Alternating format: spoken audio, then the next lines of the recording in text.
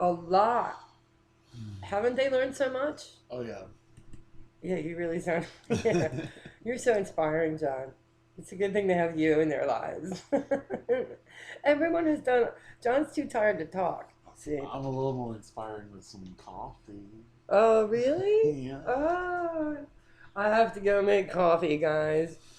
You know, there's always somebody on the job that has to make the coffee.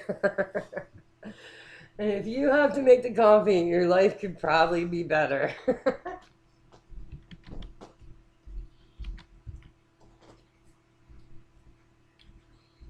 We get started in a few minutes. I'm just waiting for everyone to come in.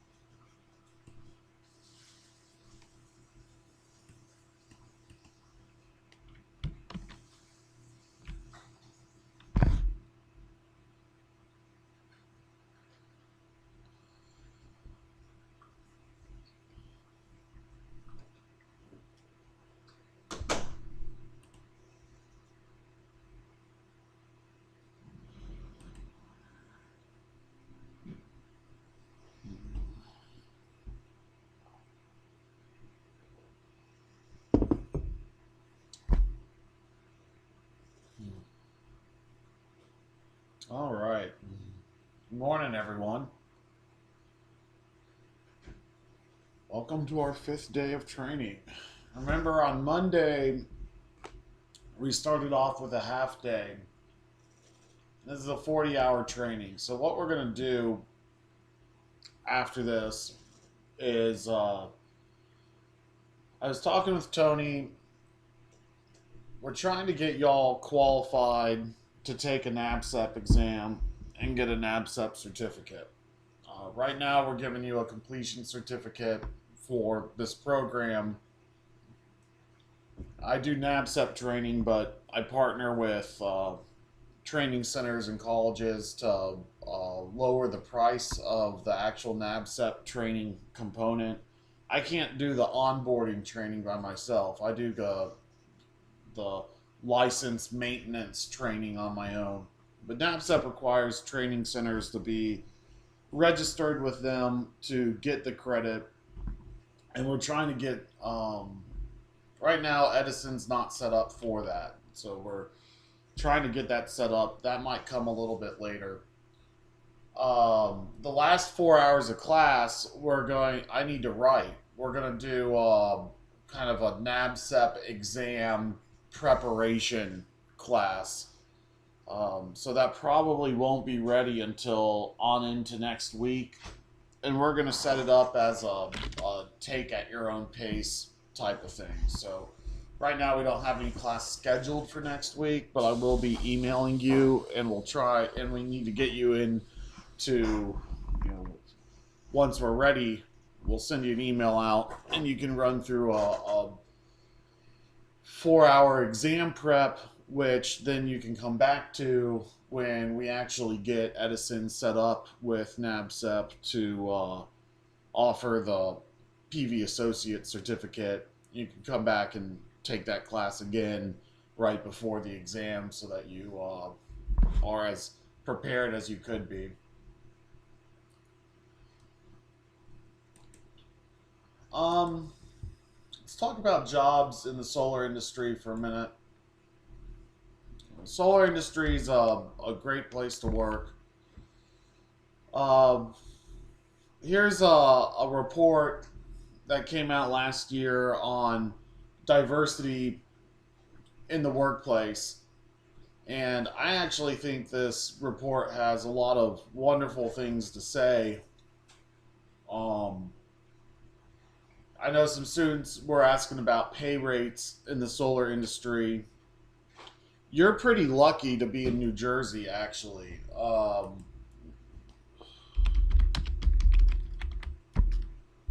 New Jersey, for, I don't know, the 10 years I've been in the solar industry, has always been at the forefront of the United States market. Um, there's You may be familiar with the term carbon credit or the term cap and trade, and these are political hot topics. But what's actually kind of interesting is even though there's no uh, federal carbon credit market or global, other countries do it, and the United States doesn't. But what that means is individual states do it in lieu of the federal government doing it. New Jersey has always had a very robust cap and trade market just within New Jersey. They don't have to do this, but they say, look, renewables are good for air quality. We want, healthy people. And so even though there's no federal mandate for renewable energy, New Jersey's going to mandate renewable energy at the state level. And right now, the value of these carbon credits are $200 for every 1,000 kilowatt hours. So one carbon credit, they had in the solar industry, we call them renewable energy credits. So this solar renewable energy credit. But one renewable energy credit, 1,000 is 1,000 kilowatt hours, and if 1,000 kilowatt hours is $223, what that means is 1 kilowatt hour is 22 cents a kilowatt hour. Now, this is just in New Jersey, but we were looking at electric bills at the very beginning of class, and we saw that maybe the price of electricity in New Jersey is around 15 cents a kilowatt hour. Get closer to New York City, it starts getting more expensive than that. And so what this means is the carbon credit itself is worth more than the price of electricity. And so when you're working on these solar farms, it's almost like the electricity is worth double because it's solar compared to regular electricity. And the way that New Jersey's structured it is you don't have to put solar on a home or a roof to get that double value of the electricity. In fact, it's quicker, faster, and easier just to do big, giant projects. So, the state incentives in New Jersey specifically for solar are some of the best in the country. They've been that way for quite some time.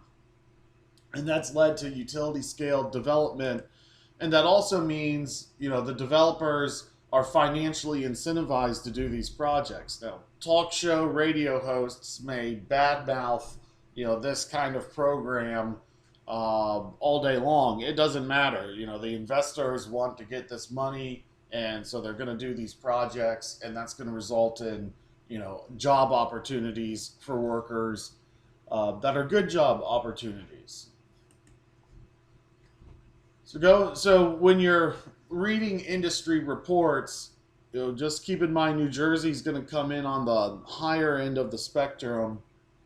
Um, there's a big pay difference between doing, solar work in Mississippi versus doing solar work in New Jersey, which is why I'm hesitant to talk about, pay rates for y'all up there. Um, Are we doing the quiz? oh no, we're not. I'm starting off a little bit lighter. I guess we'll review the quiz in a minute. Oh, no, you're not to. No, we should. We should. It's very relaxing. Um, this says, women are 26% of the solar workforce. And what's interesting to me about that is when you look at the electrician trade or the electrical trade, women are 1% of that workforce.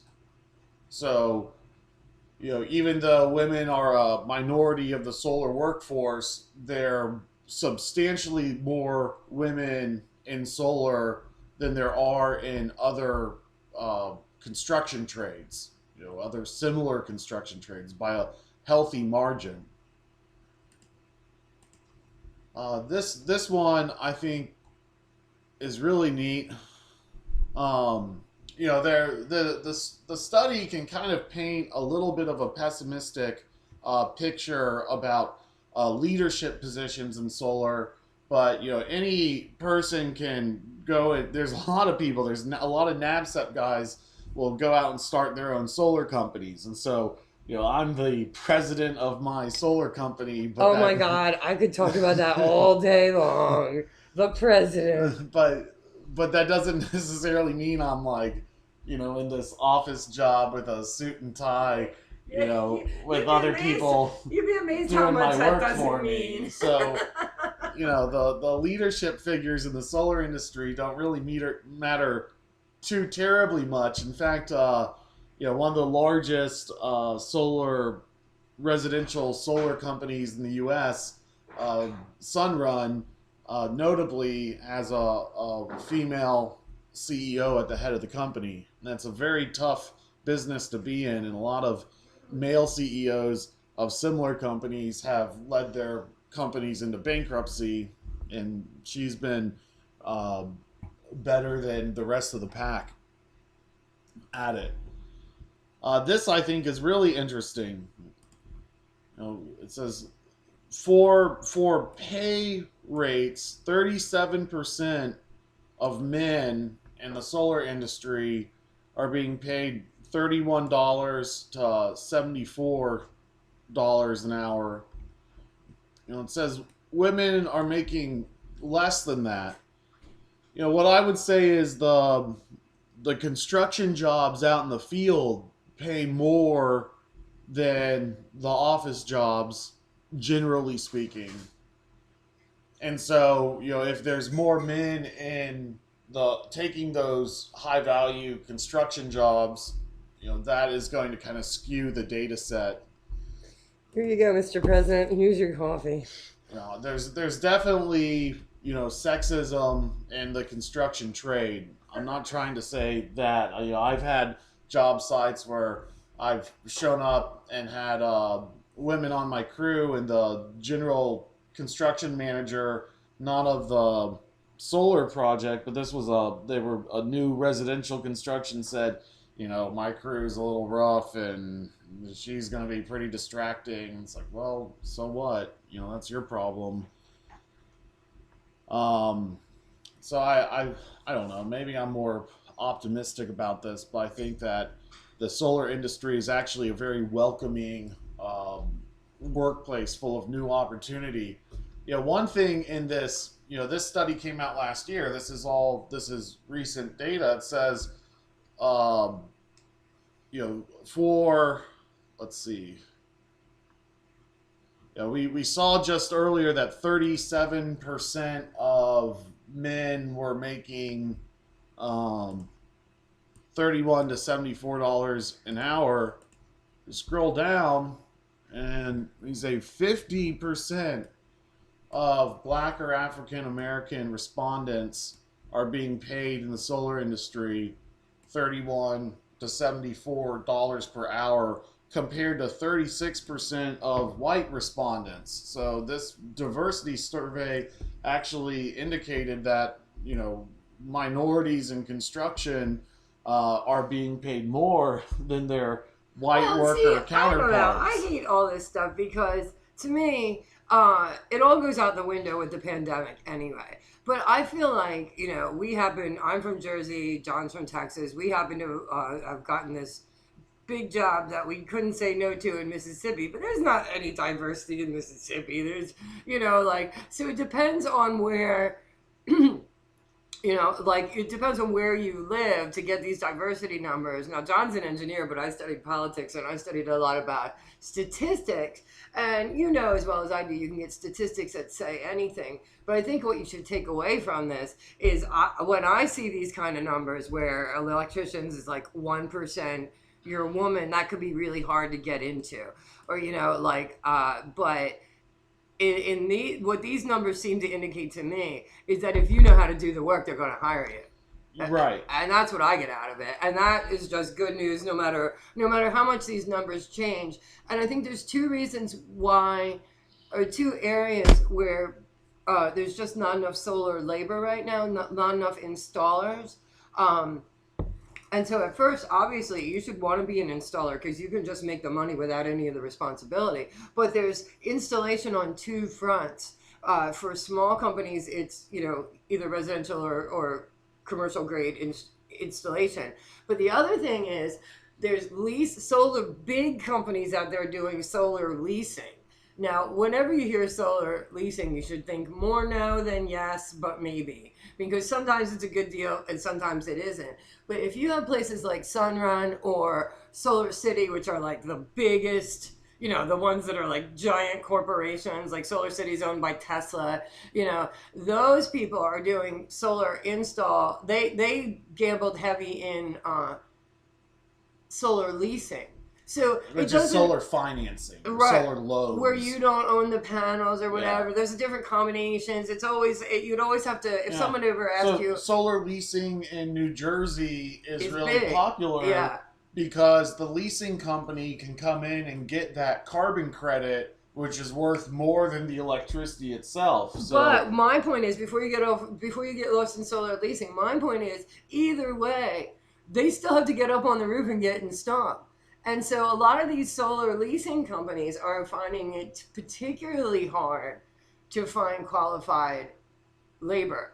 So I think, when you say like, it may involve a relocation for you, at least you'd have to go work a job for 3 months somewhere in another state or whatever. But I feel like solar installers are just primed to have more work than anybody else. Like we're about to today, we're gonna talk about some commercial installations, and when I've reached out to larger installation companies that specialize in doing commercial and utility scale installs, similar to the company that we were watching the Facebook videos with yesterday, generally their response is, we start at $20 an hour plus travel expenses just for the entry level positions. Entry.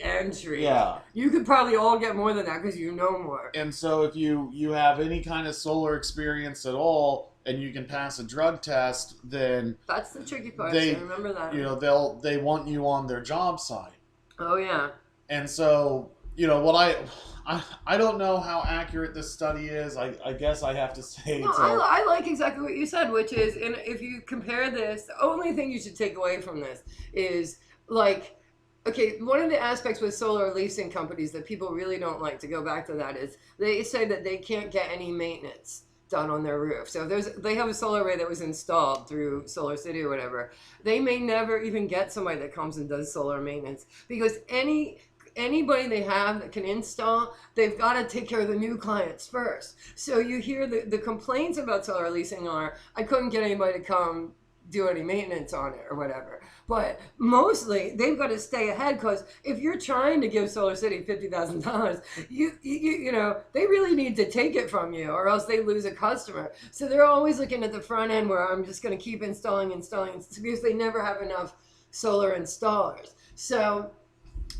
if you look at these numbers, like we said, you can see that they're not going to be like, oh, you're a woman, we don't want you to be an electrician, you know, or like a real uphill battle that you don't need to have in your life, you know. That this just seems to indicate to me a lack of discrimination based solely on the fact that they don't care who you are, because there aren't enough people to do the work.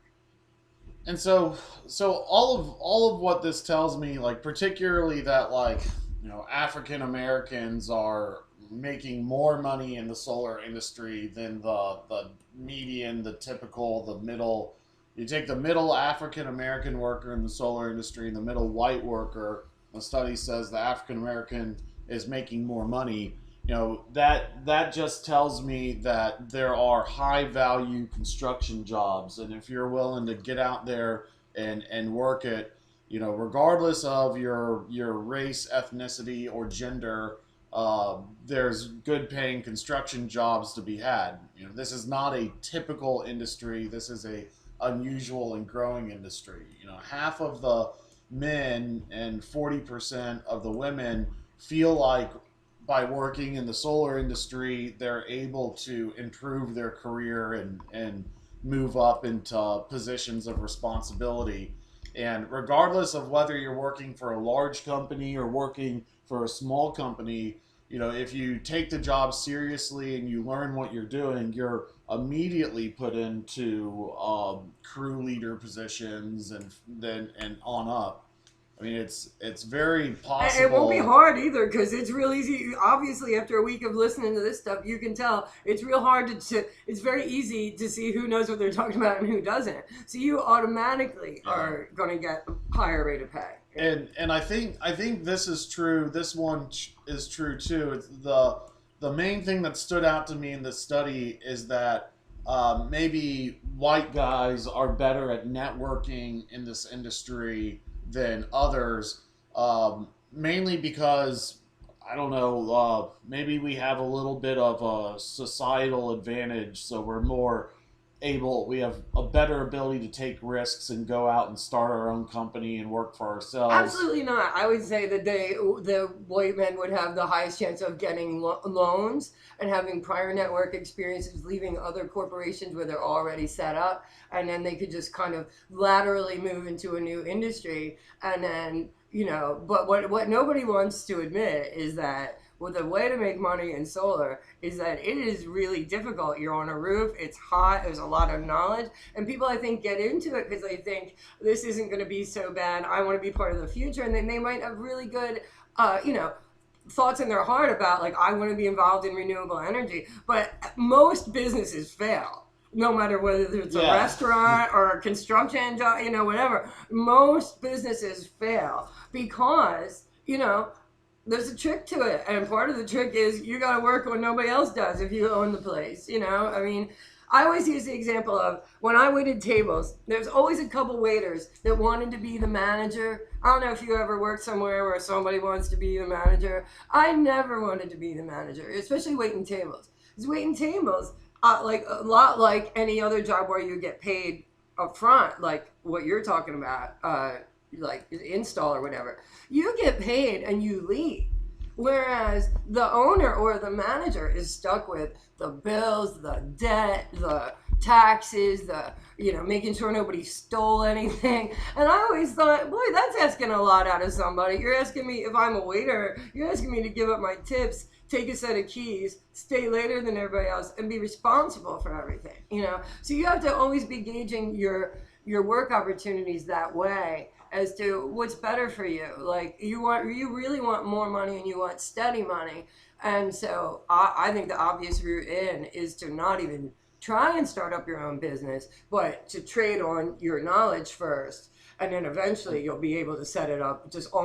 You'll almost have to, because you have so many clients, you know. Well, and I guess what I was really trying to say by this is, um, networking is important in the solar industry, Yeah. and your career will advance if you put yourself out there, and your career might not advance if you don't. And so I think that um, One thing maybe that because there's a solar lot does, of one thing that you do in solar that I think other industries don't do is they still hand each other business cards, which I think was pretty. That's one of the things I didn't expect about this industry. So when people ask you what you do, if you have a card, you can hand them and you say I can do solar install, electrical, whatever. Just a card you can hand them, like with your email address and your your phone number, email, your cell, and your like and solar installer. right, and probably or and some like or whatever that these guys. I mean, I've seen it because we used to do the traveling show where we went to city after city and did it for engineers, and everyone in the solar industry is handing each other a business card, right? But the reason I think you should have it is because what I found is when you tell people you're in renewable energy, they want to talk to you. Yeah. And so all you kind of have to do is smile and be nice and put it out there and hand them your card and stuff. And you will literally be amazed at how much more often you get a phone call for some work than probably in any other industry. And you're always kind of planting seeds out there. So somebody knows who you are. They might not have work for you right now, but they may call you in 6 months. And we're hoping that that goes back to Discord where you guys will know each other from class. And maybe you'll be like, let me see if that guy wants to do this job with me. And if you're friendly with people and you help each other, then like yesterday's example, we were talking about, should you bring in an electrician or not? If you're cool to each other, then, say you only have $800 left in your budget, you could ask your electrician kind of friend or whatever, would you mind just helping me out? This is the best I can pay you. And they might say yes, But if you go up to a total stranger electrician and say, I need some help, it's going to cost you. You know what I mean? So, like, because this is still a small industry, people work over and over and over again with each other. So, once you make a good impression, you're going to get callbacks, So the question is, well, what do you mean put yourself out there? Like, is that the question? Well, no, I'm talking about networking and solar and how you actually do that. Right. I would be in solar chats, even though I hate social media. I would do that. Let people see your name and that you know what you're talking about. That can't hurt. So, like, not only do you have to restrain yourself on Facebook. Yeah, but you should be on LinkedIn because you have to behave yourself on LinkedIn. Yeah, LinkedIn is a good network to be in. And just put solar installer. But there's on Facebook there are plenty of solar installation groups. There's a NABCEP group, even though it's not really a NABCEP group. It's not an official NABCEP group. You don't have to be NABCEP to join, but there's a lot of NABCEP installers there. This company we were looking at yesterday has post-construction videos, and it's the owner of the company posting the construction videos. So that's cool. Don't hold yourself back from, if you see someone doing work that you want to do, reach out to them and say, hey, I want to do that work. Can I work for you? Take the initiative to tell the companies that are doing work in your area that you're available. So many jobs I've gotten in my lifetime by just applying for the job and then following up and following up and following up, because sometimes these companies, they take so long to make a hiring decision because they don't know what exactly they want in a worker or who it's going to be. And if you're the person, consistently, 2 or 3 times a week, not being annoying, but maybe calling them on the phone. Not 2 or 3 times a week, John. I say 2 or 3 times a week. Yeah. For what? For what job? When you're applying for a job and you haven't gotten a response back, giving them a phone call, waiting a few days later, sending them an email. They kind of know this stuff, though, right? I mean, they know how to hustle. These guys are good, or else they wouldn't be a job corner. But yeah. What I'm saying is, don't let your nerves or your fear that you're going to be annoying prevent you. John has never let his fear of being annoying get in the way. Prevent you from being the most responsive person who's applying for the job, because by following up, not just dropping off a resume, but a few days later doing a phone call, hey, I wanted to make. John. I'm agreeing with you on being supportive. And keeping, what I try and do is have a lighthearted reason to give a phone call or email and try and get a little bit of information for the next one. Like if I'm applying for a job, I drop off my resume, and I might call a few days later just to confirm that they got the resume. That's a good reason for a phone call. It's a good reason to talk to someone on the phone. If they're on the phone, they say yes, be like, great, when do you think you're going to make a hiring decision? If they say something about it, then try and get an email address if you only have a phone number. So you don't just have to call them, but you could, a few more days later, say, hey, this is me, just reminding you I'm really excited about the opportunity to work for you. I know you're waiting until then to make a hiring decision, but I'm available now. So if you want to go ahead and get started, I'm ready to go. That sort of just light, casual, but persistent follow-ups can often be the reason why you get to the top of the stack as opposed to anyone else. This is the NABCEP website, and what I'm doing, pulling up NABCEP solar installers in New Jersey. And so now it's like, okay, well, here are solar companies in New Jersey, and this is 10 of them. And every one of these solar installers you can contact by sending an email. That's a little contact form. So I'm not saying, but these are not just the owners of the companies, but also the workers in the companies. So not all of them are the best people to reach out and talk to. Yeah, but you got to start somewhere, and if you want to work. And if you're desperate for a job, desperation can be a great motivator. And if you are the person who goes through every one of these contact forms and contacts every one of them, I guarantee you one person on this list. But if it were me, workers on the crew, I would go to the last page and work my way back, because I would figure that everybody starts with A. So that's just me. But if you're not comfortable doing something like that, then at the very least you get the names of all the companies that are actually doing solar work in New Jersey, and you can just then go to their websites and send them an email that way. But a lot of times it'll happen really quickly. So I don't know how, say somebody doesn't show up, then all of a sudden they need somebody in a hurry. They're going to go back to their list of, people that have contacted them in the past and basically start making phone calls. So somebody gets hurt, or somebody has another job that runs long and now they can't commit. So, you definitely want to keep an eye on your phone. Once you start putting your name out there, you're going to have to answer it, because you're going to never know what the phone number is going to be. It could be the foreman that ends up calling you.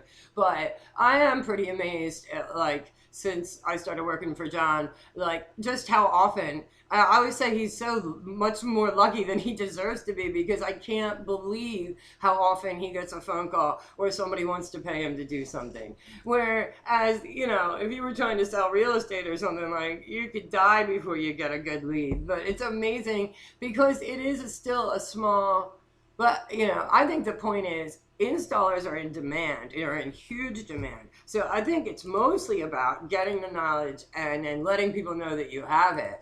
And once you do that, it's going to I hate to say it's all going to work itself out, but it does. Then the hardest part is getting steady work. But one step at a time. You could have a job that lasts 6 months that, just that one job, and that'll give you a chance to meet others. It kind of just evolves. Yeah, and so there's 11 tabs on this search tool, and there's about 10 names per tab. And so what that says is right now in New Jersey there's over a thousand NABCEP solar installers working in the field.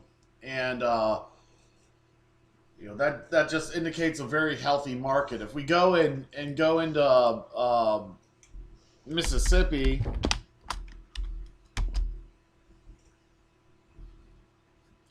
we got two. me and Patrick. And Patrick's not interested in doing solar. Yeah, he doesn't want to do solar. He's right actually now. he's gotten back into it. Oh, okay. Well, whatever. Good for him. Yeah, he can have my jobs. yeah, we're leaving. He can have all this. All this can be his. And so when you go in the NABCEP market and you look in a state like this, that means there's really no solar market in the state. When you look in New Jersey and you see 1,000 names instead of 2, y'all are lucky to be in New Jersey wanting to get into solar. That alone gives you an advantage compared to someone in, I don't know, Wyoming or Nebraska or some market where they don't have the state saying we want more solar. Mississippi? Yeah. Don't listen to us. Anyway, the idea is that one way or another, you're always going to do work. And because you can understand this stuff now, you can do solar sales, which is a lot like doing real estate and stuff like that. It could be really good for you, could be nothing. But if you can, you don't have to know as much about, obviously, to do sales as you need to do install, right? So you could be, if you were willing to wear multiple hats, which you guys obviously already do, you're good at enough things, or you're going to be by the time you're done here, that you could end up staying on a job site for a variety of reasons, if you see what I mean. Like, they'll keep you around because you know a little bit about electrical. They'll keep you around because you've done something else before. But, a lot of people on the job site are just going to be like, hi, I can pick up heavy things. Yeah. And you're so much more than that I feel like, and I still believe, probably a lot of people do, but I don't know if that gets talked about. I believe there's a real future in solar maintenance because, well, there would be in New Jersey, right? Because you can see how many solar installers there are, and they're not doing nothing, and so they're not leaving behind in their way, right? Because they're always working on the new right. So if anything goes wrong with your array, you need somebody to come look at it. Who do you even call? That's kind of going to be, I think, the newest kind of job there is, because you don't really have to maintain an array. Maybe you have to get up there one, 2, 3 times ever. Probably you don't have to at all. So you would have to be in a good market like you are, where there's all this install going on. If you had, 2 times a month you got up on somebody's roof and checked it out, I don't know, you could probably take in $4,000 off of that. I mean, if you're going to get on somebody's roof and manage their wires and stuff like that, they gotta give you $1,500, I would think. I mean, if you start thinking about in real dollars how many times a month you'd have to do something like that, you could see that it wouldn't be enough on its own. But in the future, you could have a really good career just doing solar maintenance. I don't know, but it's heading that way, because the more arrays there are, eventually they're going to need to be maintained.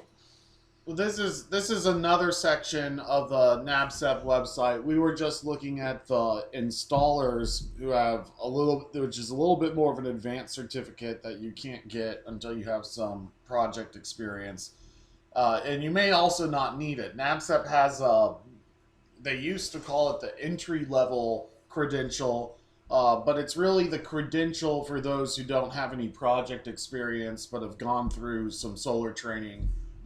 Like yourselves, and so not only will those who want to get work as laborers in the solar industry obtain this credential, but also project managers who might just be from general construction and they just don't want to deal with, even if they have solar experience, they may not want to deal with the additional requirements of the other NABCEP certificates. The PV Associate is kind of the starting point. And in New Jersey right now, there's about 80 PV Associates. So if you obtain your PV Associate, your name will be put on this directory.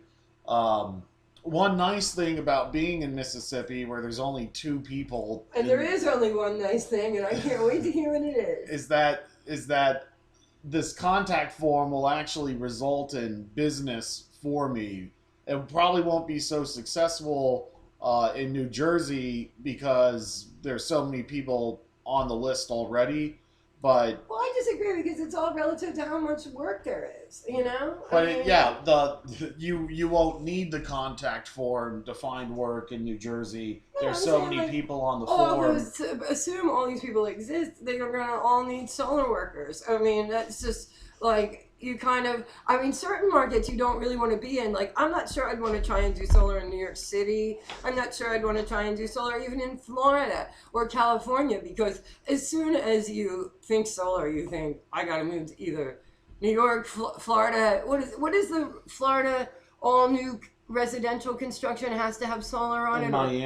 In Miami, or all new commercials. I forget what the ruling is, but you know, if you hear that, you're like, pack up the family, we're moving to Florida because now they need all these solar installers.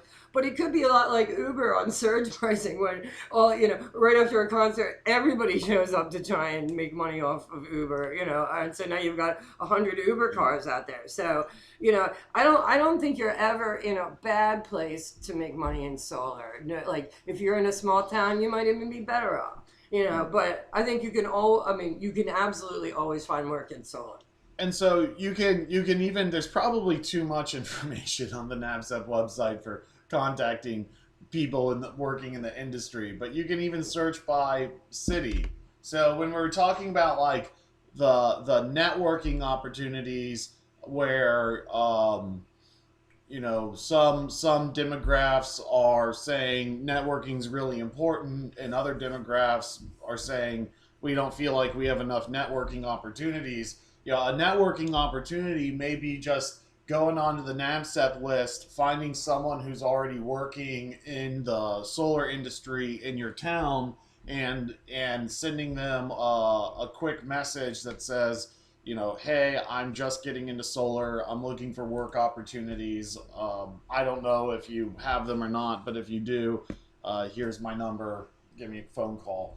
Something like that is a networking opportunity, and it's available to whoever goes out and takes it.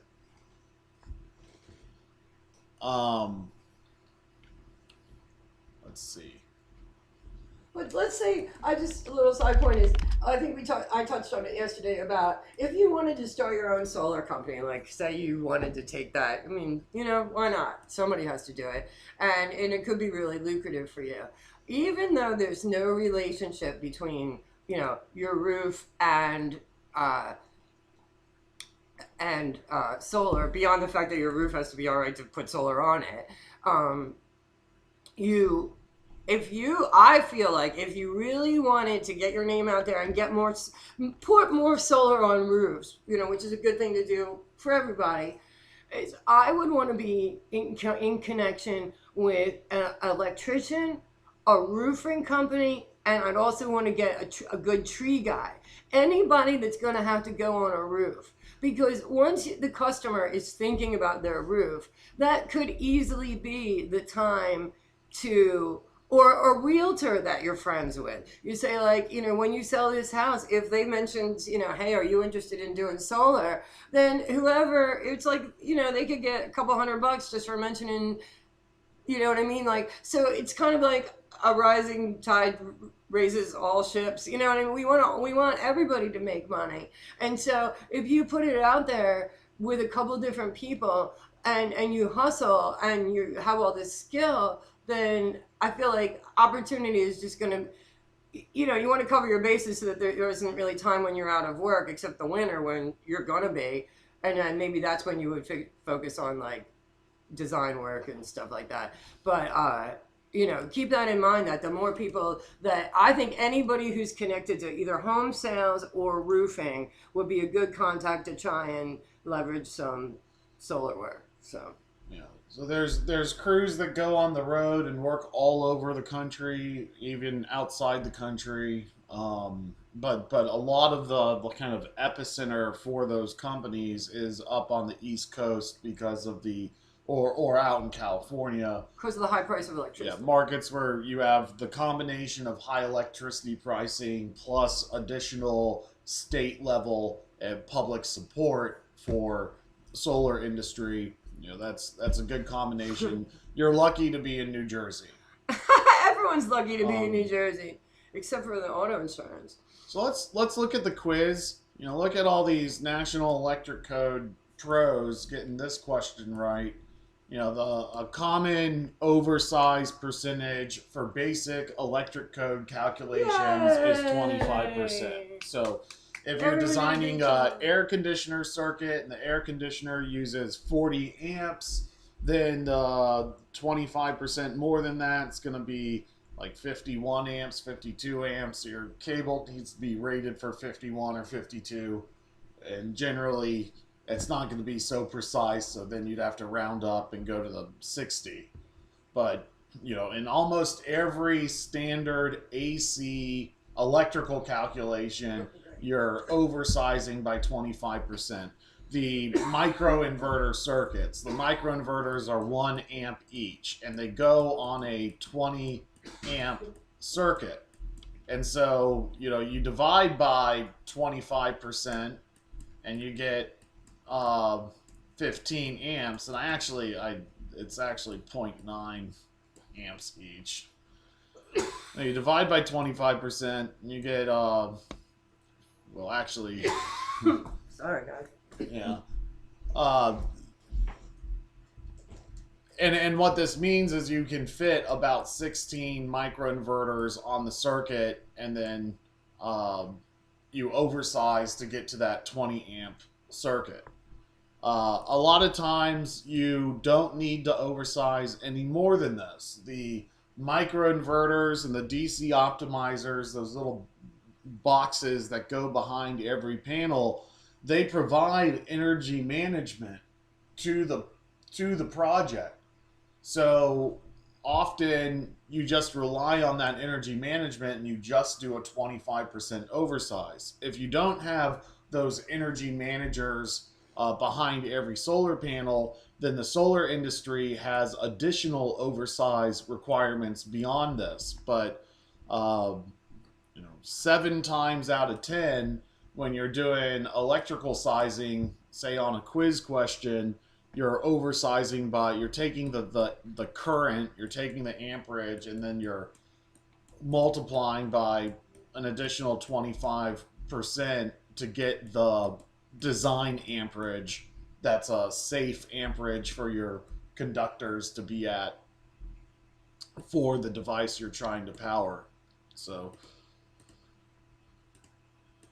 the next question. At its most basic level, what is air mass thickness? So if you're taking the NABCEP exam, there's going to be one question on air mass thickness. And let's see, most of the students got it right, or half the students got it right. The air mass thickness is how much atmosphere the sunbeam travels through. And this is a little bit hard, but imagine we have a person standing at the top of the earth. So they're standing on the globe, and then there's the atmosphere. That's a mile above the surface of the earth top. When the sun is directly overhead, that sunbeam travels a lot less than when the sun is, this way. In the evening, the sunbeam travels through a lot more atmosphere before it hits you. So that's why, at high noon, you cannot stare at the sun in a successful manner, but sunsets, sunrises, you can watch. That the atmosphere thickness is diffusing the sunlight so that it's not as damaging as at high noon. And so the air mass thickness is how much atmosphere that sunbeam is actually traveling through to get to where you're at. So it's not the same at 10:30 as it is at high noon. The solar standard test condition has an air mass thickness of 1.5, and high noon is 1. High noon is the thinnest air mass thickness, and then 1030 is a little bit more atmosphere thickness. So the questions are on air mass thickness. I think are confusing because it's you don't ever use this term in the industry, but it's reliably one question on the NABCEP exam. And the important thing to understand about air mass thickness is it's not the same at 10:30 as it is at high noon. The air mass thickness is less at high noon than it is at 10:30. We get more power out of our solar arrays at high noon versus 10:30 because the sun is, more is not being diffused by the atmosphere as much as it is at 10:30 or in the morning or in the evening. So it's not how big the hole in the ozone is, as it is nothing to do with cloud coverage. It's the air mass thickness is how thick the atmosphere is for that sunbeam. Is that about? I don't understand why. What's the point of that question? Like, can you? Yeah, the only point of this question is to understand the term because it shows up on NABCEP exams. But is it about panel efficiency? Yeah, the solar panels, when they're given their wattage rating, are given that wattage rating in a lab, in a test environment, and so they're one of the controls in the test is air mass thickness. And the solar test is done at an air mass thickness that is similar to a typical solar array at 10:30 in the morning. Okay. I think going So into make further sure, guys- detail will be confusing. I think just No, that's fine. So just make sure, guys, make sure you know that one, because that one, this is like important. You don't have to really understand it, but you have to know the right answer to that question, because you will see that question again. So maybe you want to put a star by the ones, right? What is this? What are you seeing on NABCEP? Oh yeah, and we're gonna do a NABCEP exam preparation for Well, maybe our put class. an N in a circle next to all the ones that whatever or something, so that people know. So you for yourselves know that these are just ones you're gonna have to learn them. Whatever. Okay, we got a little bit various answers on this one. I'm glad no one picked option 1. What was the question? Why do concrete blocks need to be stacked a certain way on a ballasted system? The blocks can crumble over time, so they're stacked a certain way so that they crumble kind of into the pan rather than falling out of the pan, so that the blocks can fit correctly. That's true too. If you have a ballast pan and the solar panels are really close to the roof deck, it can be hard to position these concrete blocks into the ballast pans. So that's correct. To avoid the shading the adjacent row, that's as well too. If you have to put 4 concrete blocks in a ballast pan, stacking them right on top of each other makes them taller and taller, and that can cast a shadow and shade the solar array. So they need to be stacked a particular way to avoid casting shadows. So the answer is all of the above on this one.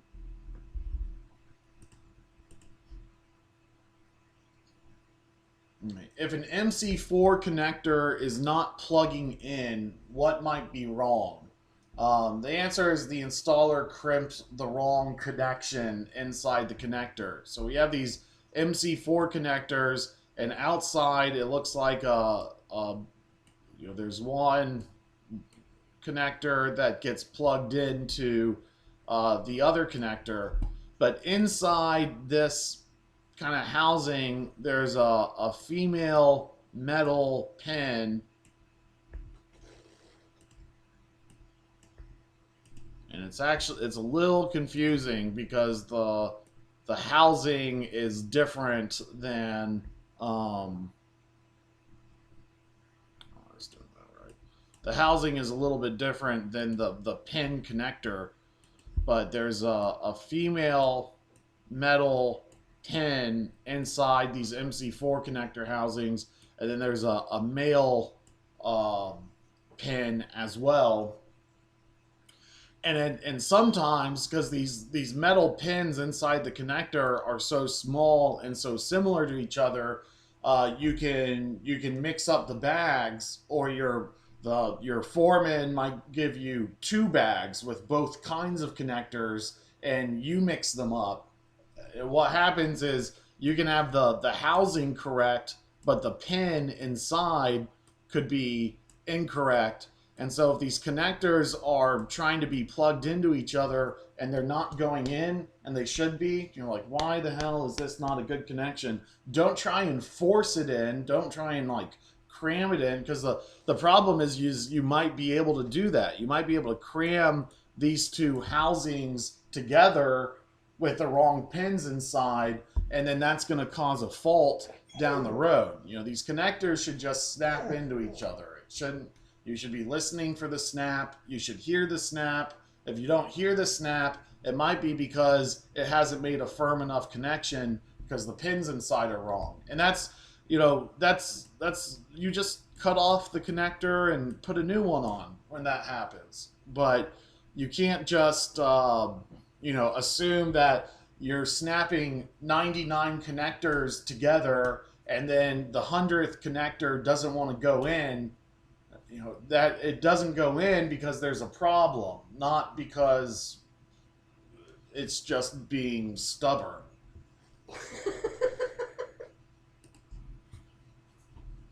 So, MC4 connectors are not universally compatible. Actually,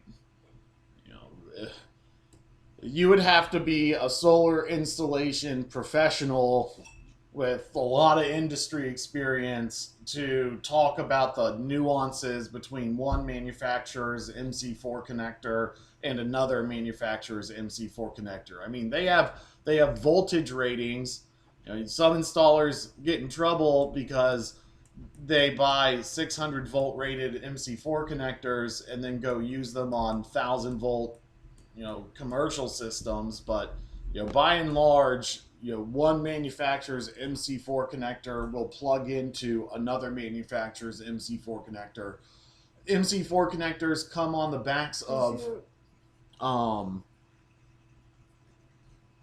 so if the housing is incorrect, it will be apparent and obvious. You might put like you wouldn't be able to plug in a female housing to a female housing. The problem is if you have the right male and female housings, but the pins inside the housings are wrong. You can't, a trained eye can look inside the housing and say, oh yeah, that little piece of metal inside is either a circle or a pin,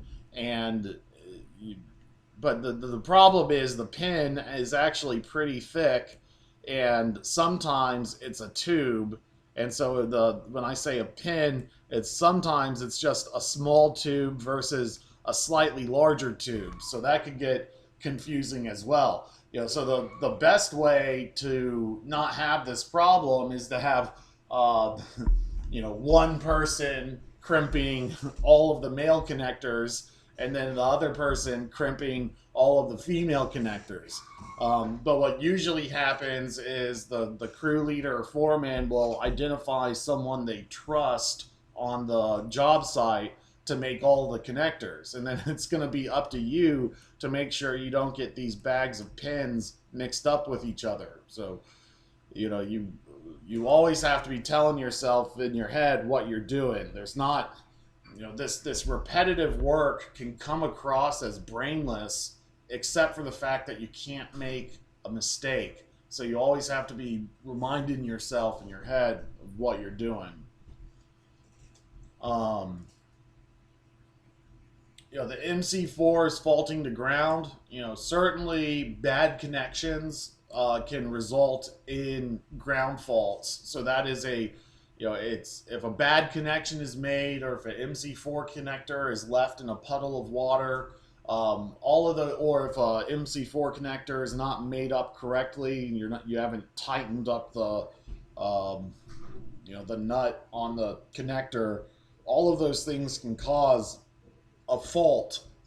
If you pick up a MC4 connector and you feel a slight tingle in your hands, there's something wrong with that MC4 connector. Electricity's leaking out of it, even in a very small amount. So MC4 connectors are common failure points. But in this question, if it's not plugging in, the installer crimped the wrong connection, the pin inside the connector.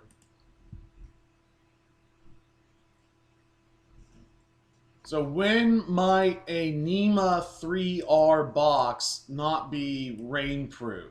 So remember, NEMA 3R and NEMA 4 are for outdoor weather environments. NEMA 1 is for indoor environments. So when might a NEMA 3R box that's rated for outdoor use not be rainproof? One answer is if the cables enter the top of the box. So here's an electrical box, and we have to make a connection to it. What looks the best is if you just run your conduit and wiring from the top of the box and hit the box where the wires are coming from. And what looks really, really ugly is if this conduit comes down the side of the box and then bends around and then goes into the bottom of the box. And you have to deal with making that bend and more conductor length. And so it can be easy to say, you know what, we're going to take the most direct path, and we want our projects to look good. And, the project looking good is really important. And so we're going to go and land on the top of the box.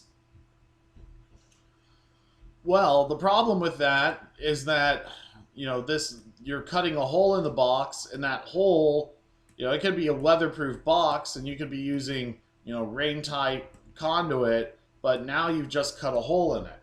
And that hole is not rain tight. And so there are special connectors for when you land on the top of the box called a Myers hub, and that are more rain tight than a standard box connector. And so I've had inspectors, not just want me to use Myers hubs at the top of the box, but also at the top side of the box too, because they're concerned about, rain getting into these electrical boxes and then dripping down the tops of the boxes and coming in contact with whatever electrical stuff is in there, maybe corroding those connectors, or maybe causing the connectors to short to the ground path. Whereas if your cables come down the side of the box and then loop around and land on the bottom, this is called a drip loop. Any water that's running down the side of this conduit, any water that's dribbling down the side is going to get right here and then just drip off. Any water that gets here is going to come down and just drip off. Whereas if water's hitting this conduit, it's going to pool around the top of this box. Even if this is a weatherproof box, an installer might take a small drill bit and poke a hole through the bottom. Not enough for any bugs or ants or flies, wasps to get into, but just a tiny little hole so that any water at the bottom of this weatherproof box that does happen to get in there can drain out. So it's much better to enter through the bottoms of your electrical boxes than anywhere else on the box. And then the next spot, when you're out of space on the bottom of the box, is to enter through the lower part of the side of the box, not the top. If any water gets into this box, you want it getting in at the bottom where it can then just go and drip out. Now, what's really interesting, and this is a common NABCEP exam question, is when you have a box on the top of a roof, and then that conduit goes into the building. So this could be a completely weatherproof box, and we have all of our cables and stuff coming in from the bottom, and then our cables are coming out the bottom and going into the building. And even so, you can get water inside the box, because that the water vapor from the air inside the conduit can come up into the box and then hit the hot temperature and condense, and then rain back down into the conduit. So sometimes you can open up inverter boxes and they can be full of water, or they can be full of ice. Even when they're well installed and protected from rain. You're like, well, where the heck is this water coming from? The water could be coming from inside the cable, inside the conduit. And so whenever you go from the rooftop into like a different environment where there's like different temperature gradients, after the wires are put through and going down the conduit, then you come back with a spray foam sealant and you seal the conduit so that any moisture can't, so basically anytime you go from one temperature to another temperature. So when you're coming from underground up into a box that's above ground, when you're going through an air-conditioned area to a non-air-conditioned area, you're wanting to seal that conduit to prevent the moisture, the humidity inside the air inside that conduit. If it's exposed to two differences in temperatures, then that air can travel and that air can take whatever moisture is in it and start raining inside of your conduit. So that's a common exam question for NABCEP. Is like, you got conduit going through one area of the building to the other area of the building, and one area is cold and the other area is hot, and what should you do? And they'll give you all these different answers, and the answer is, make sure that you're sealing the conduit. When conduit goes through areas of different temperature extremes, underground to inside the building to up on the rooftop, you need to seal not just around the fittings from the outside, but also inside the fittings to protect it from the inside of the house.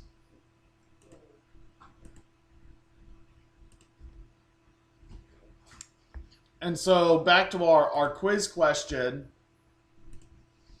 When might a NEMA 3R box not be rainproof?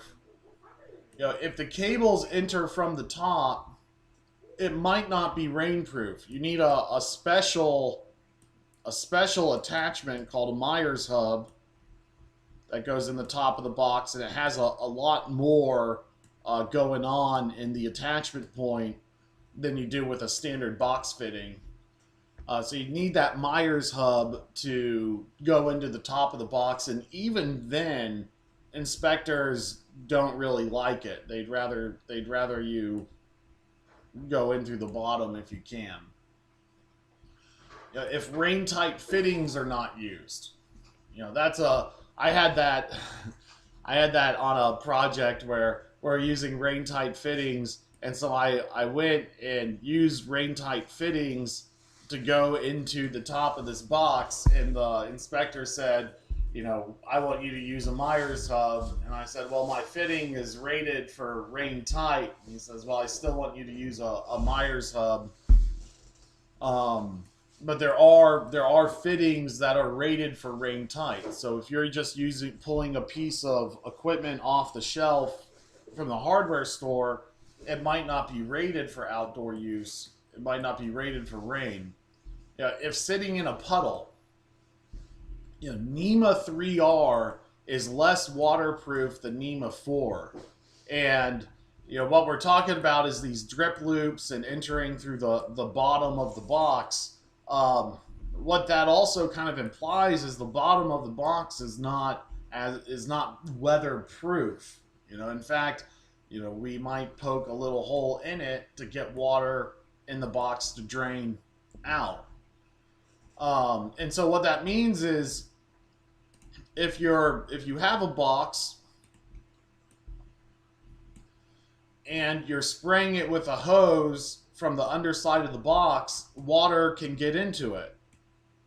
So if the box is sitting in a puddle, that's bad for it. If you have a DC optimizer that is rated for outdoor use and it's sitting in a puddle, that saturation with water might not be enough for it. And so the boxes and the weatherproofing are more focused on what happens when it rains and getting that rain to not go into the box, but they're not paying attention to the underside of the box. And so if you're putting components on the ground, on the wall of the building, and there's a sprinkler system nearby, that needs to be taken into consideration. You might not want to choose a spot on the wall that's going to be sprayed with a sprinkler for your electrical boxes, even though they're weather resistant. And if they are, what you would need in that circumstance is a NEMA 4 box, which is a little bit more robust than a NEMA 3R box. So if the cables enter the top of the box, the rain-tight fittings are not used, is sitting in a puddle, all of these reasons are why a NEMA 3R box might not be rainproof.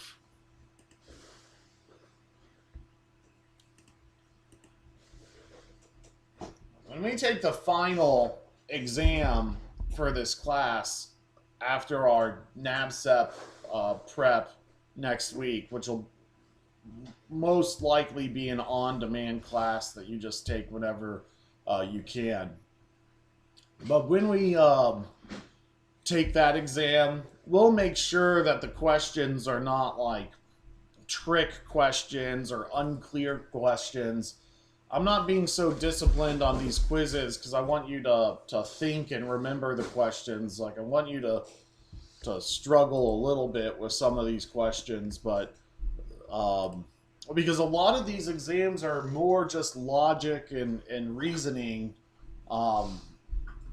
than data that you have to memorize. So we have to develop those logic and reasoning skills. So, why can solar be in a wireway instead of a fully enclosed raceway? So these are some pretty advanced words and vocabulary words for that electricians might have to struggle with, and being non-electricians, it's asking a lot of you to understand the differences. But a lot of this stuff, engineers, we're very literal, uncreative people. So a wireway is a raceway that's just made with wires instead of a box-like appearance. A fully enclosed raceway is like a piece of metal conduit where you have a fully enclosed tube that you then go and fish your cable through. So that's fully enclosed, whereas this is just like a wire cage. So why would solar cable be able to be kind of clipped to the side of a rail, to be strung through, some support wires instead of going inside of conduit? Well, the answer is because it's rated for outside of conduit. So solar cable is unlike most cable that you buy at Lowe's or Home Depot. You get solar cable online through solar distributors. It's special because it is rated for outside of conduit use, and so it would not need to be inside a fully enclosed raceway.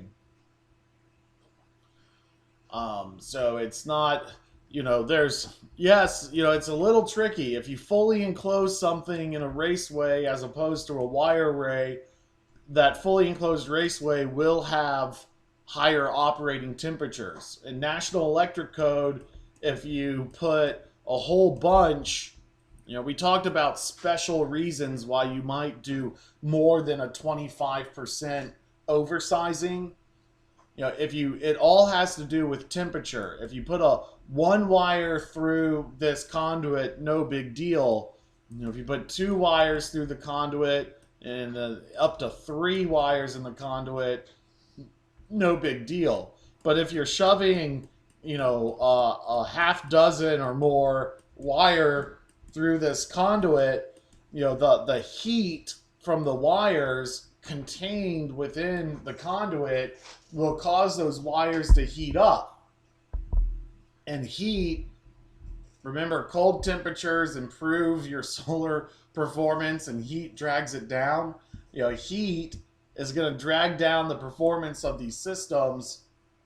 And so we have to not just oversize by 25% when we're shoving a whole bunch of cables in a conduit, but we have to oversize by more than that. And here's another electrical thing. If you're in an exam and you can tell because the question is talking about not just regular oversizing of circuits, but also oversizing of circuits under a special condition like temperature.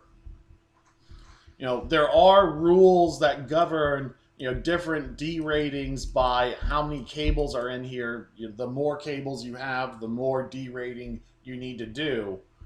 But if I only had 30 seconds to answer a quiz question about temperature derating, and I knew that it wasn't the 25% answer, my next gut instinct would tell me to oversize by an additional 25%. So a lot of solar oversizing, if you don't use the microinverters or the DC optimizers, if you just have unmanaged, uncontrolled solar electricity, the special design rule is not just a 25% oversizing, but an additional 25% oversizing. So that's not going to get you every single exam question correct, but it's going to get the bulk majority of electrical sizing questions correct if you're by default upsizing, take your load, size the cables to be 25% more than that, and if there's any other special circumstance, then you add an additional 25% to that. And for most circuit sizing questions, that's gonna get you the right answer. So at any rate, if you don't fully enclose your solar cable, then they are going to have lower operating temperatures. And it's a little bit ambiguous about what happens when you take a solar cable and you do fully enclose it. Is it rated for that? I like when I go into my transition box before I go into the roof, to transition to inside of conduit cable at that point. I don't like taking solar cable all the way back to the inverter, because I like to that solar cable. The reason why it can be rated for outside of conduit is it has a big thick jacket compared to a normal cable that might have, a much smaller jacket. So, when you start putting solar cable into conduit, you can get messed up because you're used to putting 5 or 6 or 7 of these cables into the same conduit, and fewer solar cable can fit into it. It's kind of advanced systems. I just wanted to mention them.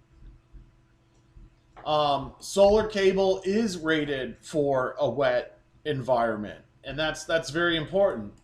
Standard electrical wiring is called THHN wiring, and I could guess what it means. It would just add to confusion. It's not relevant to this class, and there's so many acronyms in electrical that it can be very intimidating to try and memorize all of them. But I want to show you something. So standard electrical wiring, the wiring inside your house is called THHN. And then often it is, not always, but often it is cross-listed as THWN. And THWN cable is rated for wet environments. This W here stands for wet environments. So, rather than worry about what the T or the H or the N stands for, this W on the cable rating indicates a wet rated cable. The solar cable is rated for a wet environment. Other cables can be rated for a wet environment. Solar cable is also rated for an outdoor environment. So there are cable designations for cable that is exposed to sunlight versus not. So you could have a building and you could have conduit running down the side of the building, and the outside of the building is a wet environment. So right now we're outside the building rather than inside the building. So this is an example. Wire inside this conduit would be in a wet environment, but it would be inside the conduit. So you could use wire that's rated for wet environments, but to have it be outside of conduit, that wire would also need to be rated to be exposed to sunlight. So PV cable is very robust. It's rated for outside of conduit. It's rated for a wet environment. It's rated for direct exposure to sunlight. The reason why solar cable can be in a wireway, which is not fully enclosed, versus a fully enclosed raceway, is because it's rated for outside of conduit use. There are cables that are rated for wet environments that must be, well, I guess, I would also accept, solar goes outside. I was kind of being glib with that response, but if this was more accurate to say solar is rated for exposure to sunlight, that would also be true. So I guess a rare 2 answers are acceptable question. And then this one's pretty important. You will be your crew leader or foreman's favorite person if this happens on the site. If you're digging into the ground, there's a warning tape comes up from the ground as you're digging, It means there's something underneath there. It could be electrical lines, it could be plumbing lines. What in any circumstance you should stop and not just keep going. So it's not just trash that's under the ground. When you're trenching and you see a tape, a line of tape coming up in the trencher. The trencher looks like a chainsaw, a big chainsaw that that goes a couple of feet into the ground and cuts this trench. If some warning tape comes up in the chainsaw, you need to stop, and then you might need to hand dig down to investigate. So you don't know what's under there, but something is under there. When you are trenching underground solar cables for your own projects, you should be putting in a warning tape, maybe 6 inches above or a foot above your wires to indicate, hey, there's something down here, as well. So, when you're doing trenching and there's no warning tape down there, that might be something. It's tough. It's tough when you're an entry level worker because you want to impress your crew leader, but you also don't want to stick your neck out and be a problem. But if they're doing underground trenching and putting cables underground, the very least they should do is put down a warning tape, because otherwise someone might come along later and dig it up. So that would be a situation where you might want to go to your crew leader or foreman and say, hey boss, when you're doing this trenching, do we have any warning tape to put down, afterwards, and just leave it at that.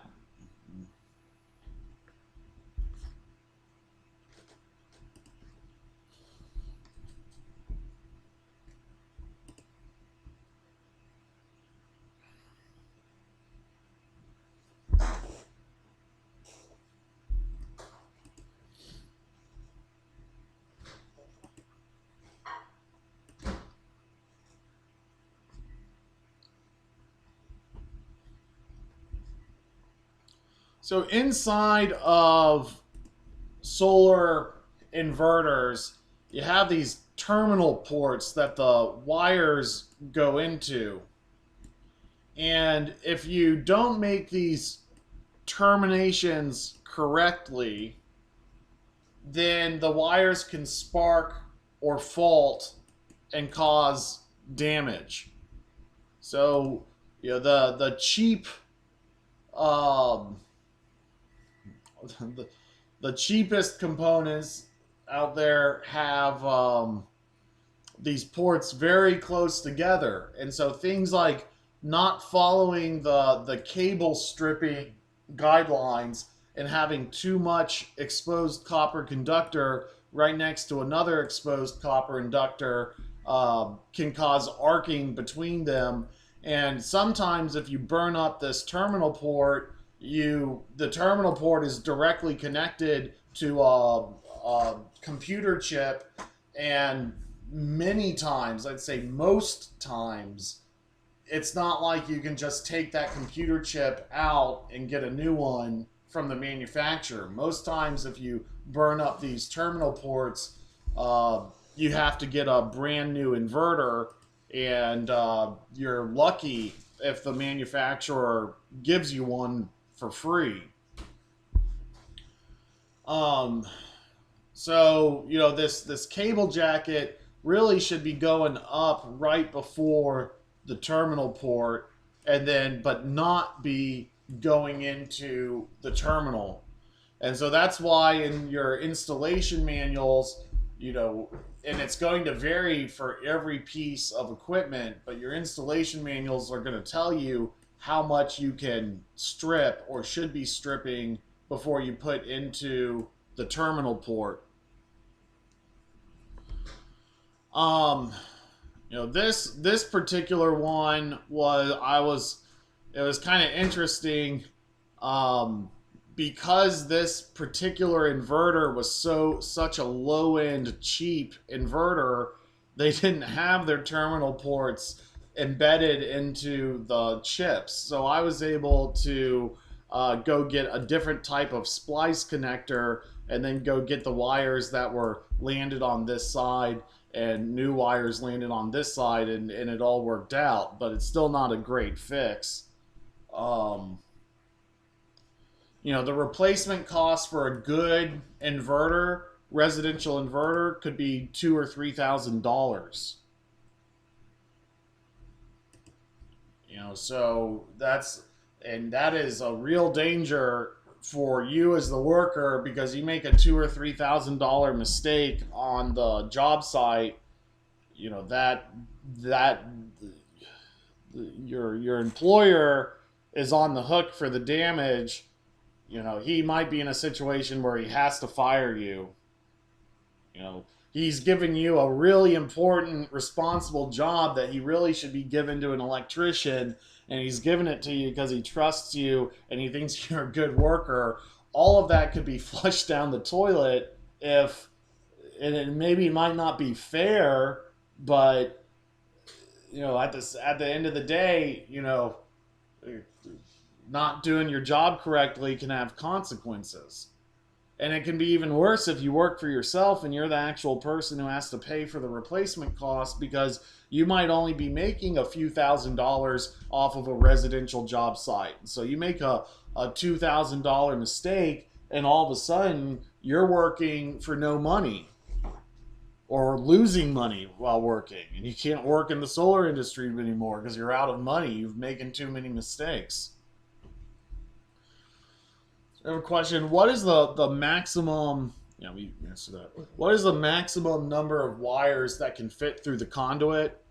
It actually depends on the size of the conduit. And this is the weird part about conduit sizing. There's in National Electric Code, it has various charts about conductor fill and how many conductors you can fit into a conduit, and it depends on what cable you're using, because it depends on the thickness of the cable jacket of the cable itself. It depends on the diameter of the conduit itself. But by and large, the rule is you can't fill up more than 40% of the conduit. Here's our conduit. And when I got into the trade, I looked at this number 40% as like the maximum conduit fill, and I was thinking, man, that means there's going to be a lot of empty space inside that conduit, so I can just fit another wire in that conduit if I need to. Like, if the conduit is 60% empty, I mean, that's a lot of extra space. It sounds like, but in reality, all of that extra space is, all of this unusable extra, extra space. So, 40% full is actually the once you go past that point, you cannot fit another wire into that conduit and pull the conduit and cable successfully. And so it's never a terrible idea to oversize your conduit slightly so that you can fit more cables into it. Generally, when I'm looking at my conduit selections, I'm going and I'm looking at the inverter, and I'm seeing what the sizes of the knockouts are, and then I'm looking at my design, and saying, okay, well, if the knockout is 1 inch, but my conduit only needs to be 3/4 inch, then I'm just going to go ahead and use 1 inch conduit anyway, because then it's compatible. But the problem is the more you upsize like that, the more expensive things become, the more robust they are. So it's harder to bend 1 inch conduit versus 3/4 inch conduit.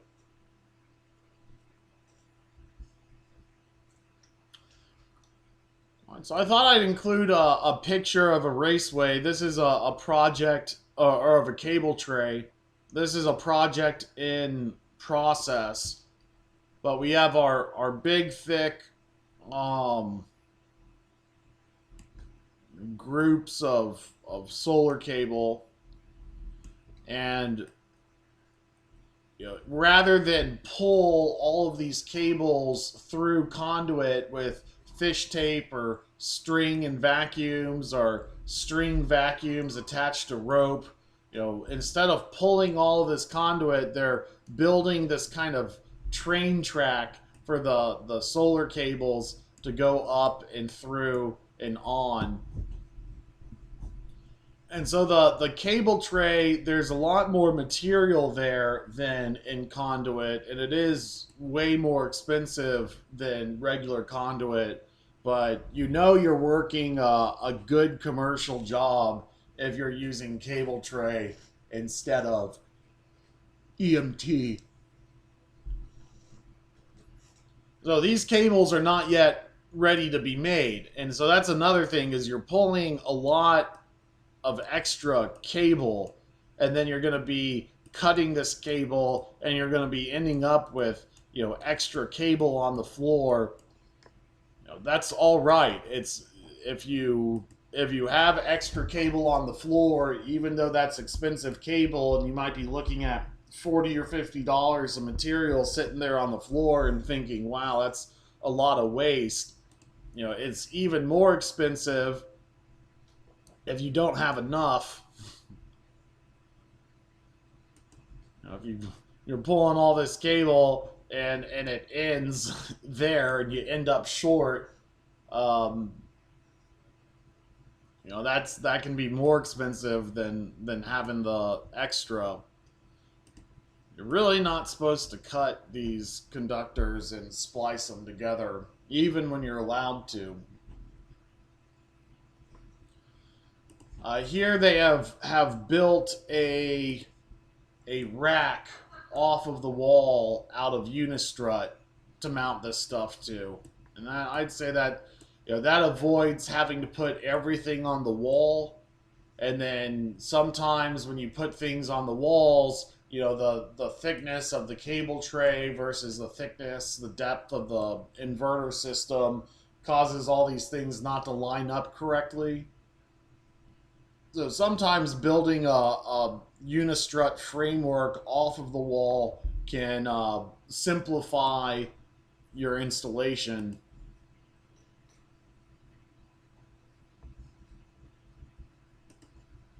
Here's the concrete blocks being delivered to site. And so the concrete block distributor, he has this special crane to offload the concrete. The concrete is super heavy. And so these pallets of concrete are 5,000 pounds. And so we're having to, in order to lift them, we're having to, on the ground, take some of this concrete off and then lift the pallet up and then come back down and get it. And here's kind of the end result where we are laying out our ballast pans for our solar array, putting our slip sheet material underneath, and then putting a concrete block in the tray to weight it down.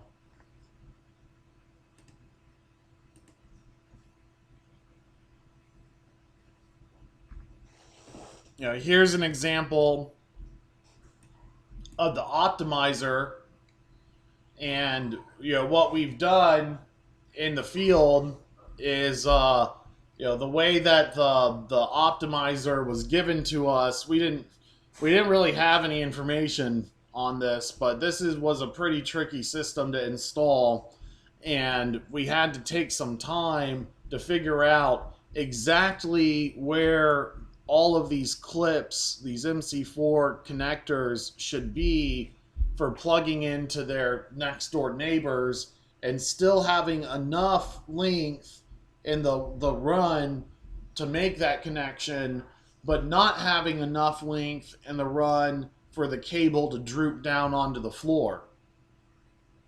So this is something that your crew leader or foreman, someone with at least a little bit, at least 1 or 2 project experience, will say, oh, this is how we do it. But the fact of the matter is, we have this little staging area going on where we're prepping our solar panels with these module cable clips to do some wire management before we put the solar down on the rack, so that we don't have to do this cable management after the fact. Lift equipment can be very useful. So if you do have any lift experience, you want to mention that, and you should also go and get your equipment operator card. You can do online training for very cheap, and that can get you a job. And it's actually a nice, fun job, a good, easy job, a very important job, because you can do a lot of damage with these things. But an essential job on a job site is to be a telehandler operator.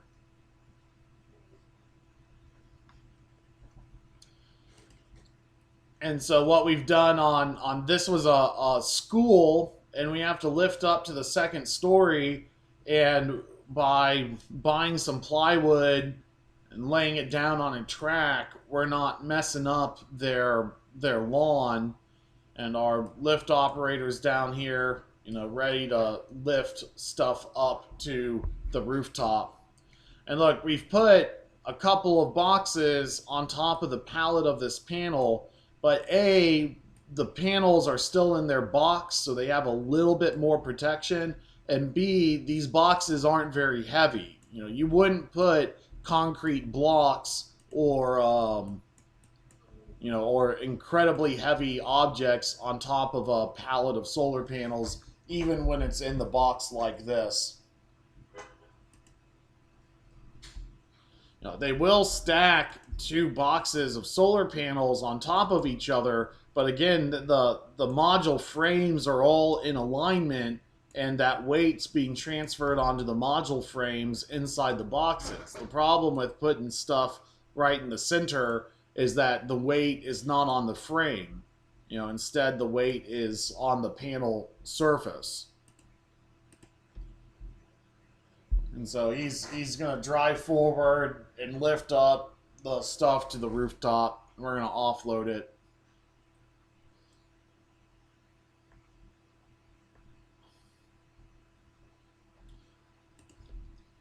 One thing to note here, here's our ladder. And we've put down a slip sheet and a concrete block and tied off our ladder so that it doesn't fall over and trap us up on the rooftop.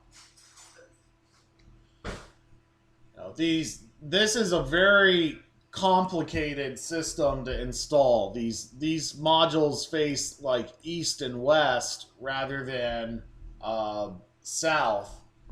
And the reason, there's other advantages of this. These look more like a tent or a teepee than a traditional solar array. And what that means for this system is it's really good for high wind. And this project was actually up on these mountaintops here. There were windmills. This project was at the base of a wind farm, and it was a very windy environment. So we have a system that's kind of designed for high wind and low impact. I actually like the system because there's only 1 concrete block per pan. When you do east-west systems, because they are better designed for high wind, they don't need as much concrete, and the concrete's further spread out. What's a problem with these systems is you can't really get underneath the solar array after the thing's installed.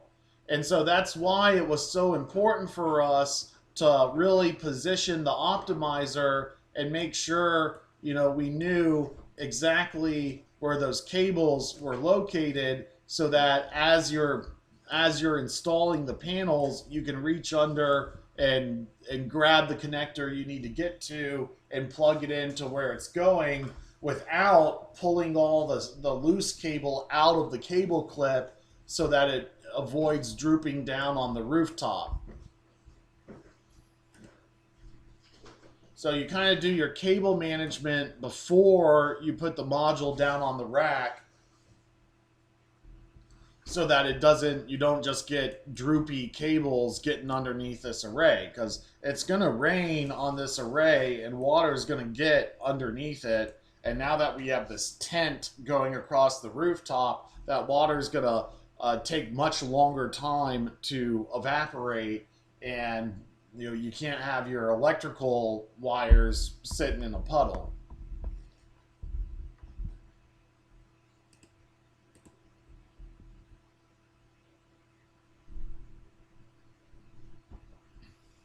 Now, here's the start of our inverter wall. There can be clearance requirements between different pieces of equipment for heat ventilation.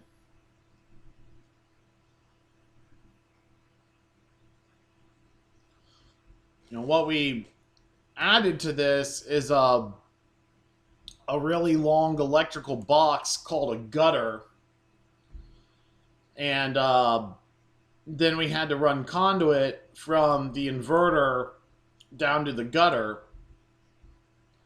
But because we had mounted the inverters on the wall, whereas the box we had to put on a unistrut, the box was further out from the wall than our inverters, which means our conduit runs between the box and the inverter had to have a little kick in them to land on the box. And had we just put some unistrut along the wall to get our inverter system further out off the wall, we could have avoided the kick in our conduit, which meant for this run, we had to bend the conduit and then cut the conduit, as opposed to just cut the conduit. So we could have saved ourselves some time with a little bit better planning.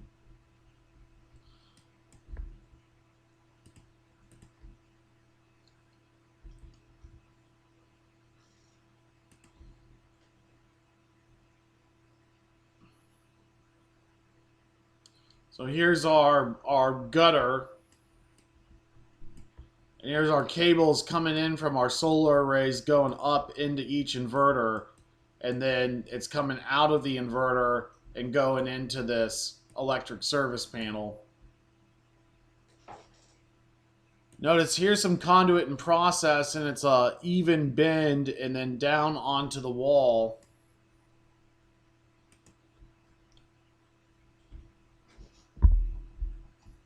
In this process, Oscar's up on the ladder and we're drilling a hole through the brick wall, because this is our power cables coming in from the solar array, and then we need to go up and into the point of interconnection through the wall.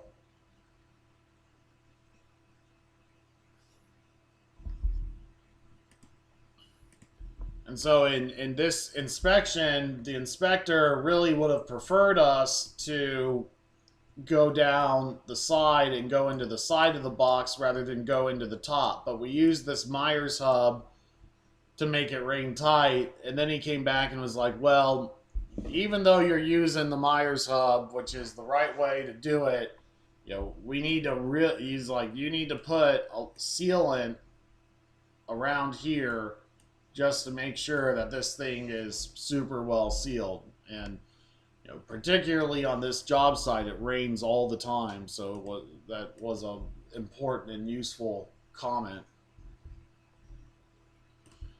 Now here we have our cable spools going, Eventually we had to pull this big thick cable through our conduit run that goes across the roof here and then down and over the side.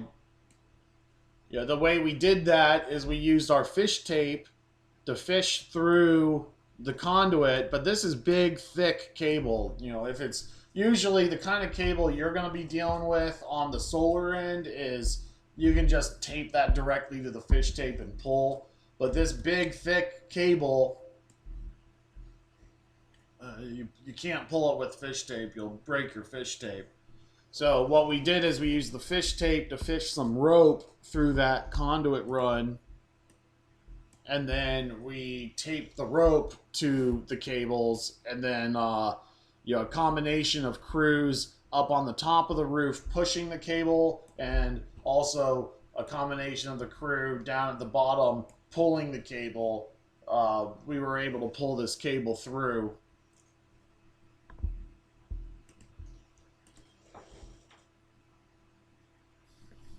What we have is our cable spools, and they're up off the top of the roof deck so that this spool can actually spin.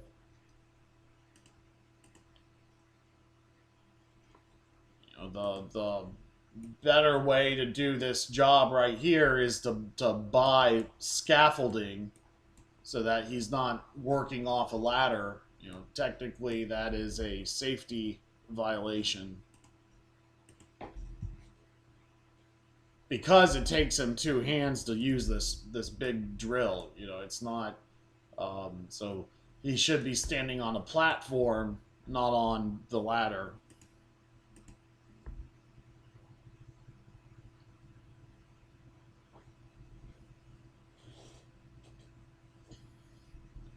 So we've pulled most of our cables through.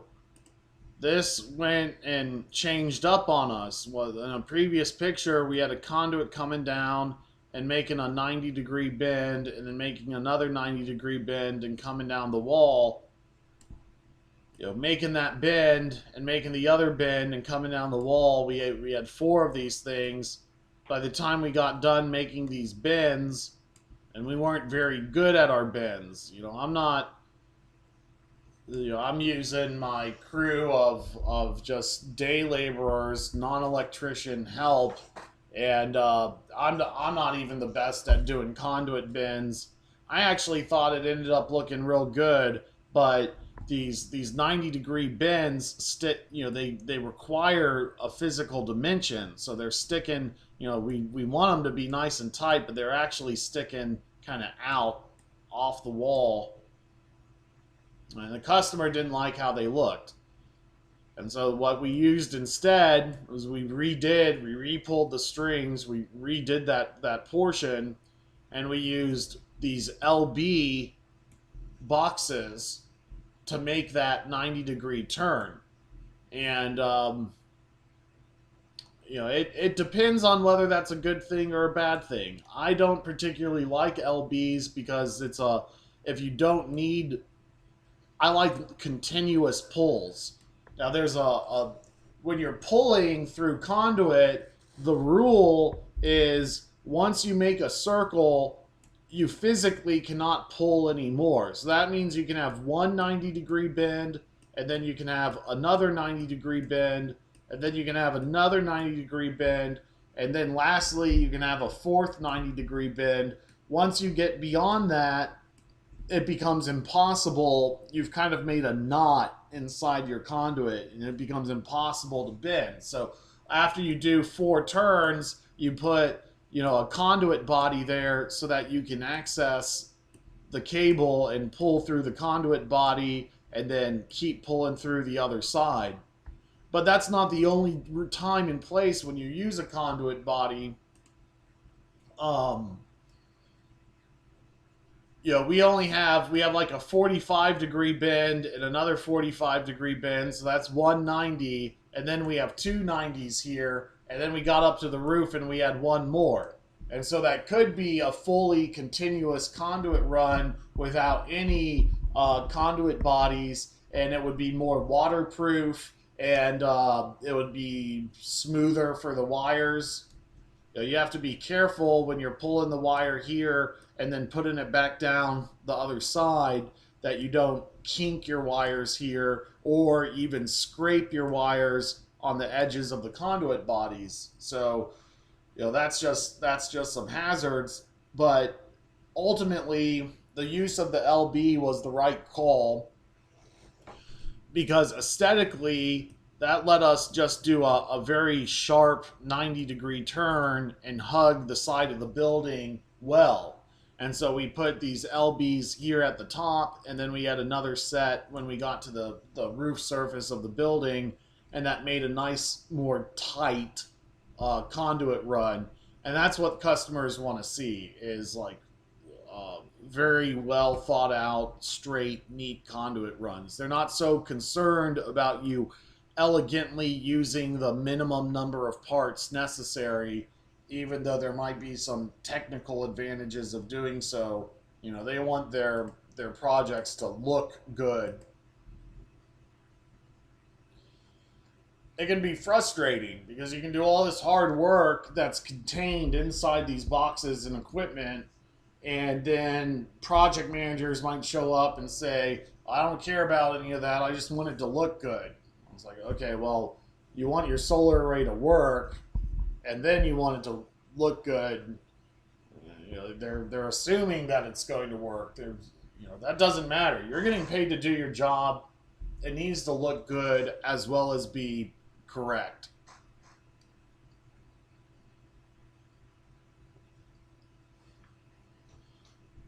So here we're getting ready for our wire pull. This is a different job site, and we're pulling our interconnection run that's going down the side of the building over here, and we have a bunch of cable to pull. And what we've done is used some existing cable spools and some existing pipe to kind of rig up our own cable spool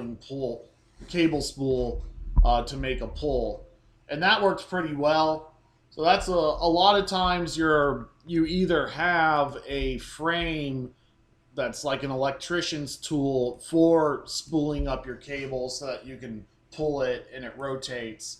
But other times you're making your own, taking the cables that are coming off these spools, sticking a pipe through it, and just using a ladder, whatever you have to rig up a spool for cable pulling.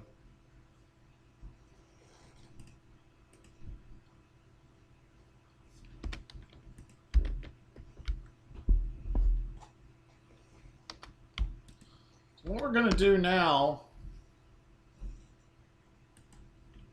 is walk through some plan sets. Like when you become a foreman, this might be what's given to you by your boss to say, I want you to install this. And this is like all the instruction you're going to get.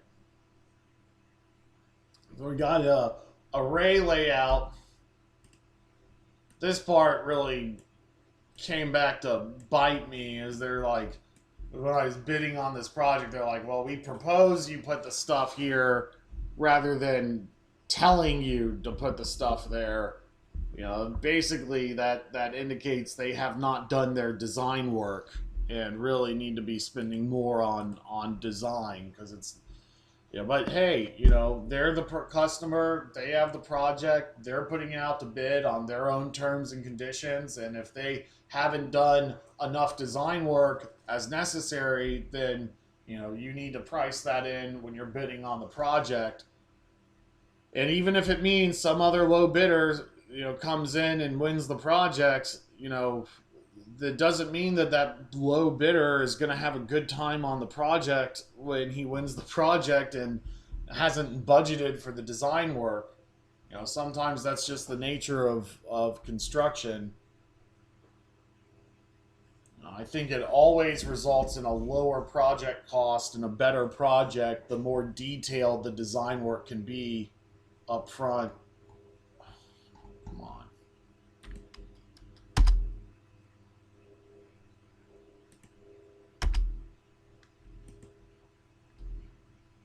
well, we'll start with this one.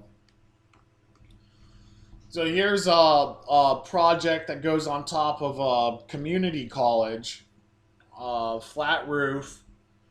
They've done an array layout, and then they're saying the point of interconnection will go here, and maybe our combiner box is going to go here.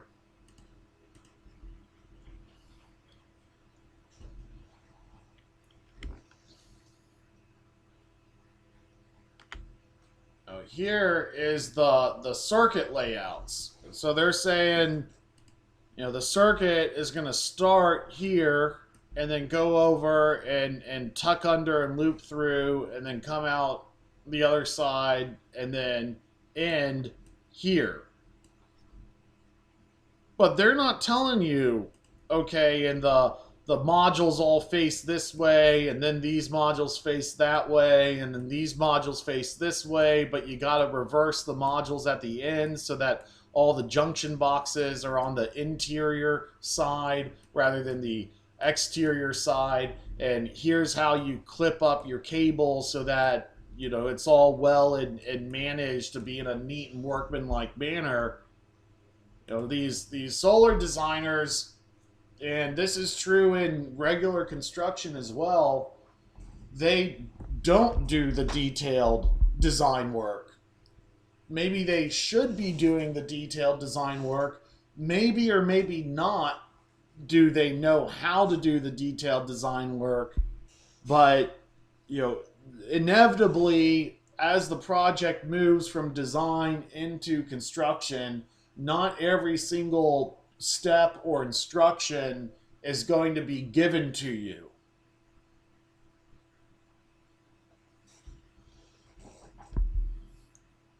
What this means here is like these modules are going to be snapping into each other. And then you get to the end of the circuit.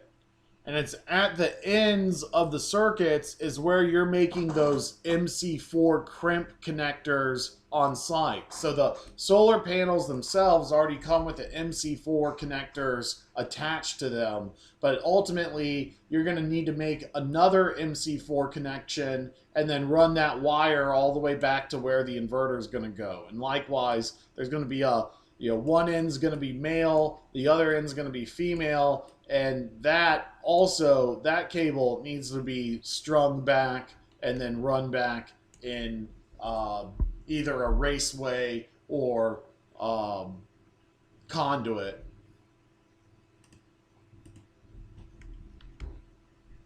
So we're going to keep looking through these construction documents after the break, but it's 10 o'clock. Let's take a 30-minute break, and we're going to pick back up at 10:30. So 30-minute break, back at 10:30 for more construction review.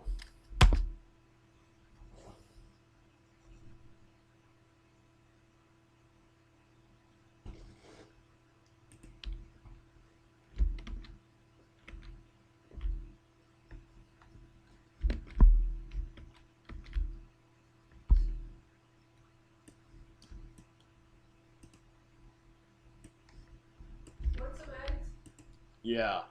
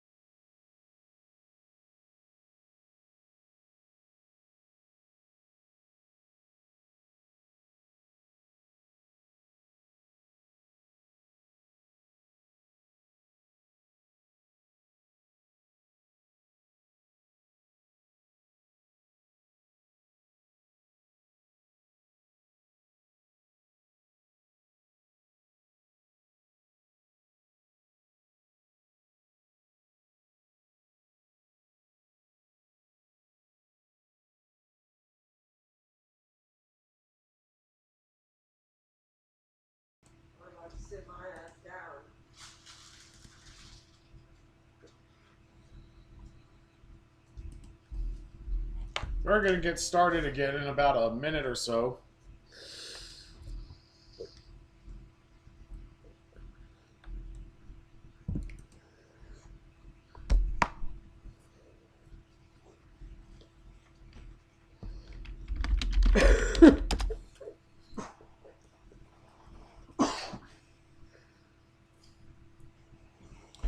Why don't y'all follow Isaiah's lead and say hello in the chat channel, or unmute your microphone and say hello to say that you're getting back. We'll give everyone a minute or so to get back into the classroom.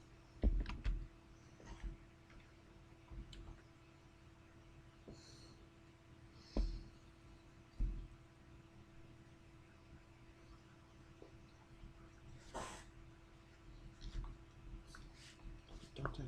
No. What? Where's the back there? All right.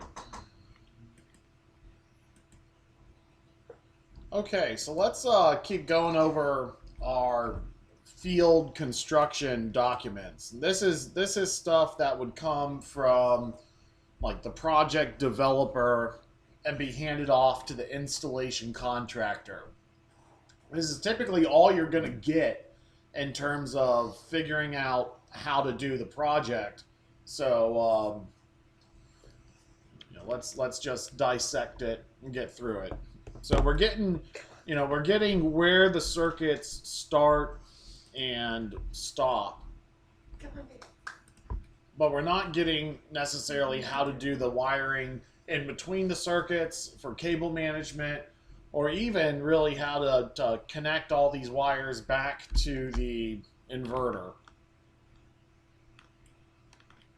And if they're, another thing that is, they're telling us to go all the way to the edge of the building, and this, they're not being particularly exact here, so maybe that is indicating that they just kind of put it into some design software and filled up the roof, but didn't really put too much careful thought or planning into it. Then we got this other section, the second floor section, and it's like, okay, well, these are narrower sections. Instead of being 6 or 7 or 13 modules wide, it's 3 modules wide. And so this is where like reality sets in, where, hey, it's nice to have long, even circuits with nice, array layouts, but for a subarray section like this, the snakes in a basket approach of the circuits just kind of following positive, negative, positive, negative, positive, negative. That's all you can do. That's they can only deal with the limited amount of space they're given. I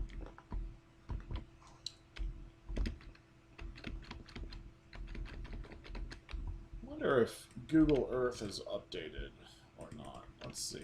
Probably not.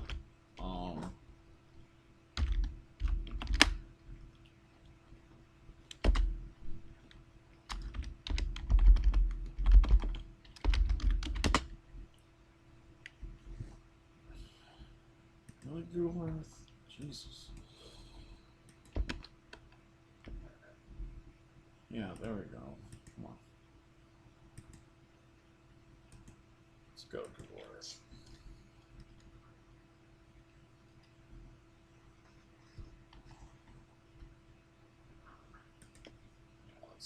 Let's go take a look at the roof.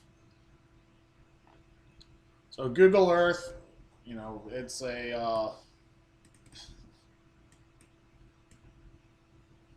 what is going on here?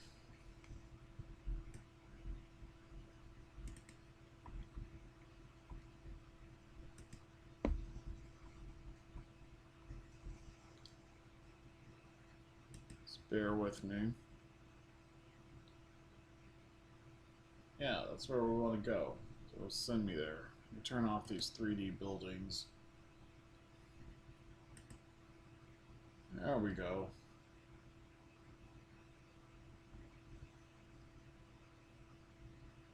I try to run my business off as much free software as I can. So, Gmail, Google has a lot of good free software. The slideshow presentations, quizzing.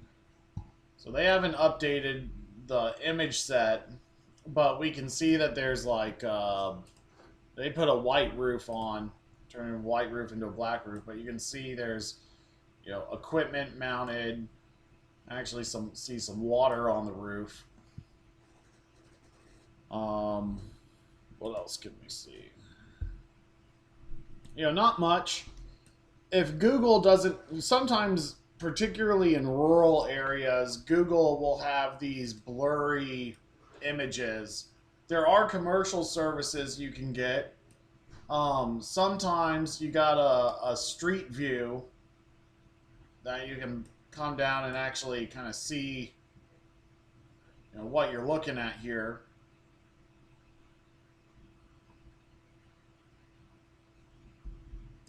Sometimes you can get like the roof tilt or kind of see what the actual tree height is from these photos. I think I know who that is. He's one of the... Okay. So sometimes I'll go on to Microsoft's software. Microsoft has a mapping software just like Google does. And they'll often have different image sets than Google.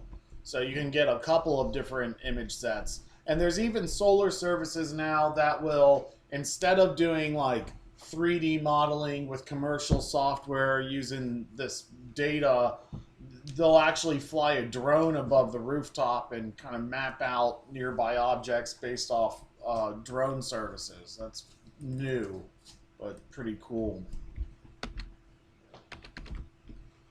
So basically, they're staying off the center of these rooftops because there's already equipment there.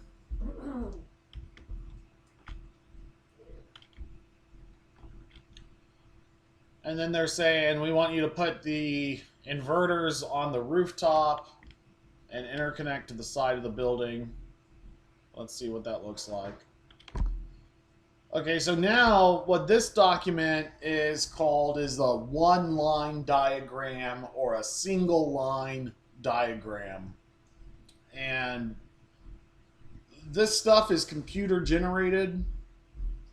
Sometimes in residential off-grid batteries, you get into equipment that is not part of mainstream solar design software, at which point you have to come up with this stuff on your own in a computer, it's called CAD software.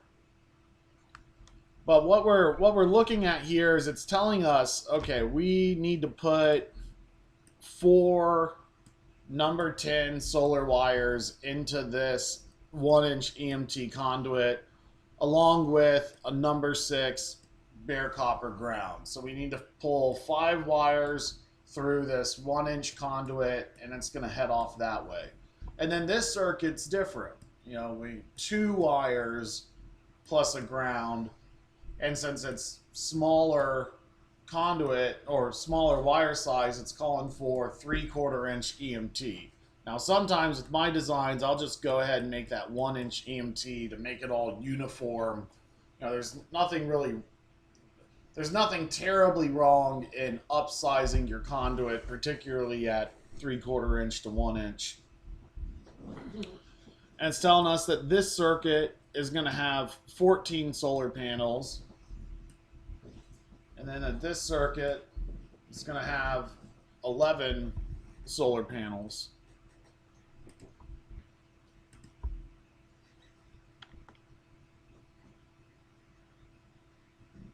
And that's for every little array section. This is a large single line diagram because it's a large commercial solar project, but this kind of document's included in what you send to the permit office for pretty much any solar project, residential or commercial. Residential, I use a software to generate this stuff called Solar Design Tool. And under the right circumstance, you can go from the sale to having a permit-ready package and just maybe 4 hours, 5 hours. Here they're calling out 3 THWN2 conductors, and so we're wet. We already know that that's for wet rated conductors. So this is just standard uh, electrical wire. Number 3, number 8. This is the thickness of the wire gauge, and we're upsizing to larger EMT conduit. Now, there's jobs in construction called estimating, which is when you get good enough at being able to read these kinds of plan sets. Eventually the projects, this all impacts your project budget. The more accurate you can quickly estimate the costs of these items, the more accurate your bid can be, so that you can bid with more confidence. But you're not going to pick up on things about what the wire sizes actually mean. Just like everything we do in the U.S., we use 12 inches instead of the metric system. We use pounds instead of kilograms, miles instead of kilometers. We have really weird cable gauge numbering systems where number 3 cable is smaller than number 1 cable, and then the numbers start increasing again when you get this 0 sign. So 4/0 is larger than number 1, and we also we see 1.25 EMT, 2.5 EMT. And so what this next symbol is saying is all of our array circuits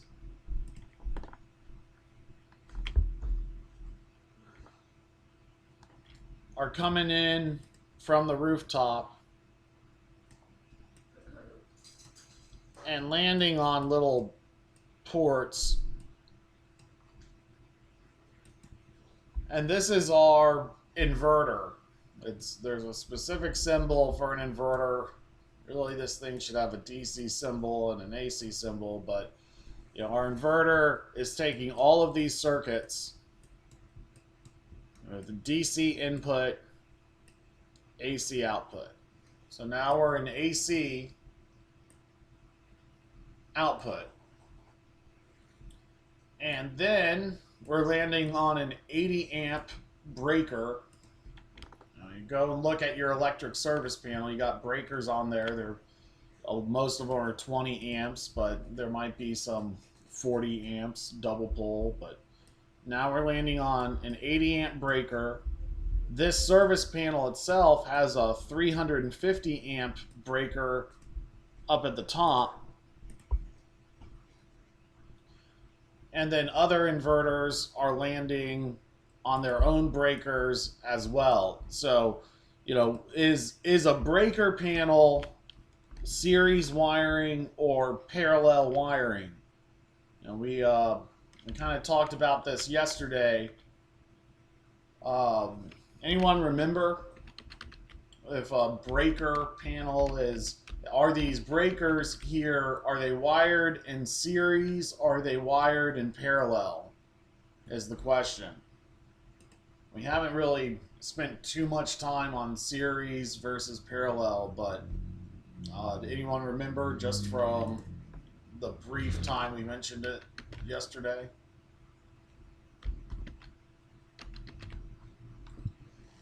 So in series wiring, it's like positive to negative, positive, negative, positive, negative. And so like solar panels that are just plugged into each other, and one to the next one, one to the next one, one to the next one. They're in series. So a long line of solar panels is series. And what parallel is like when everything is plugged in to the same thing. So, if you look at a power strip or a wall outlet, you have all of your devices that are like plugged into the same thing. that is usually what parallel wiring is. So we have all these inverters plugged in to the same service panel, and that's in parallel. And that service panel is at a uniform voltage, the building voltage. The voltage in your different power devices and stuff is uniform, at least at the wall. But the amperages can vary. So here we have the inverters are all the same size. We got an 80 amp inverter. They don't need to be the same size, but they are coincidentally. We got an 80 amp inverter, 80 amp inverter, 80 amp inverter, 80 amp inverter. These are all for the same inverter, so they all go on the same circuit size. We also have internet wired between the inverters, and we're going to talk about that in a minute, but there is internet, and yes, there's better outdoor shielded internet cable versus standard internet cable, and that's not specified in the document. I mean, like in this document, it's telling us we're going to use EMT conduit, but it's not telling us we're using EMT conduit with rain-tight fittings.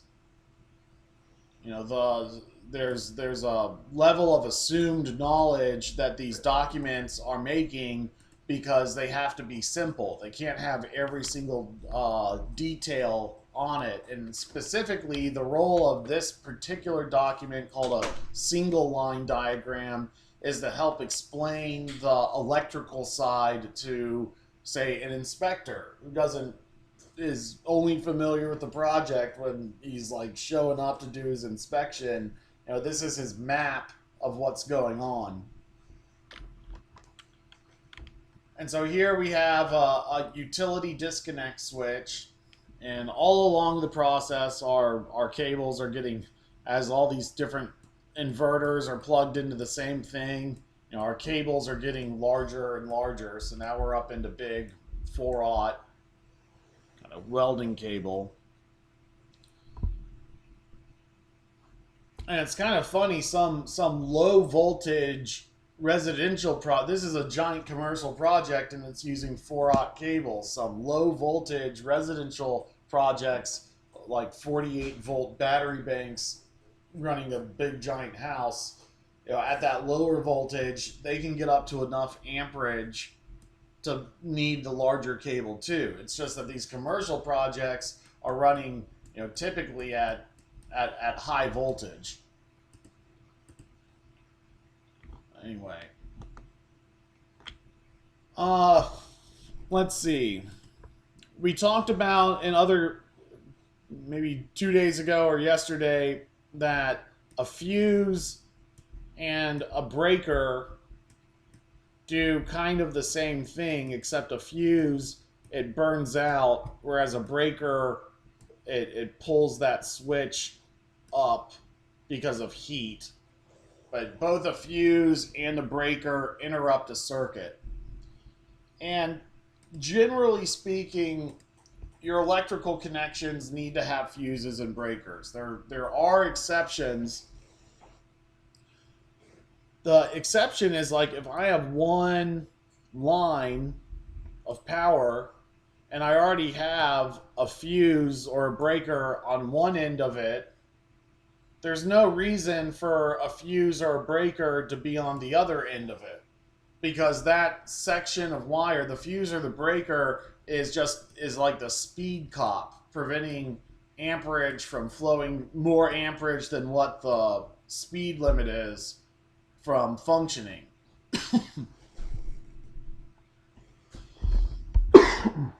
Excuse me. And so this is kind of interesting. They're specifying a 300 amp breaker and a 300 amp fuse in the same circuit, and there's really no reason for that. You can get disconnect switches that don't have the fuse block in it, and they're just simpler.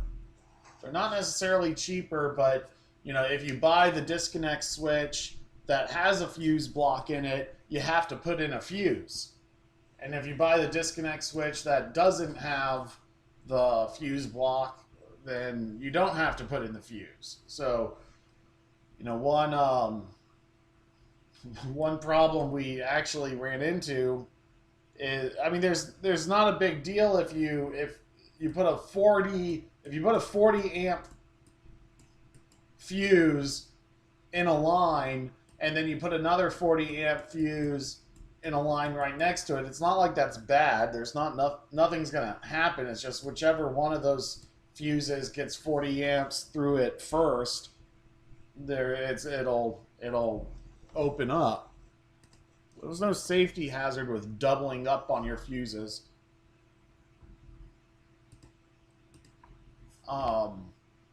The point is, all of your circuits, and really the rule is, all of your circuits, once they go into parallel, once all of your circuits are plugged into the same thing, and then additionally,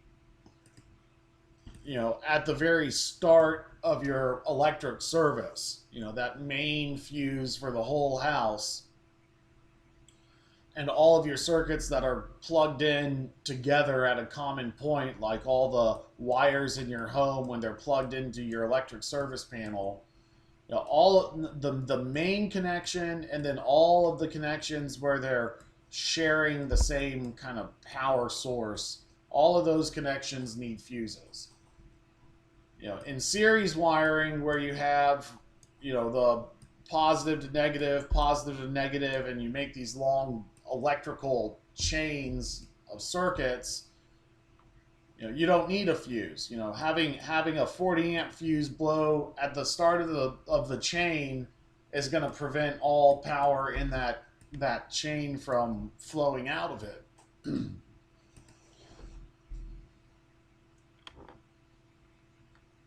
So for your job, you're not starting out needing to know much about series wiring and parallel wiring, but for the NABCEP exam, you're going to need to know how voltage and amperage relate to parallel and series wiring, and it'll be really confusing for you to start with learning that stuff if you don't even understand what series and parallel wiring is. So, one circuit of solar is series wiring. The solar panels along that circuit are plugged in positive to negative, positive to negative, positive to negative. That's series wiring. Two circuits of solar panels that are plugged into the same inverter, that's an example of parallel wiring. When you have multiple circuits, it's parallel wiring. When you have multiple circuits, they're connected to a common point. It's parallel wiring at that common point. Within the circuit, they may be sharing the circuit, and you unscrew one light bulb and all the other light bulbs go out. That's series wiring.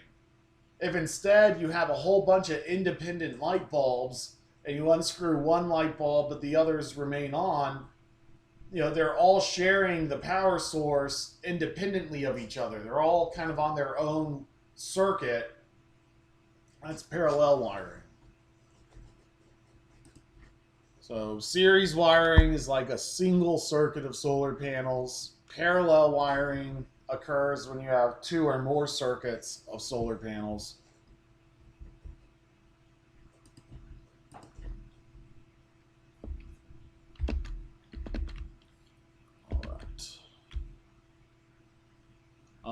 Let's see. Yeah, so it's parallel.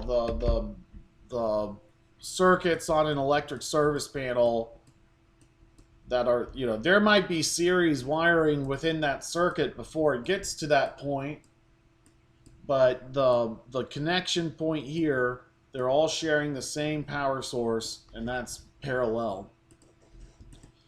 Basically, parallel circuits operate independently of each other. It's like two race cars driving down the track. If one wrecks, the other's just going to keep going. Parallel circuits, you could say, are independent circuits. Um, series circuits are, you're on a train. You're in a single lane road, and there's a car right in front of you, and if it stops, you're gonna stop too. So parallel is two or more next to each other, and series, you're in a single line. And voltage and amperage behaves differently when you're in series versus when you're in parallel. We're not going to get into that yet. Right now, it's more important to just think about how series circuits and parallel circuits are different from each other. So here's our disconnect switch. It's going to be a knife switch disconnect. This is the building's uh, service, electrical service. This is a service panel that all the inverters are being plugged into, but it's really for the solar array. And then it's where all the solar electricity is being combined in parallel so that that solar electricity can run, and they're putting in a disconnect switch here, and then that solar electricity is running and running and running, and then they're hitting the equivalent of your electric service panel in your home.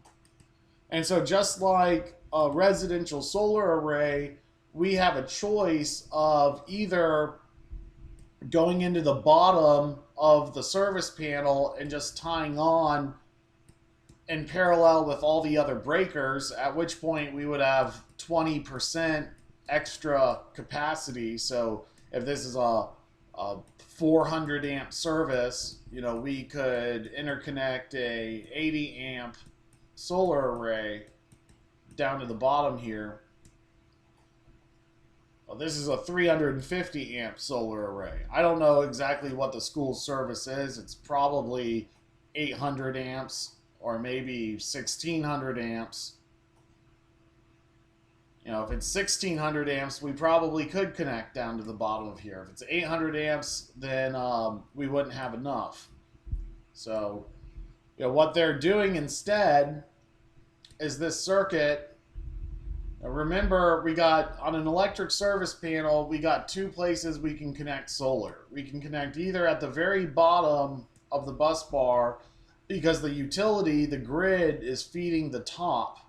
And so we're separating out the power supplies. One power supply is coming from the top of the service panel. The other power supply is coming in from the bottom of the panel. Remember, this is the all these. Well, anyway, if we have a choice on where we're going to land the solar feed and where we're going to land the utility feed is going to land on the top of the panel. Just like with a disconnect switch, the utility side is going to land at the top of the disconnect switch. We're not talking about where the cables are physically entering the box. We're talking about the piece of metal that's inside this electrical box, the utility feed.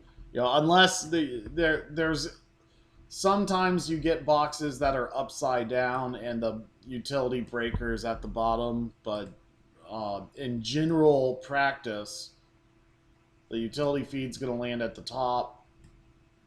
If you're landing the solar array on your electric service, it's going to land at the bottom. Or the other option is, here's your main breaker on the service panel. That's that big 200 amp breaker at the top that if you flick it, it'll disconnect all the power in your house. That 200 amp breaker right there, you can put the solar array on the other side of the main breaker, but it's still on the customer side of the meter. So this is called a supply side interconnection. Whereas if you connect to the bottom here, it's called a load side interconnection.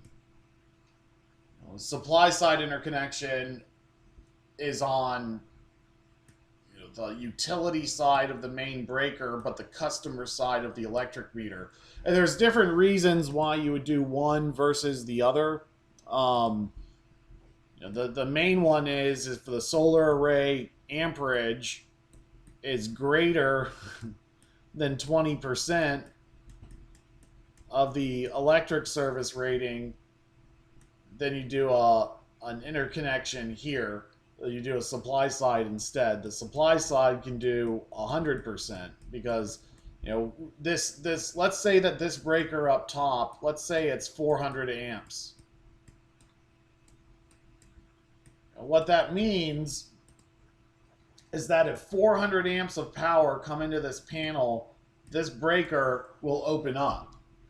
If you have a ground fault and it's just drawing mad electricity from this service panel into the ground, rather than have this electric service panel catch on fire, it has this breaker here so that when you draw more than 400 amps into it, the breaker opens and it cuts the electricity. Until then, you have a big problem on your hands, but once 400 amps flows through that main breaker, it turns off power to the building.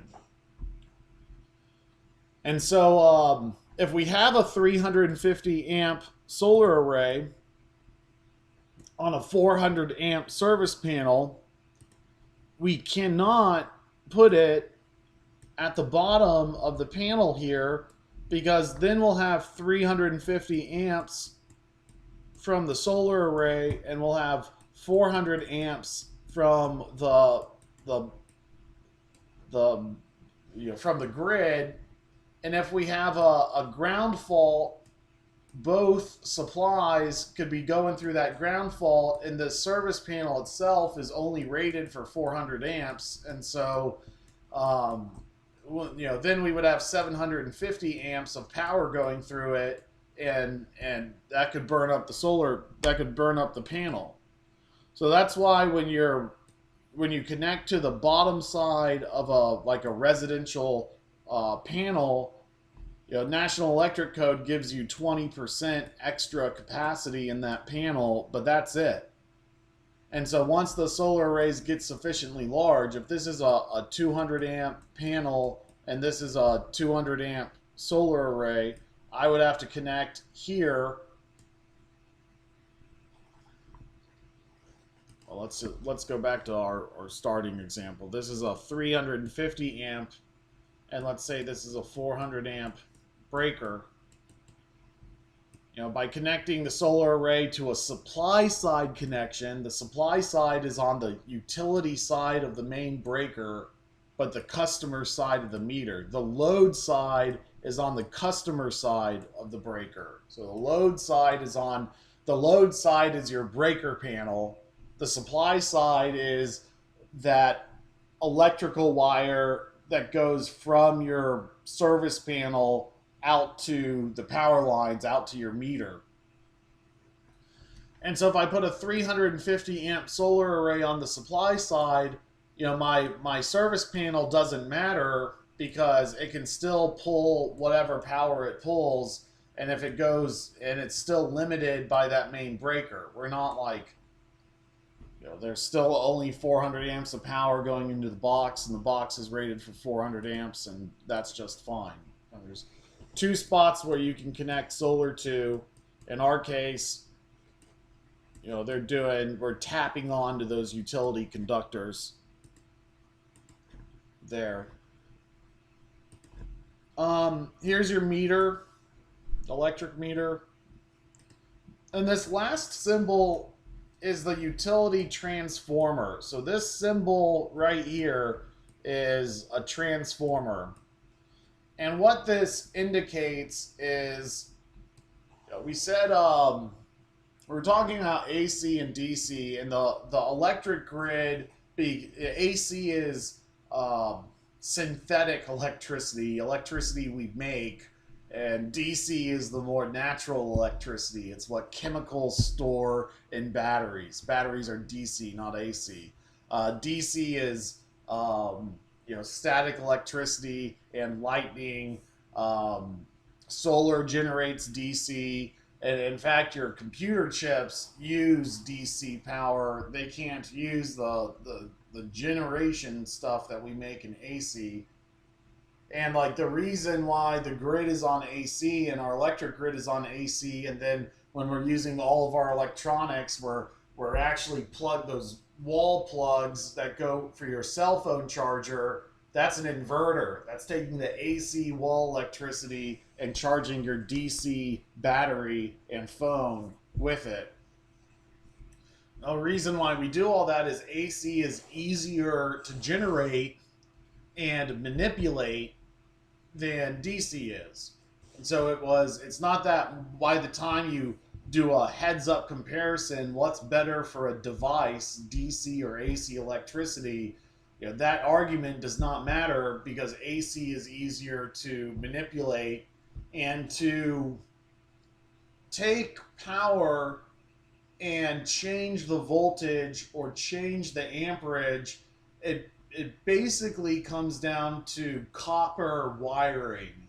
Magnetism and electricity are very closely related, and the way they transform voltages from a low voltage to a high voltage has to do with how copper is literally wound around each other, and the how many winds of copper and electrons flowing through that generate magnetic fields, and then those magnetic fields can be captured and turned back into electric fields. And the goal of a transformer, inside those utility transformers that hang off the side of a wall, are spirals of copper that take the grid, the electric grid, that could be at 22,000 volts, and this commercial facility may be at 480 volts. So to go from 22,000 volts down to 480 volts, there's a transformer, and that's either those big giant metal boxes that kind of hum that are at the sides of commercial buildings, or it's those round metal canisters that go up on power lines before the power lines come into your home. The grid, the power grid is at a higher voltage than what your home is. Those transformers, the way the copper winds around the inside of the transformer, converts the electrons from low voltage to high voltage or vice versa. And for that matter, it is kind of like a two-way street. Being able to step down, you could also step up when you're backfeeding. And so the transformer symbol is a representation of those copper windings. Whereas the inverter symbol is kind of telling you that you're going from, DC electricity to AC electricity. So, this is a breaker. Fuses. This is a simple switch rather than a breaker. This is a picture of the fuse, but often fuses are diagrammed like that to distinguish them from breakers. But all these things have meanings. So like when I was learning solar, one of the things that I would do is I'd pay an electrician to come over and explain all these drawings to me. It's standard electrical knowledge. So this is our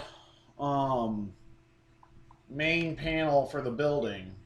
This box right here, it says main panel, and we're doing a supply side connection.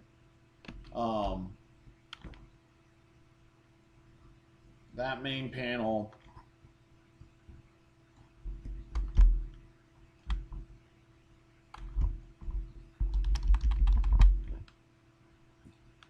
is this thing right here.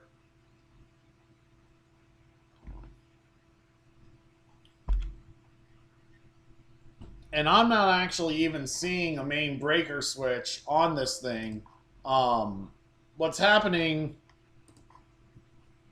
is that the power lines from the utility are coming in from underground, from the transformer, from that big metal box that hums on the outside of a building. The power lines are coming into the grid, into that box, and then going back out the box, usually underground. And then now they're coming up from underground into the building. And then some of these are power lines that are going back underground into other parts of the building.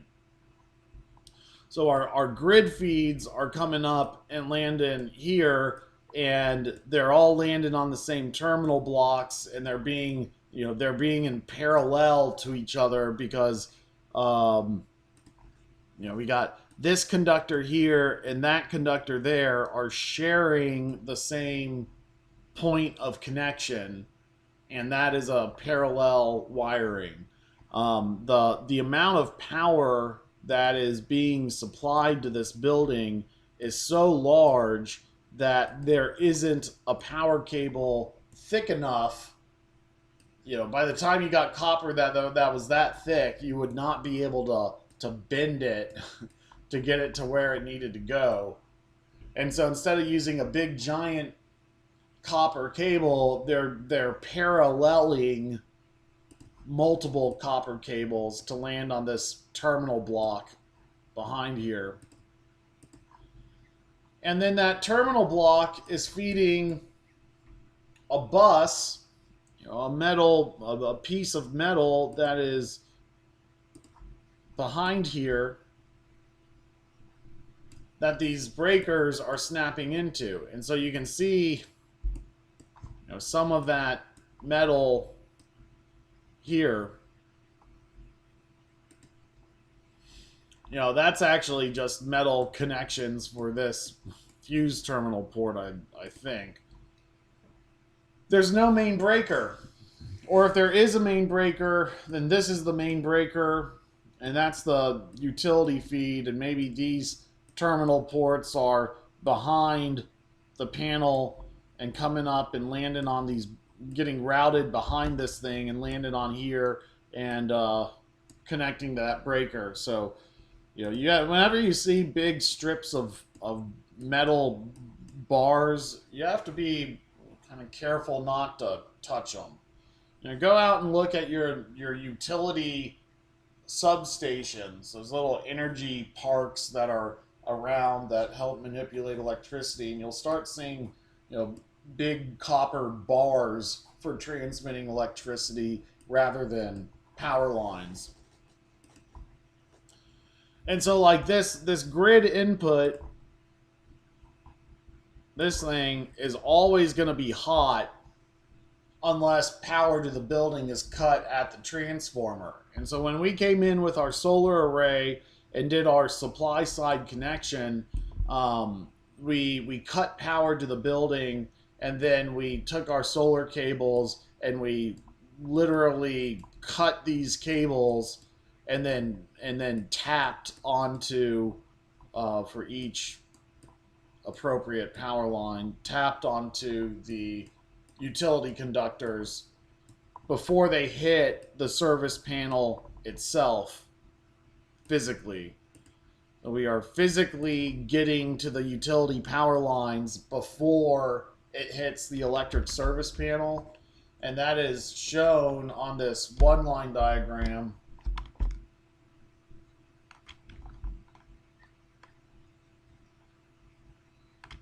Right here, where we are, here's our solar system, and we are literally hitting the utility conductors before we get to the service panel.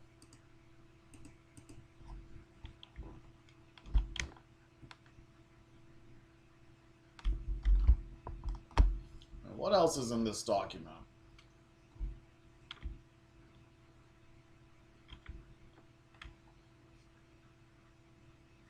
So here's our utility disconnect switch. On the side of the building, we've got some solar module spec sheets.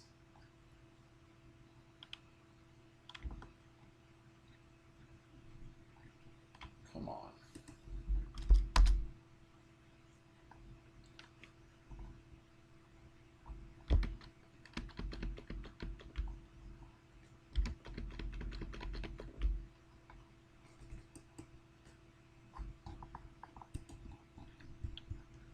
Well, let's go look at a different one-line diagram for a different project. I wanted to show you these charts down below, but they're not loading up real well.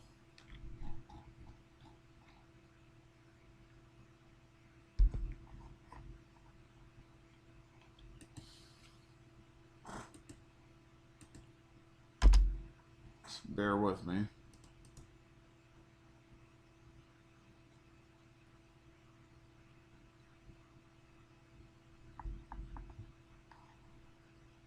Hold on, I'm pulling it up on another screen real quick so we can finish out what we're talking about.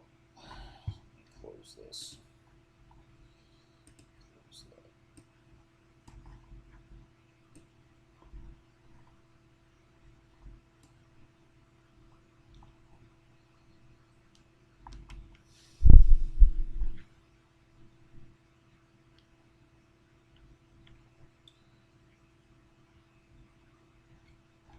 Okay, so it's telling us, hey, we're using these tap blocks to tap onto the conductors at that point. It's showing us the spec sheet for the solar module we're using. It's showing this inverter, which they're saying is the world's first freestanding commercial inverter. I think they made a little bit of an error by telling us to put these things on the rooftops. They were designed to go right next to the solar array, sit up on the roof deck itself, but that roof gets so much rain and doesn't drain water that I think it's ridiculous that they're putting these things in puddles. I've seen Australian installers just keep the DC side going all the way down into the building, and then they'll just set these on the floor, or even though they're designed to go on the floor, they'll mount them to the wall where all other inverters go. They'll have problems with that down the road. It'll cause the inverter failure, and then they'll call me and get me back out to fix it. Okay, so this is a little bit more important, and this is where you can be really useful on a commercial job site, especially to your foreman or crew leader if you understand how to read this. So here we have our array layout, and you being brand new on the job. Come on, where'd my epic thing go?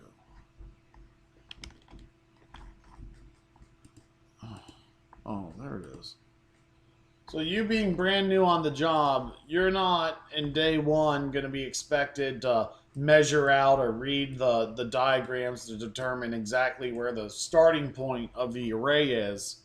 But once the array is built, so we see these, this is the general design, this is the upper roof section, this is the lower roof section, we have this larger section here. And that's how it lays out on the roof. Finally get to this chart down below, and this is something any of y'all can do on the job site, but it would also take kind of a leader to make sure it's being done correctly. I mean, that's the main thing, is all of this stuff has to be correct because it's all part of a structural engineering plan. And if something were to go wrong with the building and this isn't correct, then the solar guy is going to get blamed for it. I mean, I remember when I was getting started, we had some solar panels on a trailer, with some batteries and an inverter, and we would go power remote site events. And so we were powering a radio station broadcast that was in the middle of a parking lot. They were having a little bit of a radio promotional festival event, and they had a tent, and they had their radio equipment, and then they had a bouncy castle for some kids and some other stuff going on.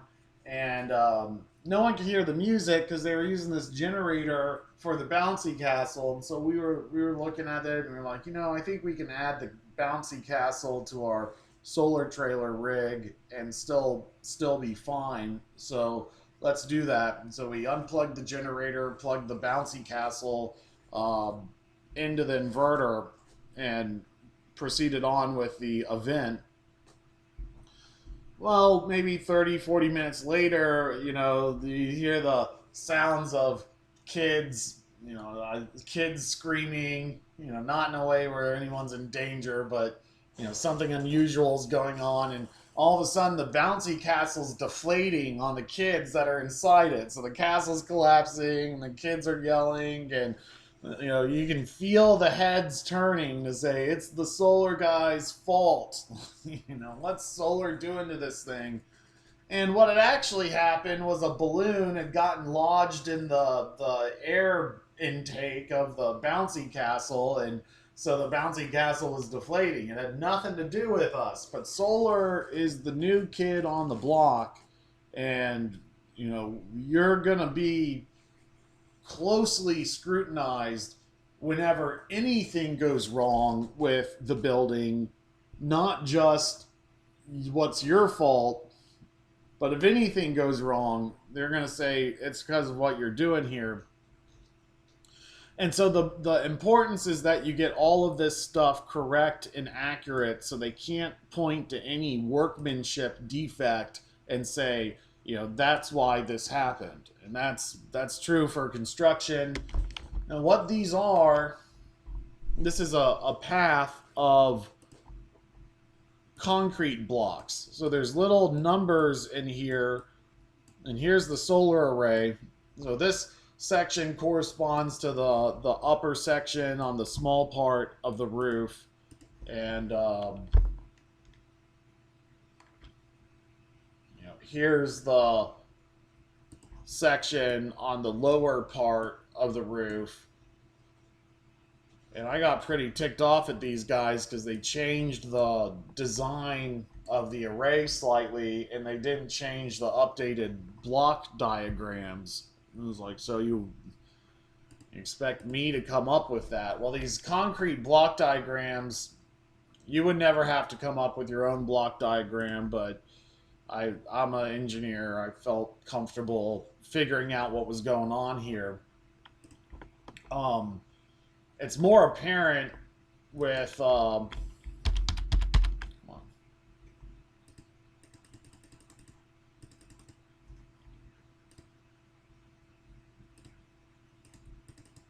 All right. Oh, there.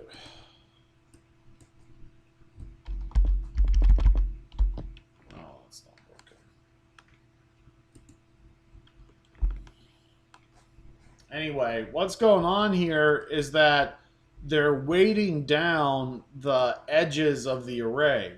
And so the perimeter of the solar array gets more weight than the interior of the solar array. And so inside the commercial ballast system, it's only one concrete block per tray, and you can see that there. But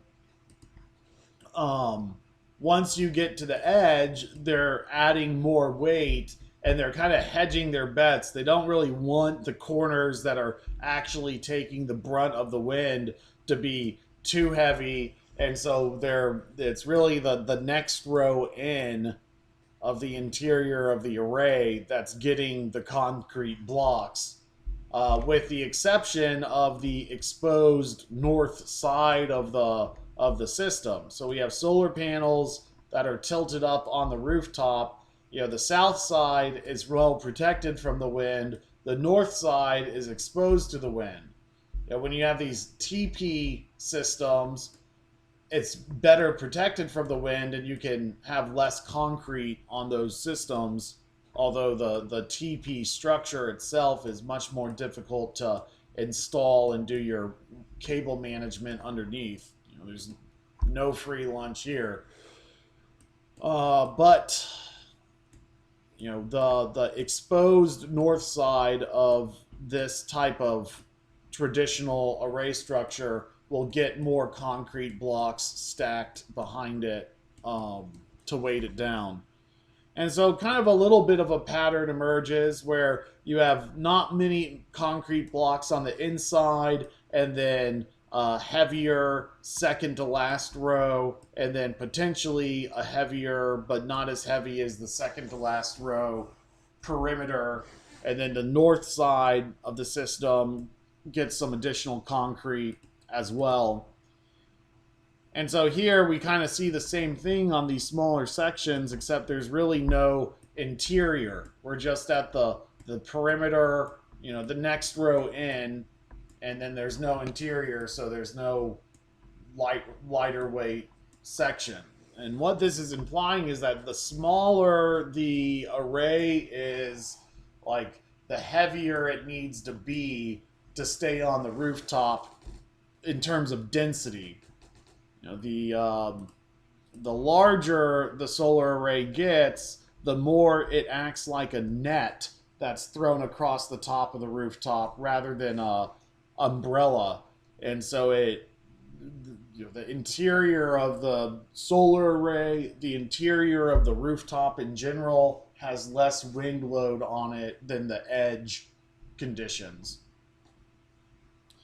And so what you can take charge of and be a very good use to your foreman is to say, well, I understand that the concrete blocks go into this pattern, and I can make sure that those concrete blocks are placed appropriately, and that way you can have people working under you doing the actual lifting of the concrete. Not to say you wouldn't also be doing that as well, but some of the time you're going to have to be reading this plan set and making sure, like in this particular case, you're making sure that 6 concrete blocks go here, and that 3 concrete blocks go there, and that 3 concrete blocks go there.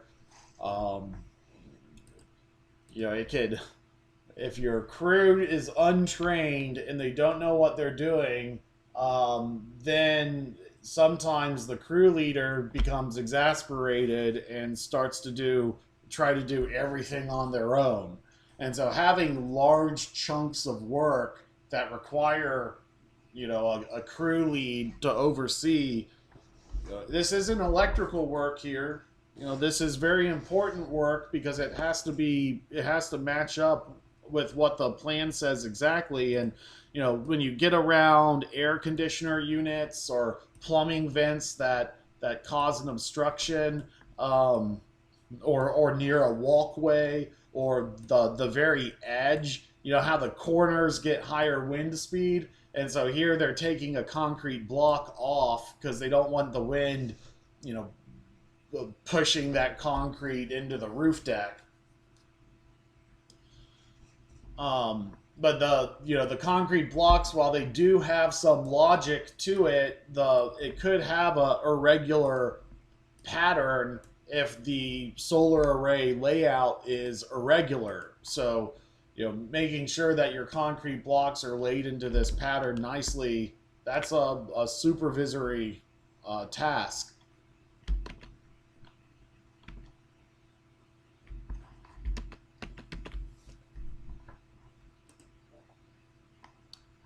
Let me take some look at some project photos. I'm putting them into the slideshow, but it'll just be quicker if we look at it directly.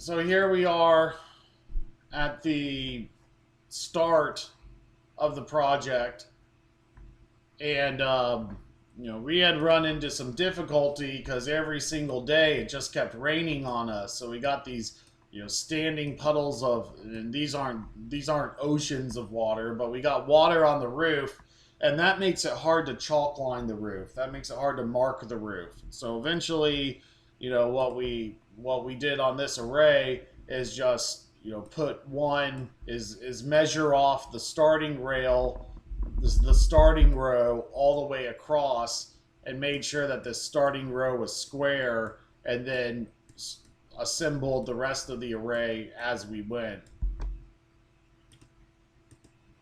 So the weather, kind of impacted. A smarter project, we would have delayed it until the roof was dry. But if it's raining every 2 days, in this climate, sometimes you can only do what you can do. And we're actually placing some concrete blocks in the ballast pans as we go, so that they don't get kicked around on the rooftop, so that they stay in their spot.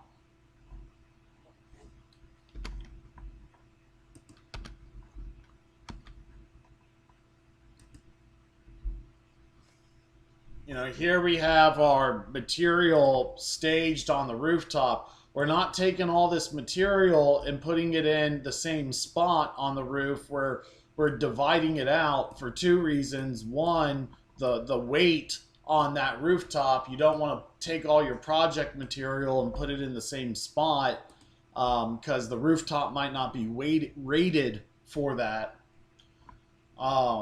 And also, these panels are going to go over here, and these panels are going to go over here, so we're kind of staging it out, to where we don't have to keep these rooftops. You're going to do a lot of walking up and down that rooftop, so whatever you can do to reduce that is great, especially because rooftops aren't intended to be walked on. In fact, this roof coating was just installed before our project, and if you install this type of white roof PVC coating on a rooftop, that rooftop has to be dry, otherwise the coating doesn't stick to the roof. It just peels off like wet cardboard. So I don't think that they had a particularly dry roof when they put this thing on, because we started walking up and down this rooftop and started to notice some of the roof was peeling off. And part of that was the designer's fault. They didn't look at the strength and durability of this PVC roofing coating, and with the mindset that you'd have 250-pound workers carrying 50-pound blocks of solar or concrete walking around on the rooftop. So they didn't pick out a really good roof coating for the project. Luckily, and that started to get a little bit dangerous, because it's like, well, what's causing the roof to come up? Is it us walking on the roof, or was it a bad design decision? It's really easy to get that, pushed downhill.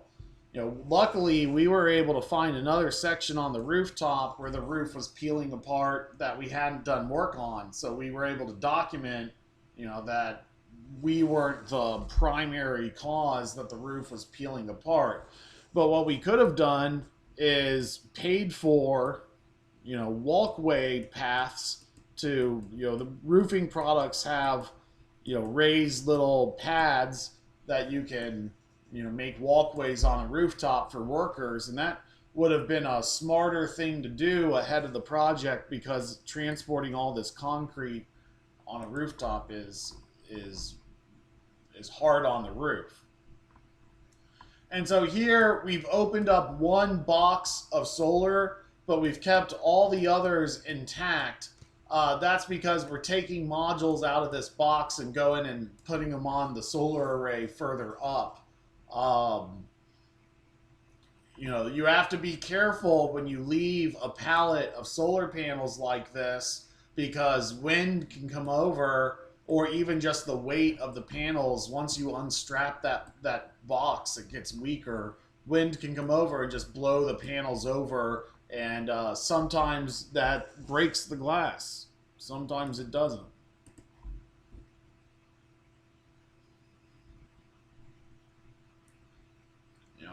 I was kind of mad at this project too, because we got to the end of the project and we had a few extra tables and a few extra panels, and so I took a irregular um, section of the array that could fit an extra panel, an extra table, and I was like, why don't we just leave this up on the array and make it look better, and that way we have spares up on the roof if we ever need them in the future. And they said nope, remove it, install it exactly how we told you to, no difference, exactly as planned. Don't think creatively when you're the subcontractor or when you're the worker underneath a foreman or supervisor. Let those higher up from you make those kinds of decisions.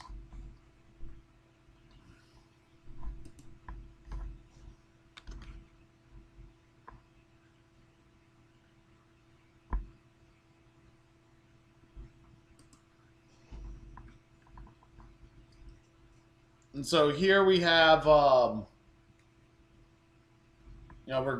it's easier if you are putting the concrete blocks in as you build the array and not waiting until the very end, because a solar panel is going to go right here, and it gets a lot harder to walk between the rows or even bend down and work or slide the solar panels right here, then you have to slide this lip of the concrete underneath, and that is a lot harder to do when there's an obstruction there. So it's easier to place the concrete as you go rather than wait. And that could be something that so you might want to suggest once to your to your crew leader if you're not doing that. Sometimes it's a matter of project logistics. Did they order the concrete on time? Did they need to get started with the project? But at any rate, you can also see we're doing our cable management, and so our conductors are hanging up above the roof surface and kind of ready to be plugged into each other. Although this conductor right here, whoever was doing that didn't do a good job. And you can see there's a puddle here. And what that means is that the crew leader or the supervisor is gonna have to tell someone, hey, walk the whole solar array and look underneath the array, and any cable that is not managed, you're gonna have to fix and manage. And that means, you're gonna have to step over these blocks and climb over the array, and if you need to get here but you're here, you're going to need to walk that way and come back around, and then lean down and uncomfortably visually inspect the roof, and maybe there's water down here, and so you're getting wet, and it's not fun. Do the job correctly as you go. Make sure you're not creating a mess as you go.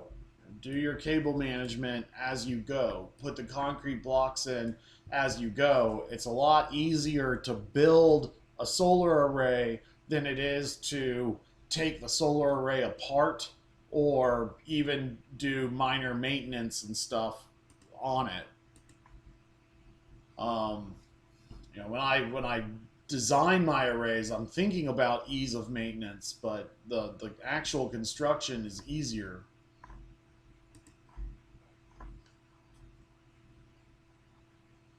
It,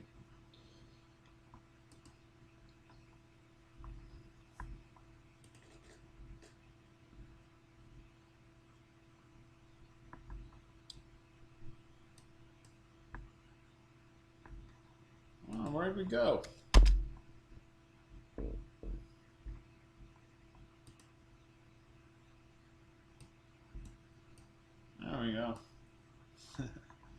So here's our solar array, and because the roof was just constantly wet, we can't pop our chalk lines like we would want to, and so instead we just identified the starting point of each array section, and we can see our crew going ahead of everyone.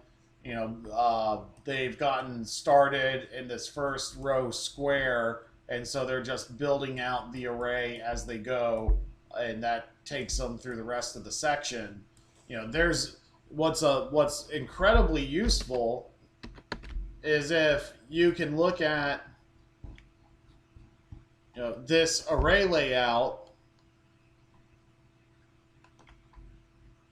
and say you start building the array in this corner right here.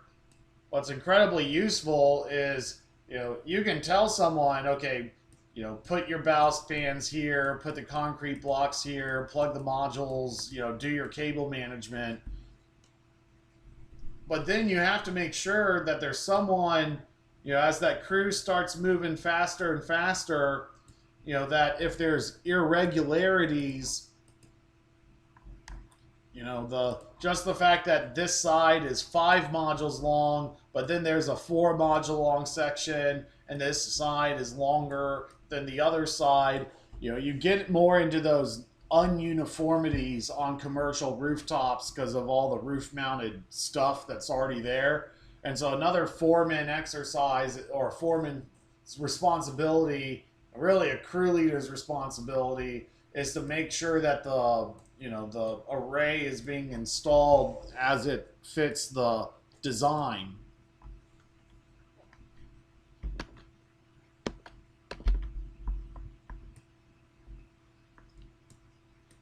And so let's see. So they're working on that array over there. Here we have a truck for transporting some concrete blocks. If you notice, our concrete blocks are kind of distributed throughout the rooftop.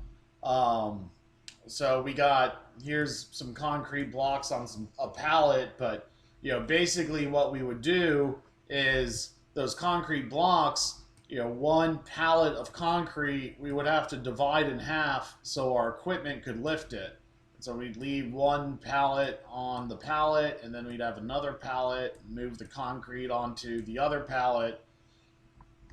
Then we would lift that concrete up and leave it in the air on the pallet with our lift equipment, and then by hand, walk the concrete, back so that it would kind of be, not too far from the crew when they're putting the concrete blocks into the pans. So that can kind of be a fun thing that a foreman does, is like, how looking at the plans, looking at how many concrete blocks are required, and then kind of maybe not doing so much math, but kind of getting a sense for how many blocks need to be, walked over here versus walked over, 5 feet back versus walked over 5 feet back, so that the crew can stay busy. I think by this point we had cut a bunch of our crew, and just kept the best workers, and we just stayed up here for a month and a half working this project on our own, because we had worked with a bunch of new hires, and not everyone was worth keeping around. Here we have a guy doing material prep work. He's kind of building these ballast pan trays or cutting slip sheets, doing other material supply stuff. Actually, I think that's Jerry. He might be working on some inverter wiring.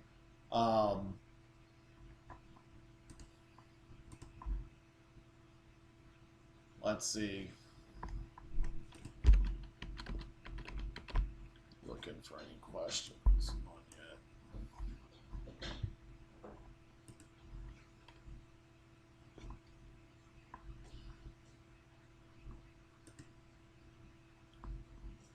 some days being up on a solar roof is just the greatest thing. It can be it can take you places.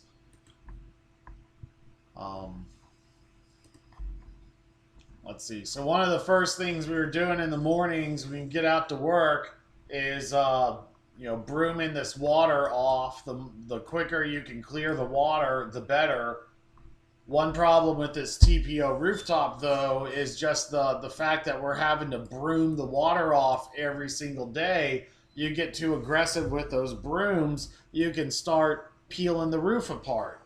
So you get into these, like, you're damned if you do, you're damned if you don't situations. The important thing as the worker on the crew is that you listen to what your higher ups are telling you to do, and you do it in a way that is correct and doesn't cause damage. And if you're causing damage while you're working, you need to stop immediately of what you're doing and tell your crew leader that what they've told you to do is not working out.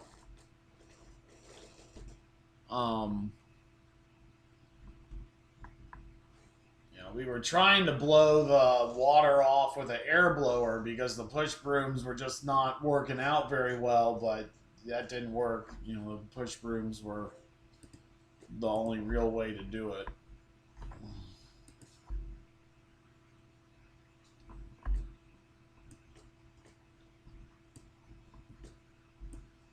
Let's see. Saying something.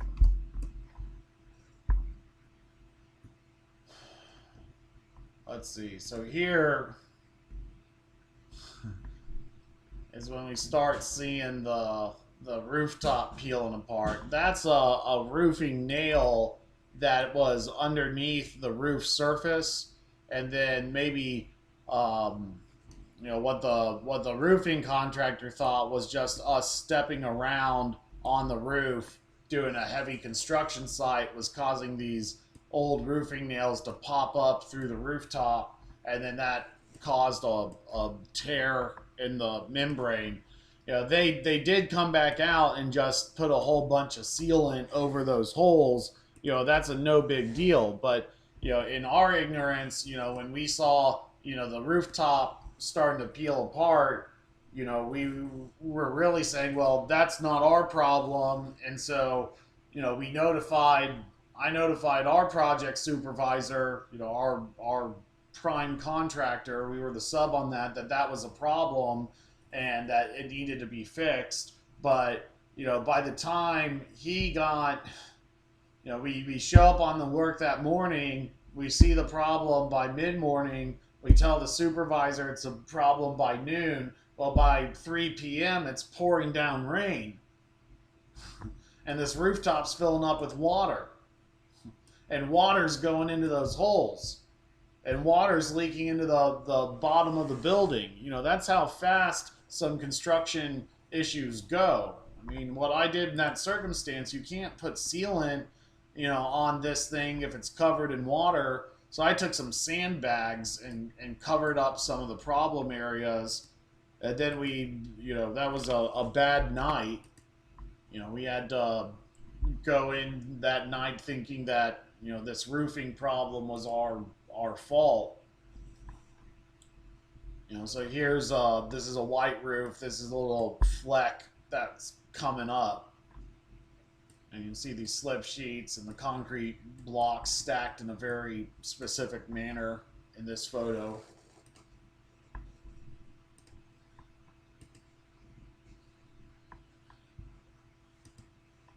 Let's see.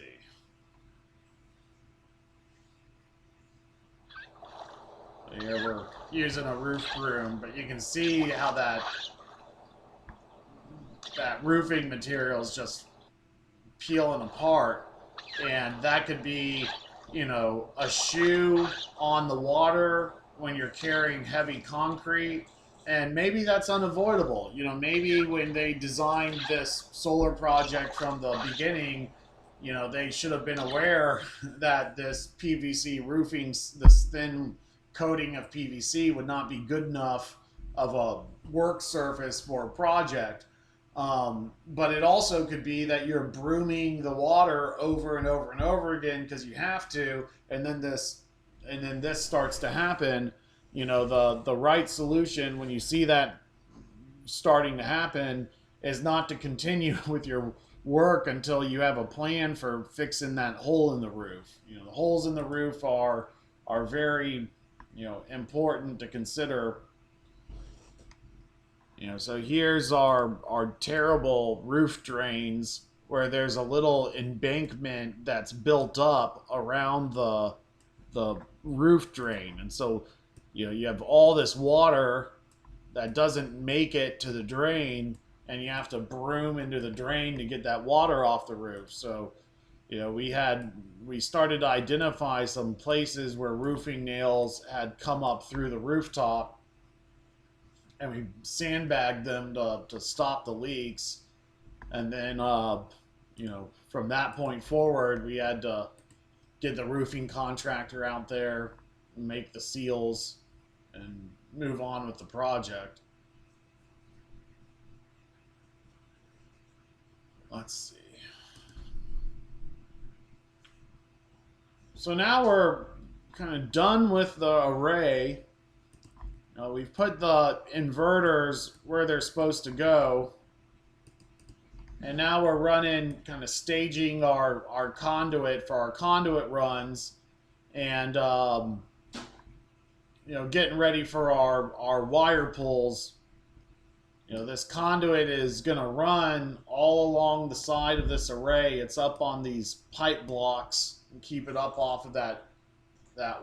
You know, you can see water now underneath the arrays. So the solar cables going from one section to the next have to be passed up and under and then through. And so particularly on these sections at the bottom of the solar panel where it's the closest to the roof deck, you know, you have to have a cable clip and a cable clip, and just make sure, you know, there's a few things you need to make sure of. You need to make sure that that cable is not rubbing up against a sharp edge of this metal, because wind and thermal expansion, you know, could eat into that. And so I like to figure out where that solar cable is going to be protected. But you know, the point of the matter is this cable needs to come up and under and then back up to the top, but it can't droop down and get into that puddle.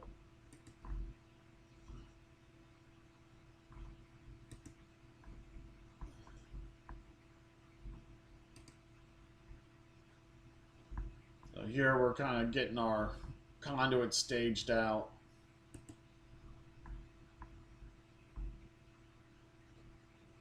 Let's see. Knowing the terms for all these parts is really useful. You know, the conduit EMT conduit clamps that go into the EMT, the unistrut channel. So here we have these clamps go around the conduit and secure the conduit to the pipe block. So here we got our pipe block, and then so these are, you could call them EMT conduit clamps. You could also call them strut straps for strapping conduit to unistrut. So generally we're calling things like literally by their function or name. I try to avoid nicknames in the industry in general, but anyway.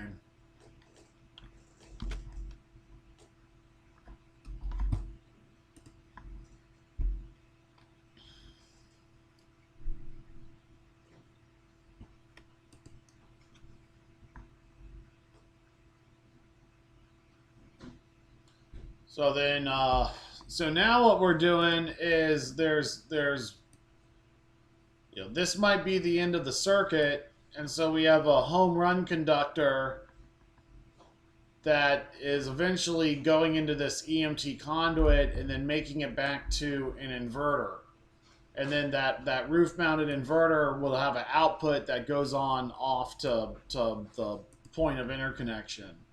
And so now we're doing our home run circuit stringing, and then this circuit is going to have to be, run to the underside here, and be strapped up to that module frame in a way that doesn't result in any slack. And so you might pull it out to the end point. Weaving it as you go would save you some time. And then back on that other end where you're coming out to the inverter, you might tug back on some cable so that the cable is just the exact right length once you're making it up. And you can also see we have our 2 concrete blocks here, and then our 3 concrete blocks here, and then our 1, and then our 1.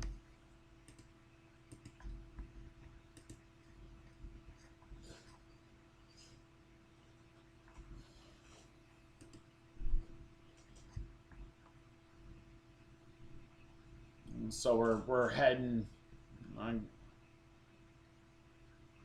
And now we're on the upper section of rooftop. And on this section of the rooftop, we're just passing our cables back underneath the arrays instead of going into conduit along the side. But this section of solar is only 3 panels long, and so there's only 1 or 2, maybe, or just a handful, maybe 3 or 4 circuits of panels on this section. Less than 4 actually. We could go back to our layout. Let's see. How many circuits are on that section? You could say, okay, there's oh, come on.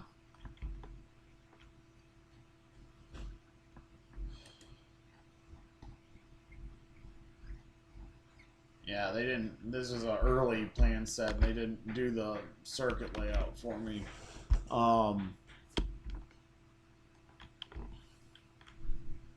Let's see. Oh, here's something that's good to see. This is our spacer that a jig, which we rigged up to put between the solar panels to keep the space uniform between the panels. And we made a couple of those, and that improved the time of the install. The slip sheets we cut on site. If you're slicing something up on a rooftop, you should be using scissors rather than a utility knife, in case you drop them.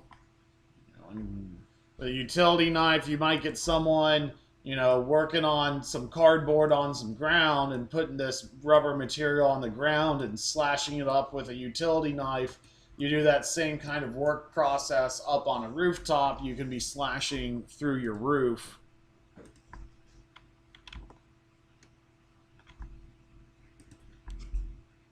Here's a pallet of concrete blocks stacked up.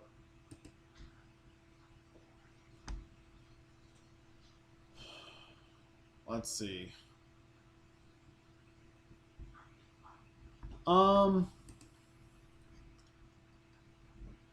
Here is kind of approaching the end of the project.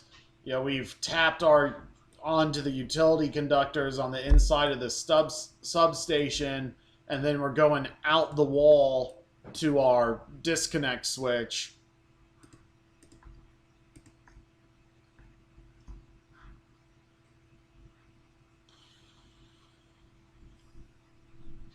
Let's look inside this is what the inside of a inverter looks like. We got copper windings. At some point this inverter needs to make 120, 240 volt electricity. And so these copper windings are generating that 120, 240 volt. This is actually the grid side. So, I don't really know what these things are doing, but I know transformers use copper windings to manipulate electricity. These are capacitors.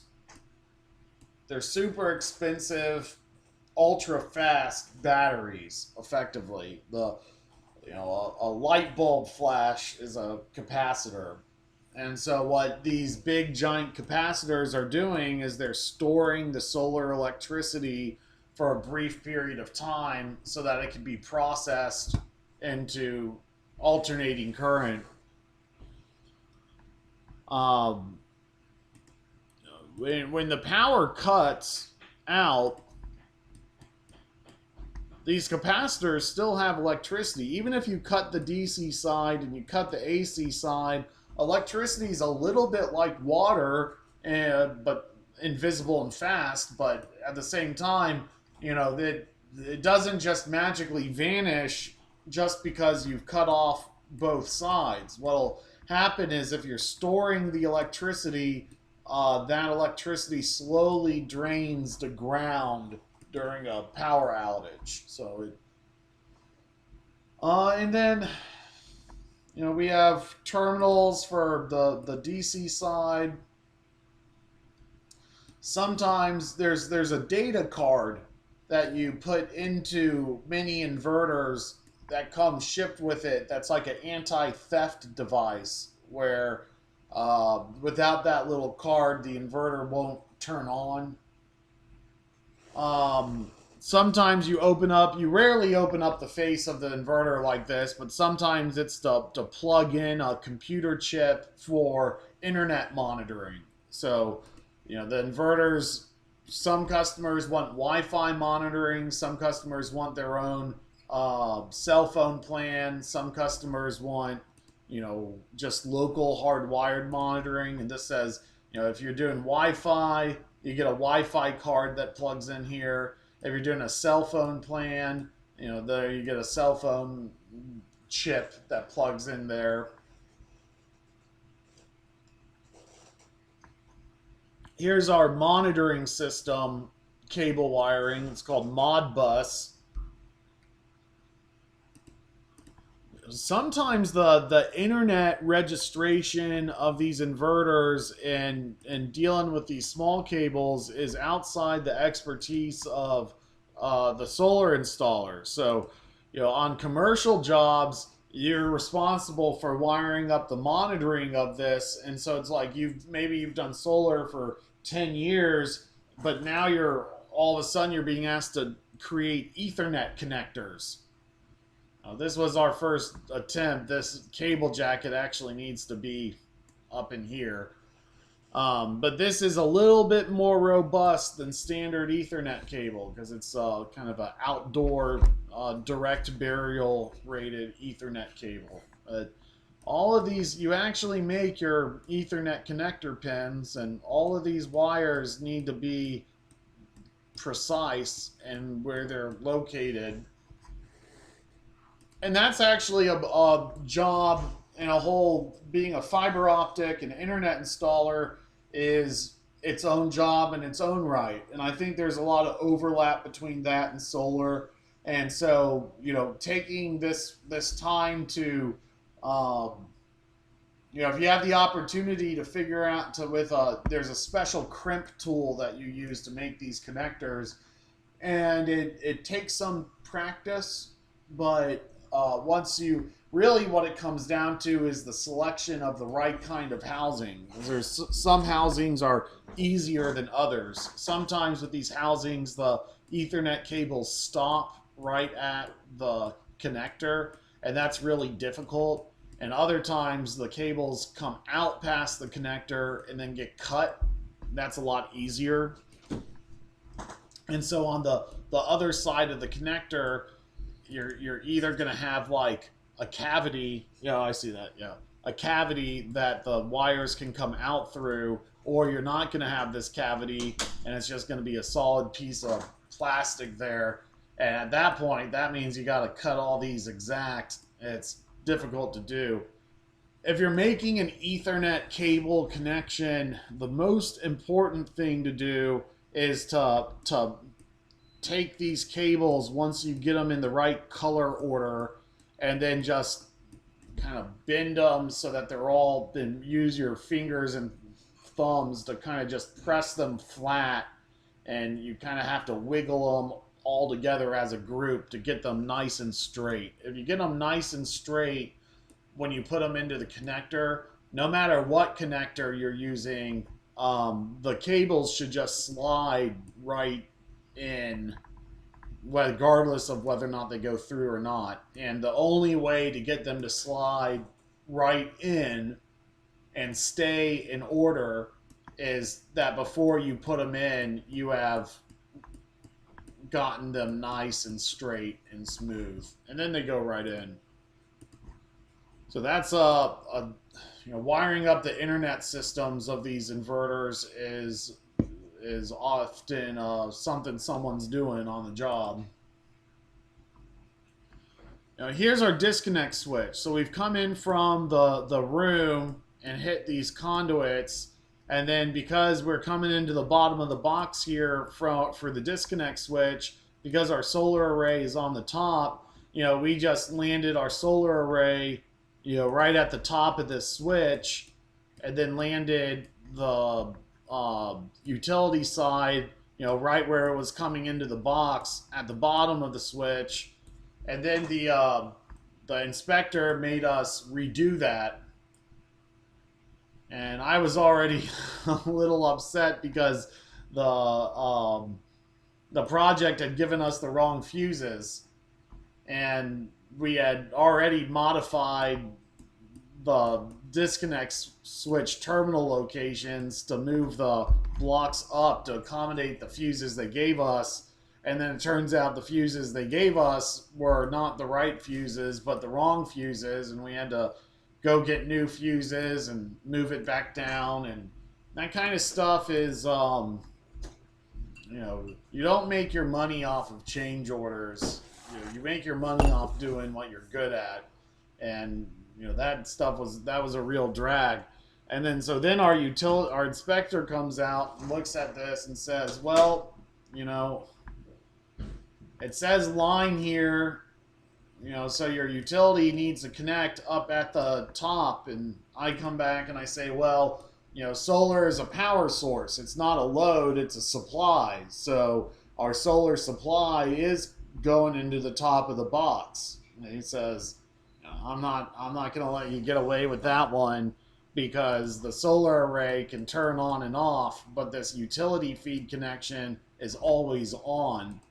And when you open up this box and do some work on it, you can turn that switch off and have these utility terminals be energized, but you can still safely work on the underside of this box here. But if this is always hot, and down the road in the future someone needs to do some work up at the top of this box here, they open up the disconnect switch. If they're working up here, they're having to work over live power lines, and that's why we require the utility feed to actually be wired into the top. And so we had to redo that to get the utility feed going into the top. Now, he was generous enough that he let us use some tap connectors to tap onto these lines and just get enough cable length to go up to the top there, so we didn't have to redo the poles. But that said, these tap connectors are $50 to $75 each when you get up into this size, and we had to buy 6 of them. So that was almost $500 plus the cable plus the labor that I had to eat by bidding on this project and doing that wrong. So the grid always goes into the top. Okay, so with that, it's lunchtime. It's 12:10. So we have an hour for lunch. We're going to pick back up at 1:10. Let me see if I have any questions. But we're going to lunch. Um, so is this field work we do in rain, hail, sleet, or snow? Uh, you know what? Solar installers do work in the snow. You know, it's I don't. I'm from Texas. I live in Mississippi. I don't really do snow. I would migrate. There's solar projects going on in the wintertime down south, um, as well as up north. So I would rather work down south, get on a road crew, and avoid the winter. But yes, in fact, solar installers do work outside in the snow. Rain, it's not. You really sometimes you want to work and it's raining out. There's certain things you can do in the rain, like racking assembly, but you really shouldn't be working a solar array while it's wet. Just as much for the water can get into the components, so you really don't, and you're not going to work on a rooftop while it's raining, on a slanted roof while it's raining.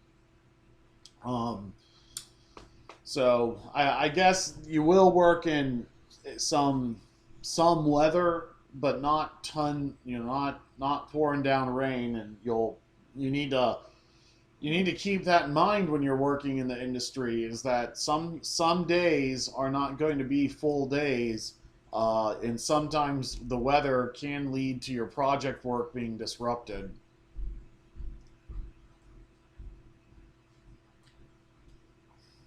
Generally we just stand down and let the rain pass and then get back to work. So you're going to work in the mud and in the water that is resulting from the rainstorm one way or another. Anyway, it's lunchtime. We'll take an hour and then we'll come back and continue on.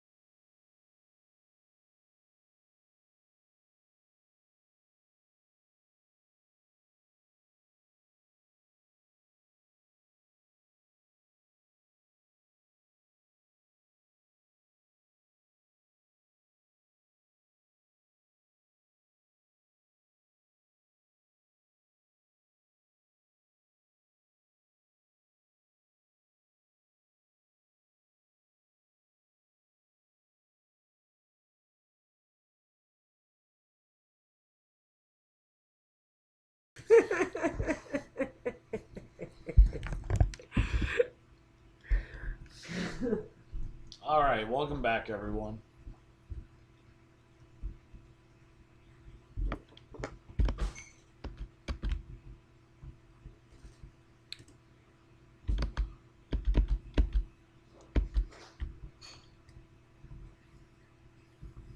All right, so we are going after walking through some project photos.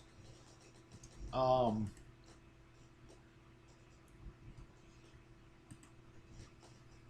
Trying to find ones that are particularly revealing. So here's our inverter, and we're still building our conduit out to it. So we know a cable tray would look more like a kind of a metal train track going down here instead of having to build all of this conduit and keep it level and straight and then pull all these cables through it, and you have to make sure the cables are the right length, and at any rate, um, cable tray would have been a lot faster. But at any rate, here's the inverter, and what else can we tell about it?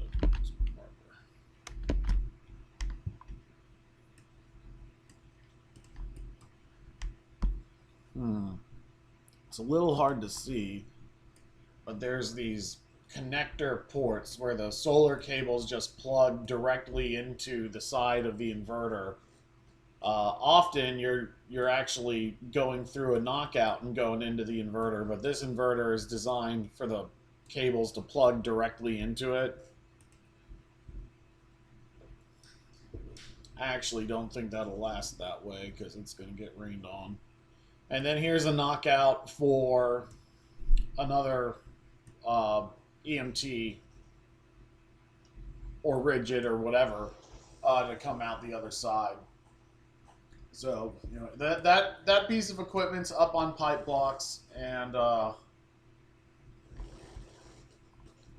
guess their air conditioners do work up there as well.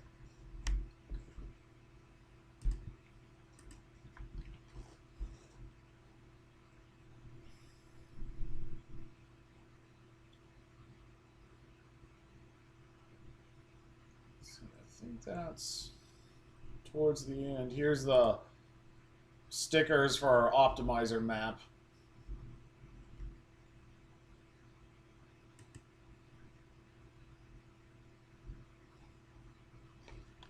Let's take a look at another set of construction documents.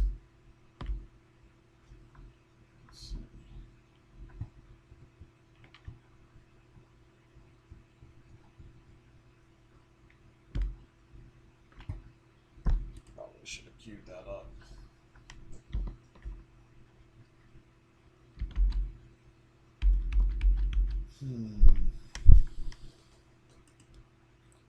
I have to pull my PDF files back up.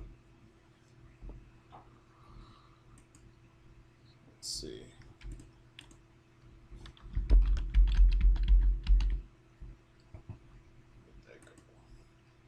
Well, let's look at the Unirac installation manual.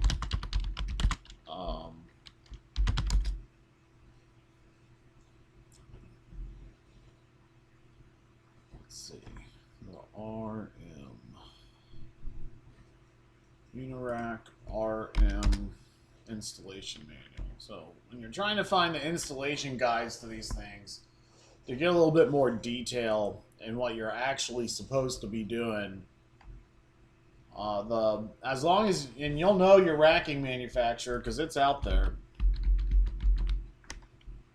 Okay, good. I got everything going. All right. So here's that rack that you've been seeing the pictures of. And even though this isn't something that the client necessarily gives you, one of the jobs is to have this on site and be able to translate construction documents into drawings. So this involves, geometry. Now let's say you find your starting point but you know there's a plumbing vent in the roof right there that's not part of the design. So you have kind of a design change. There's a plumbing vent there. You know, that can get complicated because now that there's a panel not there, you know, you'll go on and have the next row, but now there's an empty space. So while the crew is moving along in their pattern, then they get here and they're like, "Oh, what do I do? How do I start the next one?" And then this panel not being perfectly square with that one, when you go on to the next row, it can start getting out of alignment. You can start to visually see, like, if this is the edge of the array and this is the edge of the roof, and you know that's why chalk lining is so important. But hey, in our case, we couldn't even chalk line because the roof was so wet. You will visually be watching this line to see if it starts to move off or not. Now the hard part is there's actually very few things on a rooftop that are straight. I mean, the wall of this building was like had a curvature kind of to it, or at least the edge of that building did too. So we couldn't just measure off the side of this building here and determine if we were square. So sometimes having that chalk line go a long ways and making sure you're, wherever this building does end up, it's a long ways that way. So at least you're staying straight to the edge of the building for a sizable distance. What we found was that the other edge of the building was straight. It was just the long side of the building that was wobbly. So we were able to measure off this row and identify where these start. So you put your chalk line down, and then one problem you can run into is then you want to lay your slip sheets down underneath these trays and it covers up your chalk line. So you might have to cut dents into your slip sheets to get your slip sheets lined up correctly on the chalk line, and then maybe re-chalk after you put the slip sheet down. But then once you get this first row built out, theoretically it should all line up as you go along. I say theoretically because there's still wobble in these trays. Just like a residential system where you need to be square all the way along, not tightening up the attachment points correctly around these trays, because now you don't have any rail. This is a railless system. These trays, if they get out of skew, if one clip isn't tightened up in the same way as all the other clips, the whole system can kind of start to twist and move.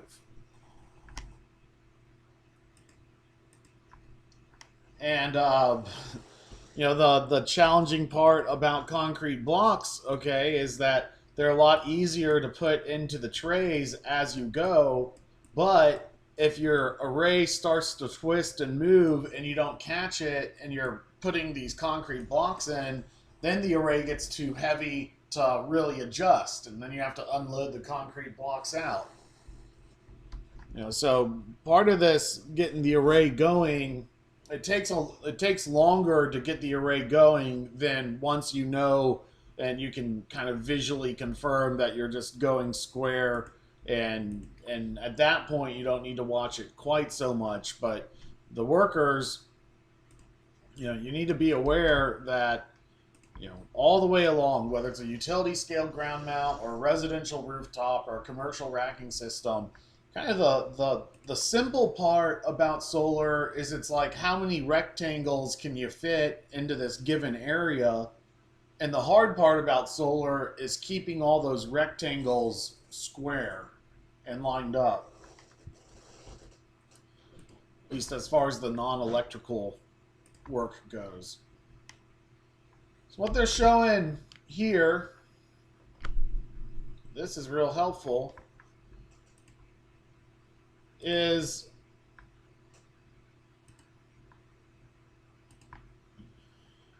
this input is for the solar panel length, and they're being professional, they're calling them modules. And the solar module width,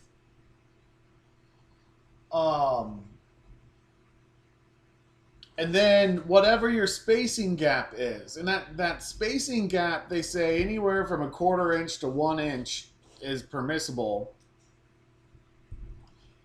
Well, the spacing gap of this is between the modules, and the wider that gap is, then the wider the solar array is. And so if your solar array is supposed to be 6 feet from the edge and the designer has put it 6 feet from the edge, you know, you might want to go with a 1/4 inch gap between the modules, because you don't know if you're tight up against right where you're supposed to go. You may not, the designer may not have taken into account, you know, what's going to be on the other side of that. You know, furthermore, if there are like obstacles in the roof, like plumbing vents that the design is supposed to go around, you know, the actual size of that gap can become important. And so, you know, asking the developer, asking the designer what gap dimension space that is supposed to be is useful. Or sometimes you just don't have it, and you know, it's if you have a big open space with on the ground, you know, nothing around, no chimneys and plumbing vents and the edge of the roof, but you're on a big open wide roof, then it's not a issue at all. You know, you can space it 1/2 inch, you can space it 1/4 inch. You know, they say anything from 1/4 inch to 1 inch is permissible, but you put in, you know, that number, and then they have a formula here, which is you can't read it, but it says ML, which would be the module length, plus G, which is the module gap. Let me here's what we'll do. If you want to get a little higher resolution, we'll put it into the chat.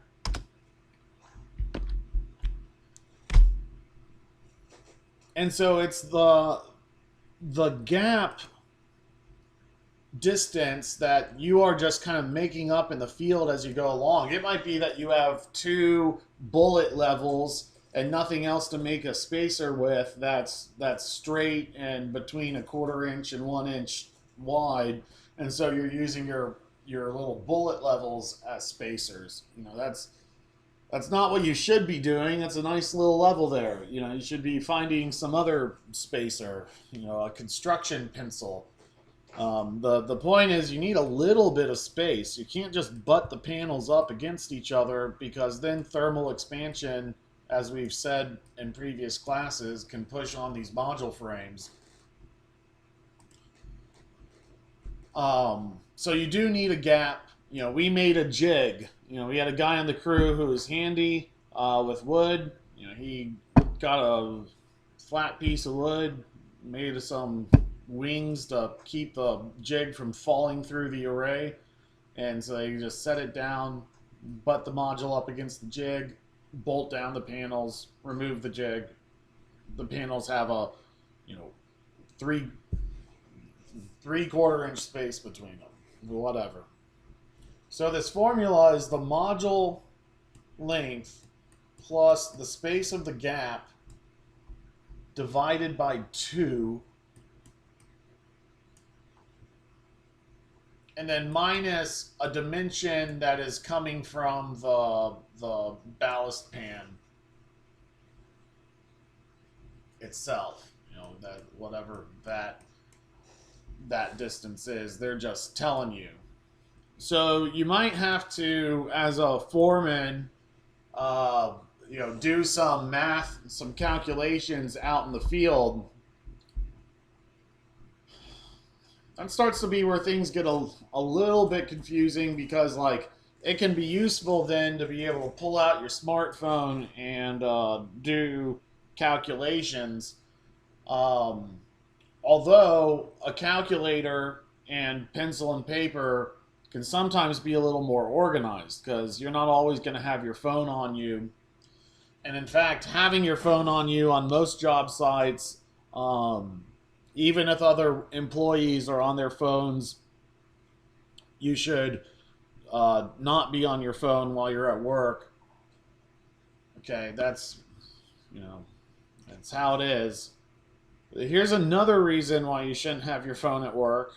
It's because if you keep your phone in your pocket, in your pants, and you're around all you're crouching and you're carrying heavy things and power tools, and you're up against hard objects all the time, so you will break your phone in the solar industry. Like, you will break it by being on the roof, by being out in the field, by doing construction. Your phone's gonna break if you have it on you while you're doing work. So, I broke my phone the other day by I was sitting in a battery room working in front of a panel on a stool, and I set my phone down next to me, and then later I adjusted my stool, and it caught the edge of my panel.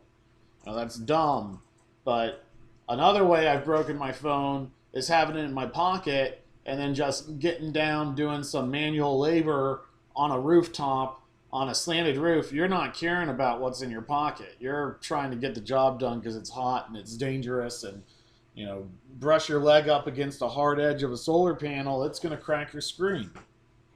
So there's a lot of reasons to leave your phone in the car, but once you become a supervisor, you may have a tablet can be very useful, and a smartphone for that matter can be very useful. It doesn't take the place of having a plan set out in the field that you can read, though.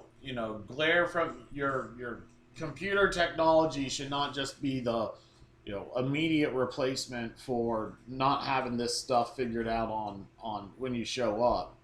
So if you become in charge of crews, a way you can prepare for your project is to figure out what racking system you're using, and then read through the installation guide of that of that manufacturer. Let me see if I can't open that in a view download PDF. That'll make it more clear.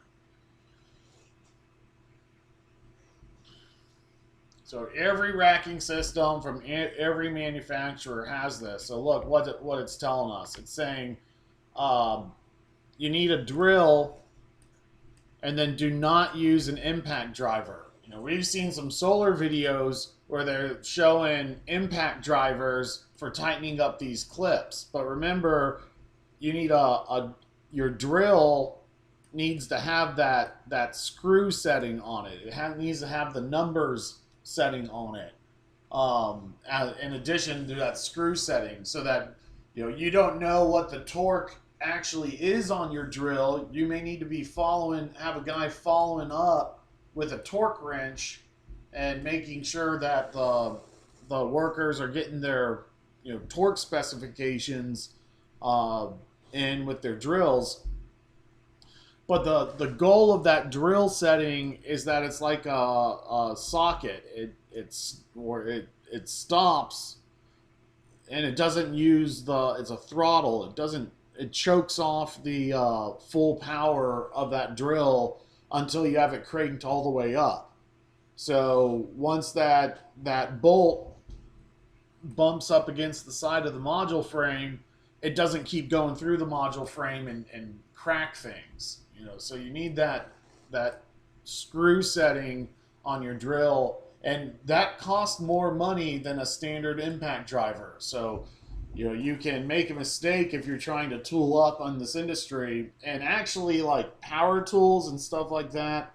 Um, they can get you residential jobs, but on a commercial or industrial site, um, you should not be using your own personal tools, because they will, when you're using industrial tools on an industrial project every single day, you'll go through your tools. They don't last as long as when you buy your wrench for just use around the house. So um, that's kind of a difference between residential and or commercial, is that there's a lot of residential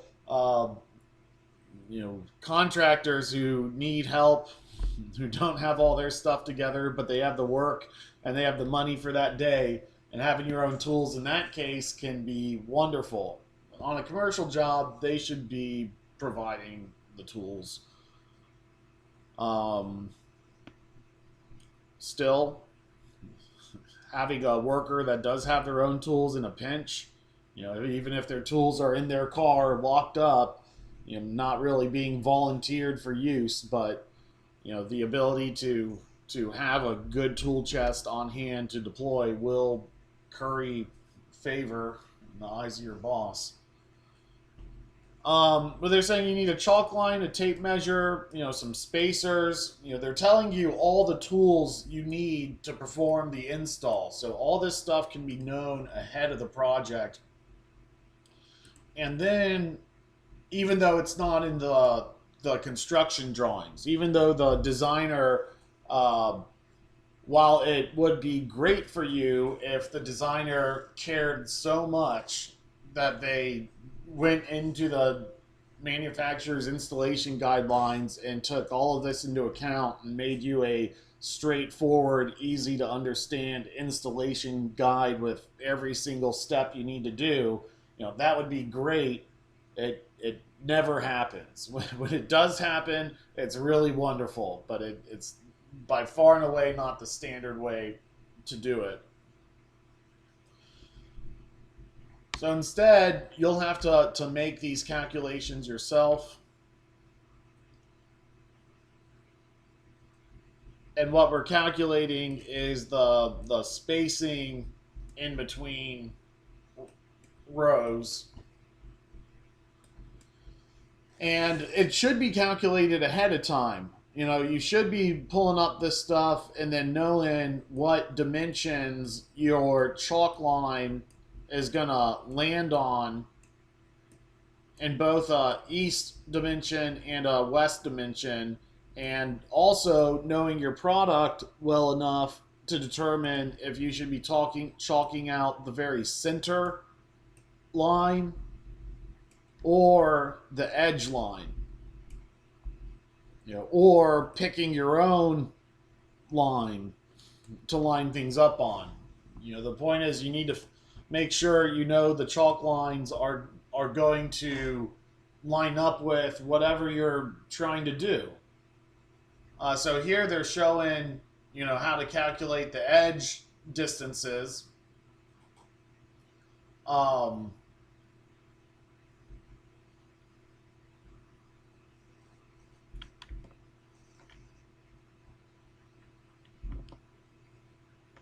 We've seen this slide before.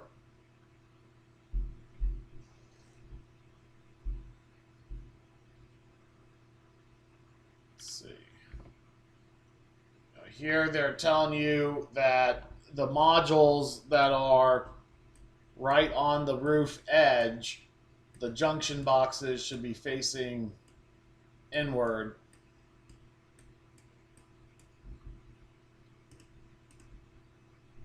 That wasn't called out in that wasn't called out in the design or the single line diagram.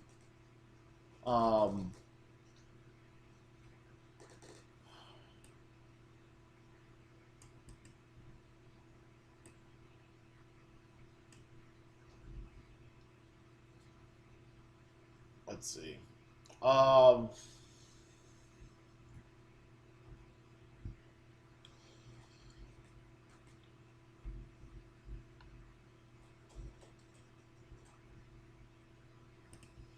sometimes so they're showing like a chalk line alignment with a ballast pan like this, and that actually became, we ended up, building the array as we went and getting the first one square. But on this system, lining up a chalk line with this type of tray doesn't work because it's a little bit of a scooped edge. So where do you line it up? You can't see exactly where you want it to go. And so if you were doing chalk lines to precisely make sure that your rows are square as you go, chalk lines, always help.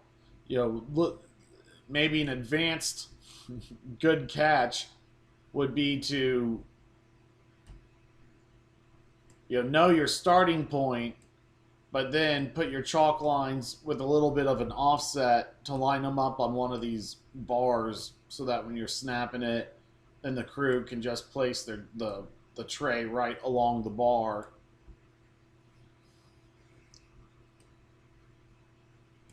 You may need to snap again with your slip sheet underneath it.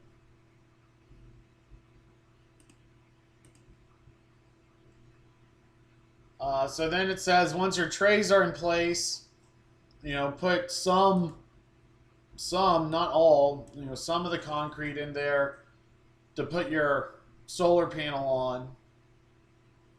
And then, and so that's kind of what we ended up doing as we went along with these concrete blocks, is compromising and filling in some of the concrete, 2 blocks to get underneath any block where it needed to, 2 blocks underneath, and otherwise 1. As you go along to help keep those pans in place while you're placing the rest of it. It's telling you exactly how this clip gets pressed in here, all the way. It doesn't just sit, it gets pressed into.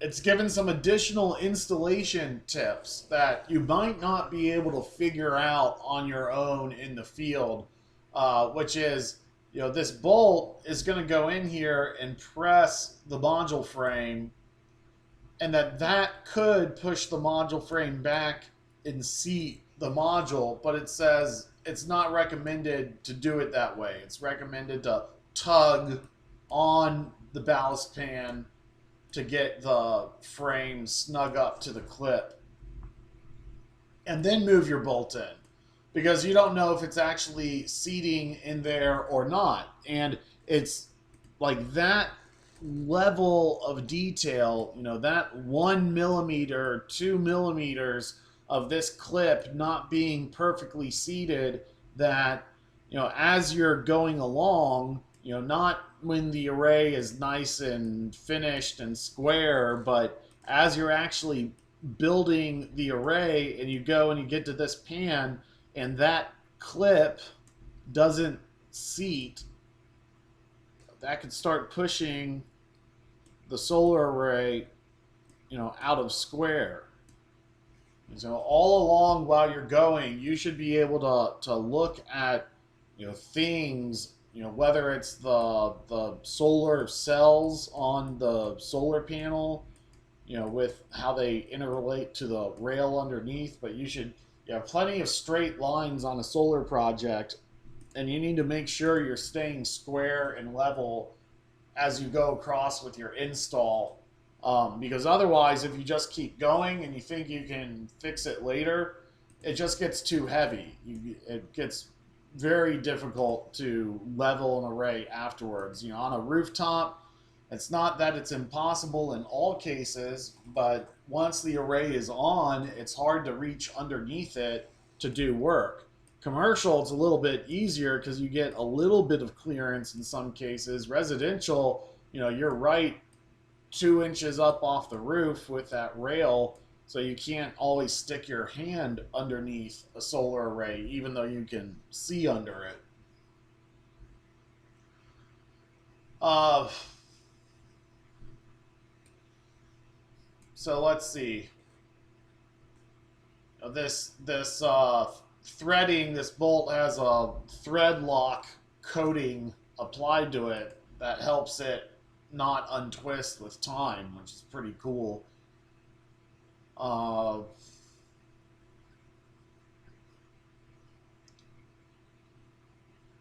so it says deviations from the block arrangements can cause shading. And now we finally get to these block configurations I've been talking about. So, every ballast pan is going to be different.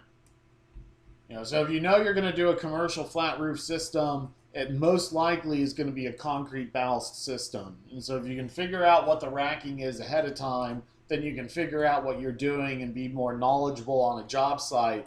And you're going to the job understanding this stuff is super helpful.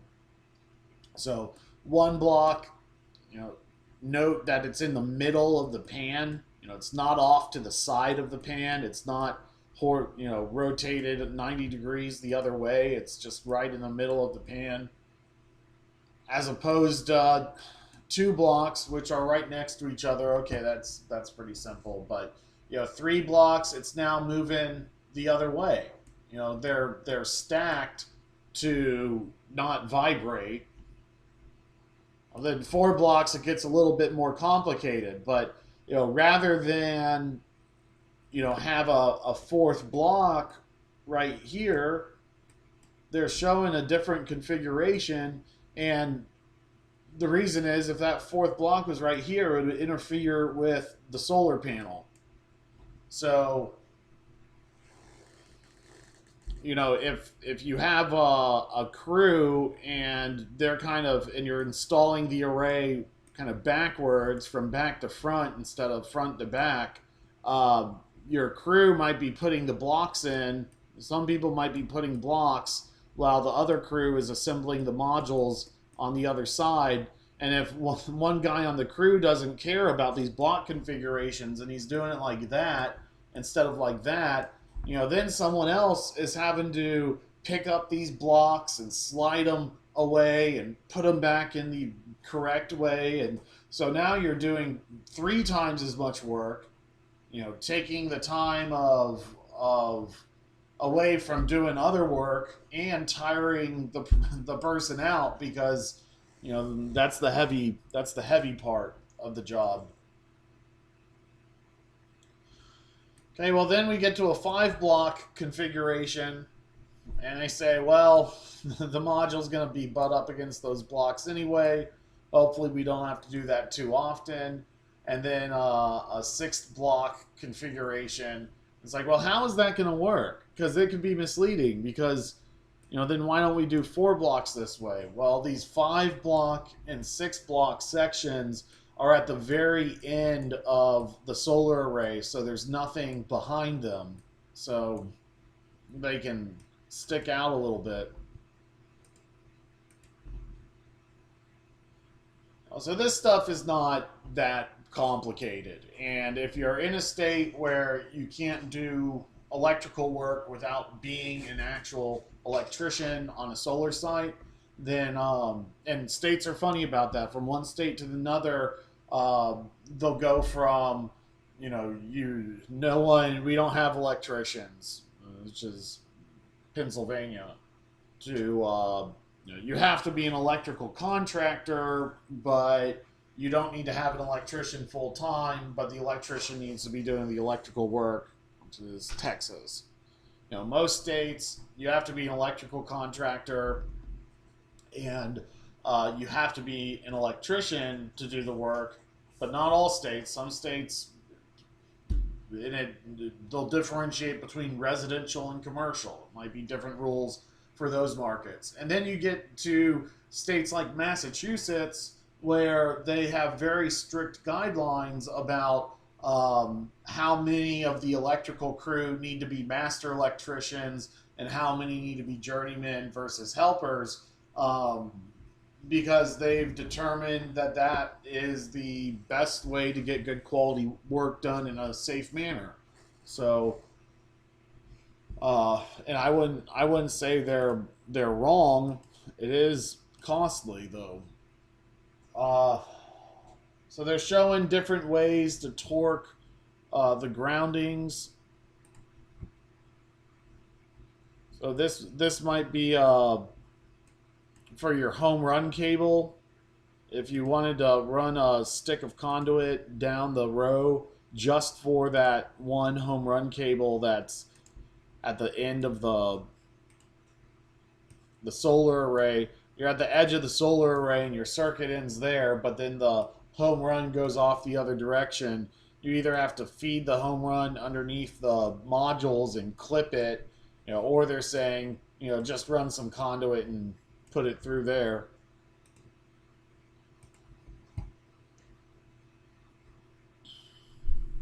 And what else?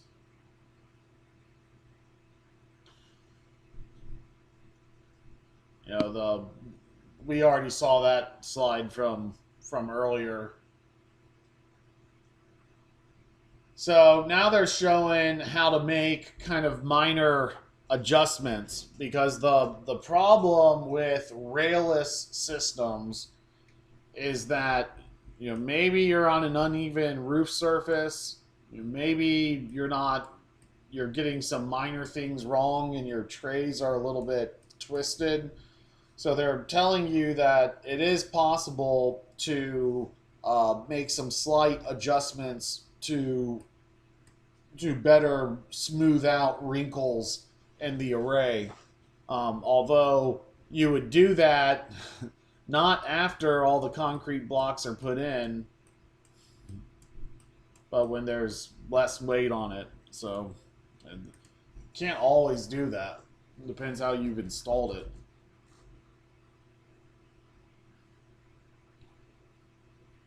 And we kind of talked about ground pass. I would rather just cover another racking system.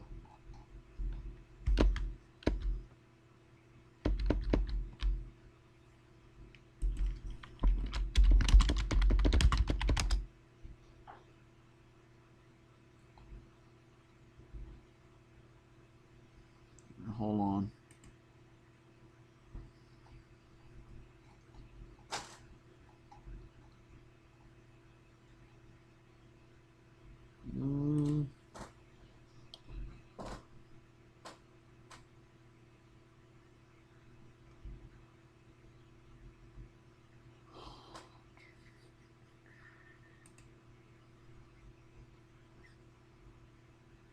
There we go.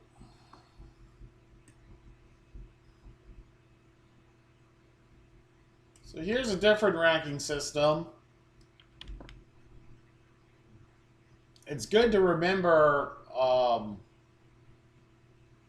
It's good to remember the racking systems that you've installed and what their names are, and inverters too to some extent. But being able to list the names of the manufacturers that you've installed is useful, because there's a lot of overlap in the industry. I don't think there's for especially in commercial and utility scale racking, there might be maybe 5 or 6 major brand names, and so if I know someone has Unirack, ballast experience, I might be having a Unirack ballast job coming up, and absolutely, I'd rather hire someone who has experience with the exact racking system that I've installed than having the person learn new. There's a lot of new learning that occurs on most job sites. So here's our solar array. Structural engineering on this project came back and they said this side of the building is already, the rooftop has too much weight on it and there's hardly any weight on that roof. But what happens is older buildings designed that didn't have fire suppressants. This is a school, and so they later go and add, the water sprinklers to the building, and the load of that water sprinkler system is so heavy that the building cannot take any more additional weight on it. So, it is important, particularly on commercial, to go through a structural engineering process. So they also determined that this second story, the wind speeds are higher, and these arrays modules sticking out by themselves wouldn't do any good. So our final project ended up looking like that, and no big deal. Here's another one-line diagram. So I know you enjoyed going through the first one, and let's go through the second one.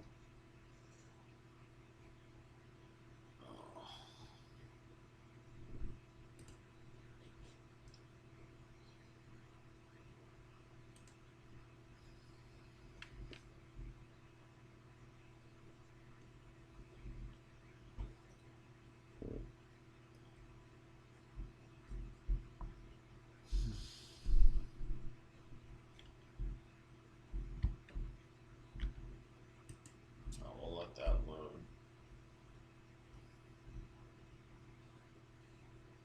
So we'll go through this one-line diagram in a minute. So again, we got the module spec sheet.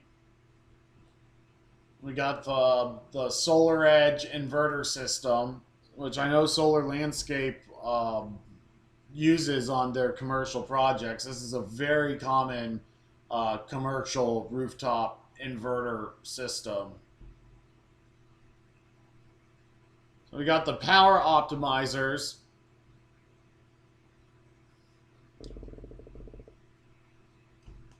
And what is kind of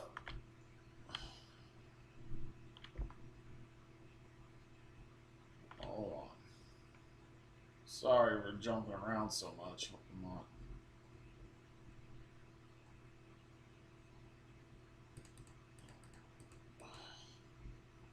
Jeez. There, this is loaded. This will be better.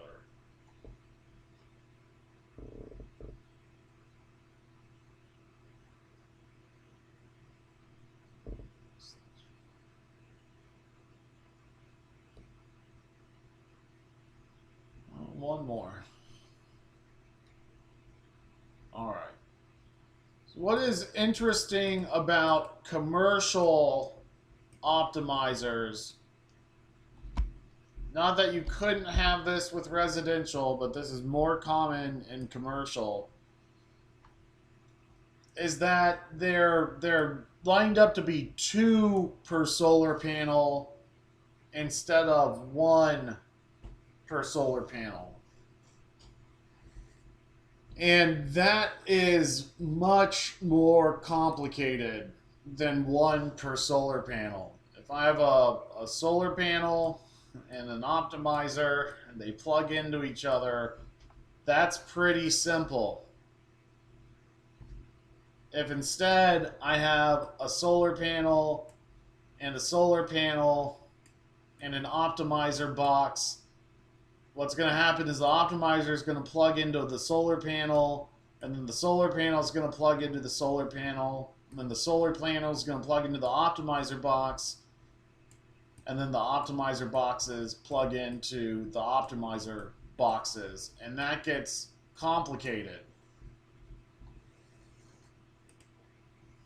But that's how it's going to be, and every single one of those connections needs to be correct. So I hope y'all start out on ground mount projects, because the wiring for those, you don't use the optimizers because they're not on the rooftop, and the wiring just goes, module to module to module to module, positive to negative, and then you do a home run cable. And that's really easy.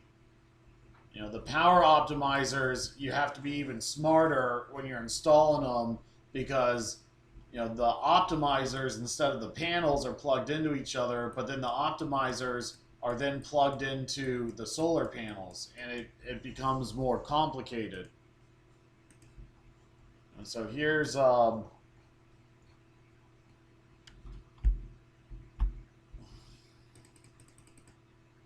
here's the simple picture of the optimizer, But what they're really not showing you is these are really long cables with MC4 connectors on them. And these go from optimizer to optimizer. You know, those form the circuit. And then the solar panels plug in to the short, I call them cable whips.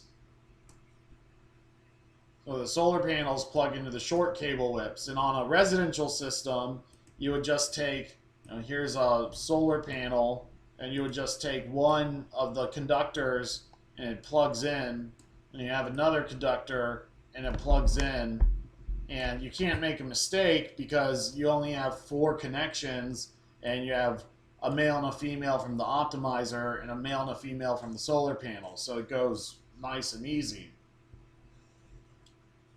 You know, on a commercial optimizer system, you're plugging, you know, the solar panel.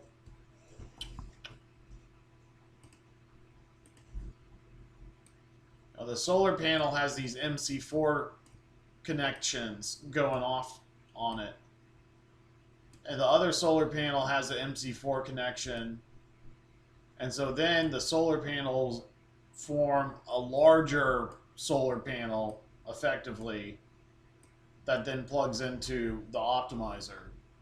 It's a little bit more complicated, but if you don't get it right every single time, then you have to go back and take the array apart.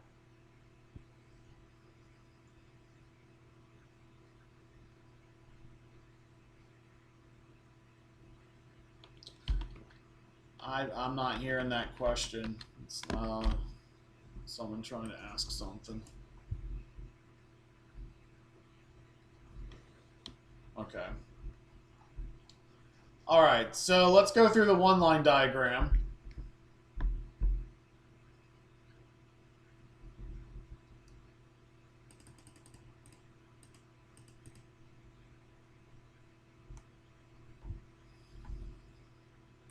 So here they have the solar panels plugged into the optimizer, and it shows 2 panels going into one optimizer, which is real nice.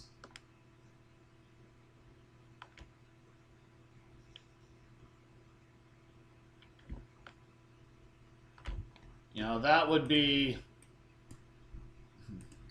this optimizer that has inputs for both solar panels.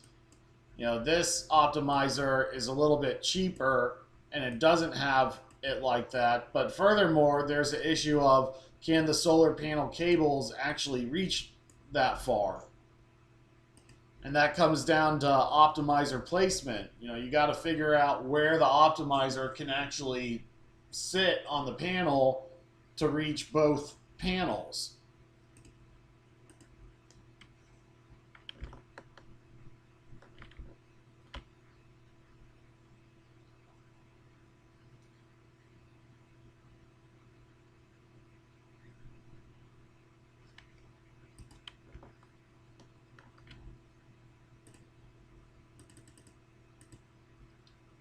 So anyway,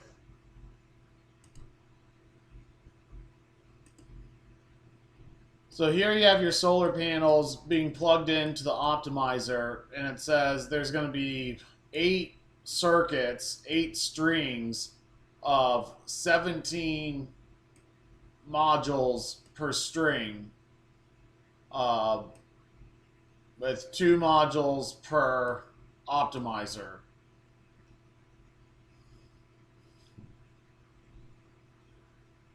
I don't think that's quite correct. And we got, coming out here, we got 16, oh, there's 17 total circuits.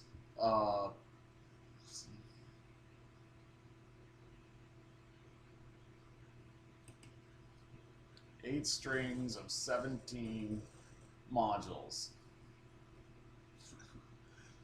I think that's 16 right there.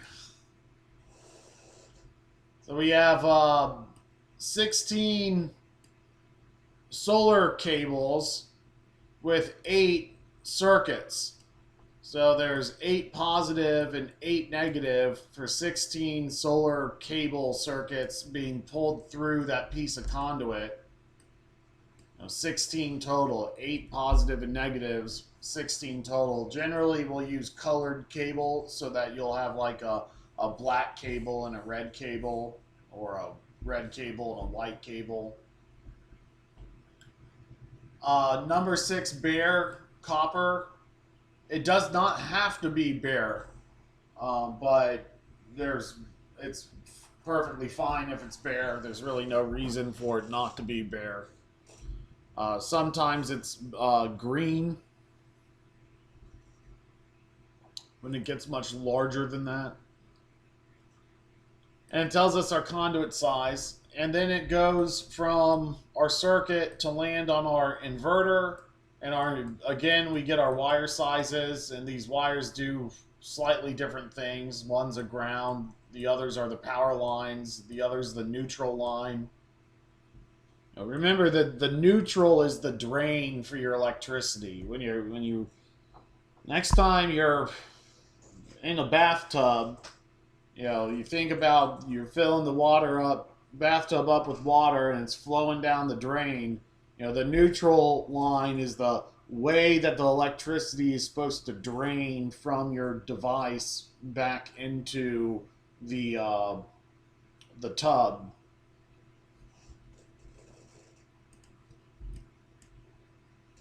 It's a little bit of a simplistic definition, but that'll get you started. Now we have 1, 2, 3, 4 inverters, but actually it's here's a 14 kilowatt inverter, 14 kilowatt, 43 kilowatt, 43 kilowatts. We got 4 inverters,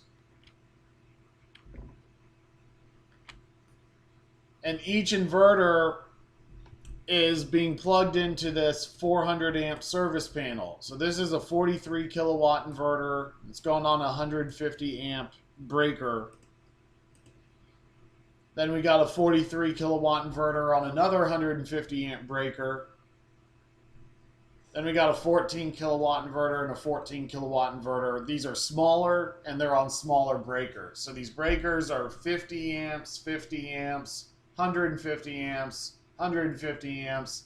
That's 400 amps total of breakers. And we got a 400 amp service panel.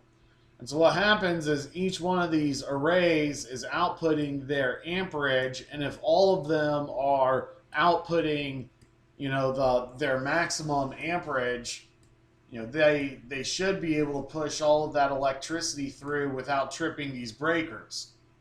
But if for whatever reason, an array is producing more amperage than what it should, then those breakers will trip. But regardless, if this breaker is faulting and that breaker is faulting and that breaker is faulting, and they're pushing, the whole system would be pushing just a little bit over 400 amps, and the breaker would trip.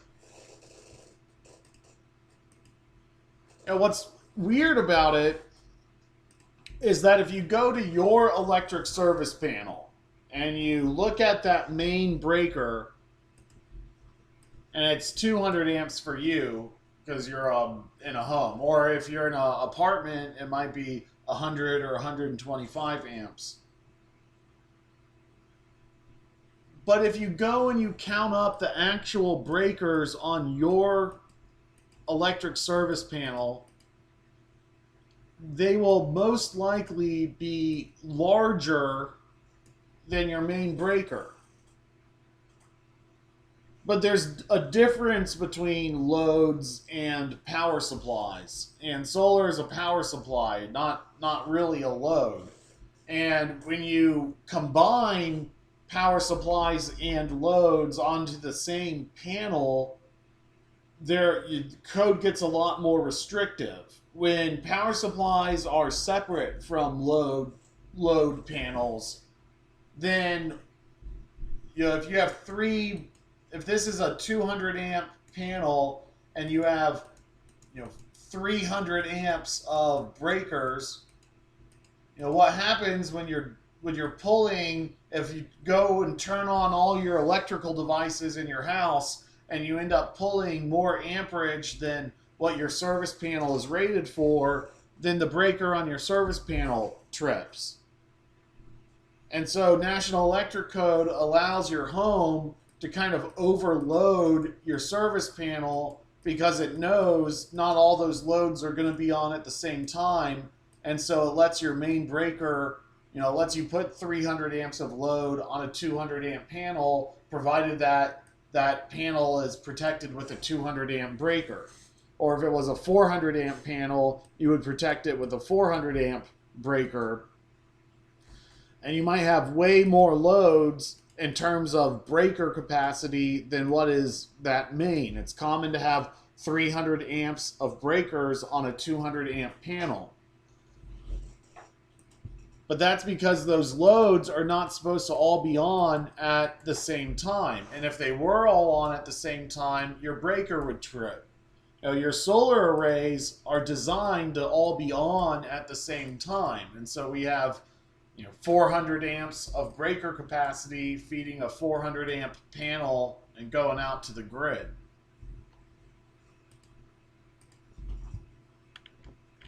So then we have a utility disconnect switch. This one is a fused disconnect switch. Again, it doesn't need a fuse because we already have a main breaker, but this is their decision. So finally we get to another 400 amp breaker. So they actually have four 400 amp fuses at separate points along the line here. It's not necessary, but you still would have the disconnect would still be necessary. So a breaker is both a disconnect and a overcurrent protection device. So we're landing on the load side, actually. In this case, we have the main transformer for the building, the main service panel, but it's actually like a load center. It's very high amperage. This is for elementary school. The service panel has 10 times the amperage capacity of a home.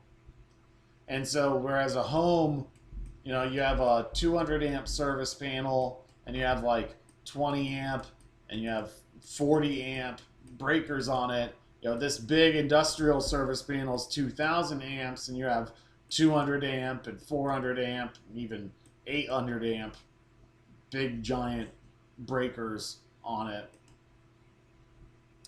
And so our 400 amp solar array is landing on this 400 amp breaker. And really, the amperage of our solar array is going to be 25%, less than that. I'm just saying 400 amp because that's the breaker size.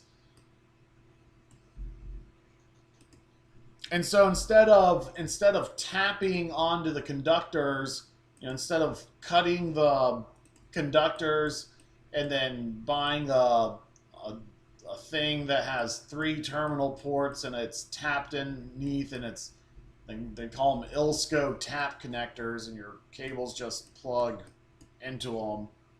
And instead of taking a grid cable in and a grid cable out and the solar cable in and cutting the cables and tapping them together on the supply side, we're actually installing an additional breaker on this main panel as a load side connection. And it can be 400 amps because it's a 2000 amp panel, and code gives us 20% extra capacity when combining loads and power supplies. So these are power supplies that go out to power the rest of the school. And just like with a residential array, we're landing at the bottom of the bus bar. Even on this big commercial component, we're landing at the bottom of the bus bar. So there's a lot of similarities between residential and commercial jobs. Whereas utility scale, the projects get so large that you're really just there to do, putting panels on a rack and maybe plugging in MC4 connectors. and you don't get it. They're gonna use, real electricians, master electricians, journeyman electricians to do the actual electrical work.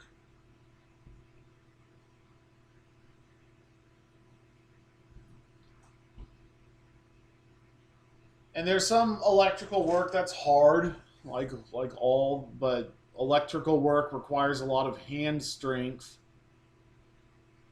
Um, you ask older electricians, how are you working in this industry so long? Um, a lot of it's about attitude. There, I guess the solar landscape training wants me to talk about that a little bit, and what I would say is, you can have projects that are incredibly frustrating. Construction is an incredibly frustrating job. Even the higher ups on the project, um, it might seem like they have great jobs, but they're well aware of project budgets and how projects can go south and how it could be the last project that everyone on the crew has if they don't do a good job. Uh, their experience, they're in those positions mainly because they have a lot of experience to understand, how to keep the project going smooth. And if you get hot headed, it sometimes will just mean that you don't have a job the next day. It's a rough industry in that regard. Um, yeah, I don't like music on the job site. I like to be thinking about what I'm doing at all times. Different construction managers will have different attitudes on that, but don't ever, step out of line and do something. Wouldn't it be great to put some music on? So you show up with a boombox, and you've seen construction crews playing music, and you think it would go fine. I mean, no, your crew needs to be making sure all of these, some of these balustrades have one block of concrete, others don't have any, some have two. The conductors need to be snapping into place in the right locations. There's enough to concentrate on in a construction job, to not be distracted. Um, if you develop a bad attitude on site, it's going to stay with you. You could say, "Oh, I would be so much happier working for myself." And if you're grumbling on a project site because you don't like what's going on, you'll probably be grumbling on a different site elsewhere.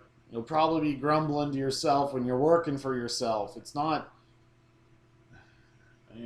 this is a job that you need to approach with, a healthy mindset in the morning. A lot of other people put their own work into getting the project to that point. It's not just you on the job site by yourself working your job for the day.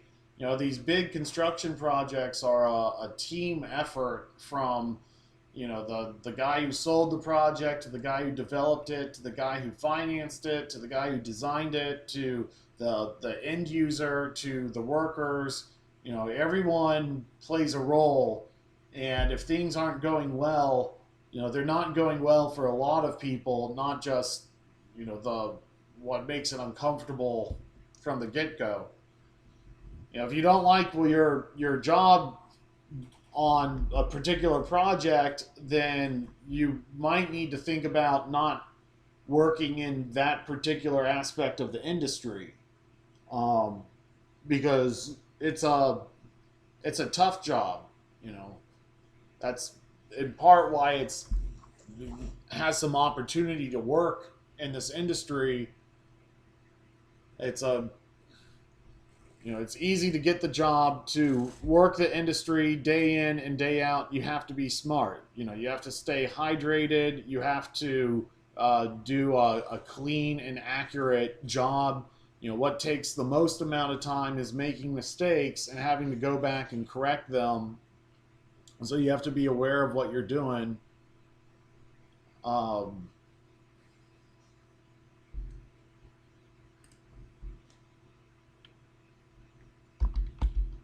okay, so you know, this is the concrete block layout.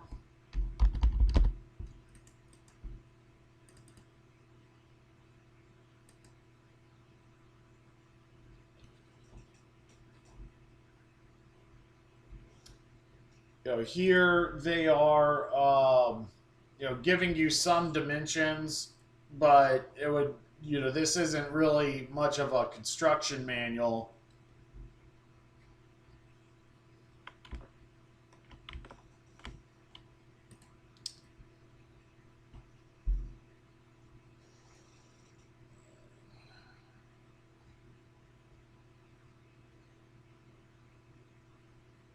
I guess this one's not given a circuit layout.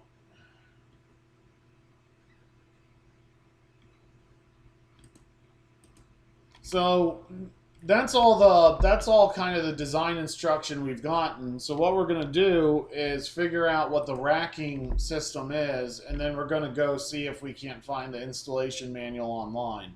So this is Solar Edge system. Um,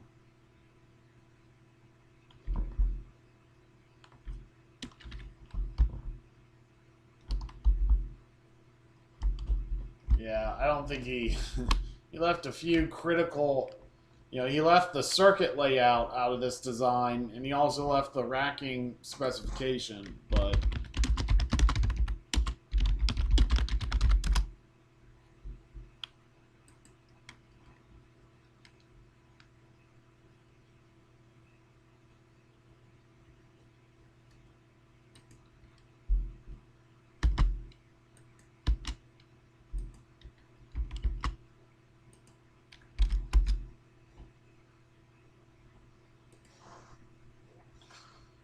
so again, the installation manuals of most of racking systems, inverter systems, solar modules are just available on the manufacturer's website. And here's the installation guide.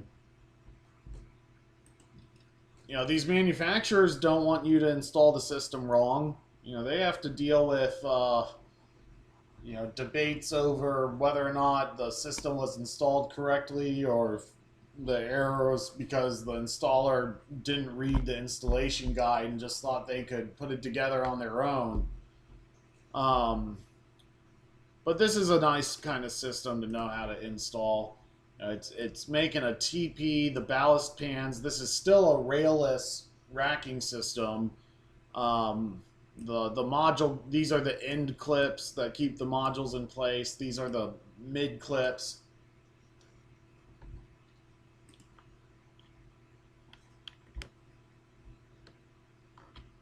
So in this one, they're saying, look, we're going to give you a little more instruction on your chalk line locations, because what makes this kind of system really complicated with chalk lines is that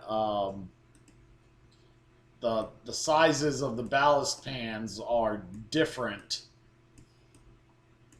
And if the sizes of the ballast pans are different from each other, then you can't just chalk the bottom of the pan.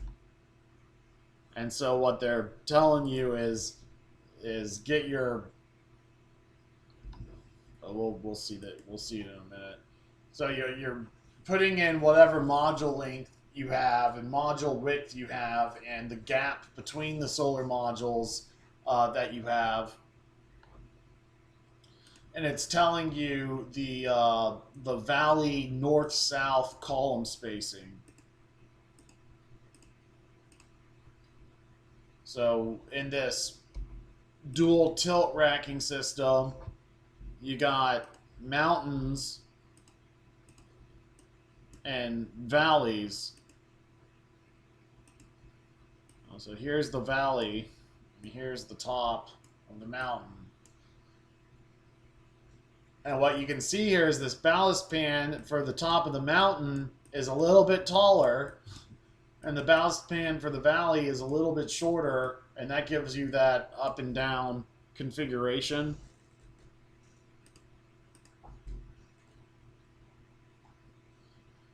And so now we have the spacing between the valleys north to south.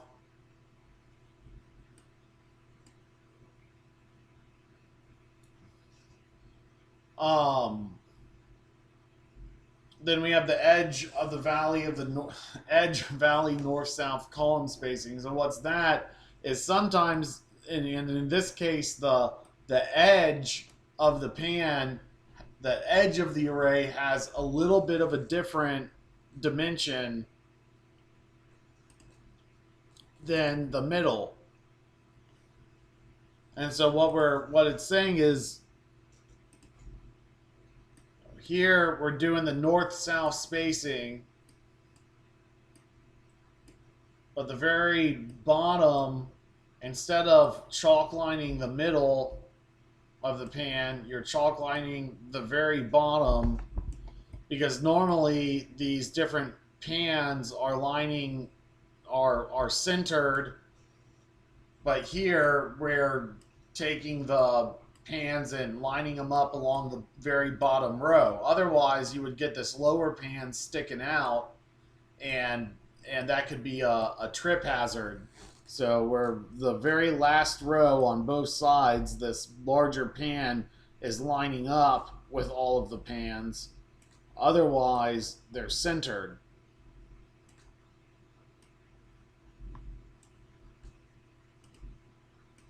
Luckily, we were able to chalk line, pop lines on this project. Then you got the spacing not just from north to south, but also east to west. And so instead of using the module length for the calculation for your north-south spacing, you're using the module width for your calculation. So the racking installation guide gives you your north to south and your east to west spacings, and so they're trying also not to be the construction manager. The racking company is almost, by not specifying the actual gap between the solar panels, they're actually kind of letting themselves off the hook to tell you the exact dimensions of where all these lines should go. And that means it's up to you as the foreman to come up with this space ahead of the project. So don't let once you get into that leadership responsibility where you're a crew leader, don't let them just let you show up to work and then you figure out what to do. Calculate all these spaces for your chalk lines before heading out to the project. Likewise, you can see what tools you'll need to install this specific system, including the sizes of the hex bolts, a good socket set, a good socket driver set, so that you can connect your socket sets to your driver, are very useful. Sockets, not just shallow sockets, but also deep channel sockets for driving these bolts in. Here's something that took us a little bit to figure out. You might not see this if you're out in the field and someone's not reading this manual. This side of the clip is for solar panels whose module frames are 36 to 40 millimeters. The other side is a little bit longer or shorter, and it's printed on there And so even we have this little end clip here, the orientation of this end clip mattered, whether or not it was, it's an L and one side is shorter than the other, and how you orient the L depends on how thick your module frames are.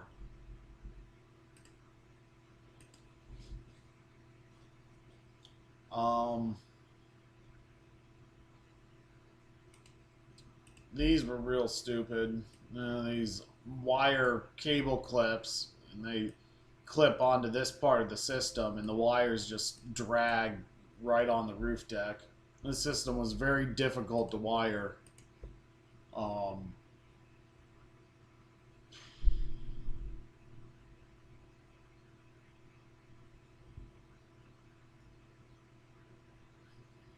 Okay, so now it's giving us, kind of a step-by-step installation guide. So we're, acquainted with the system, and so it's saying, okay, well, because the perimeter of these ballast pans has been adjusted so that they're all in line with each other, the first thing you do is snap the perimeter lines and line up those pans.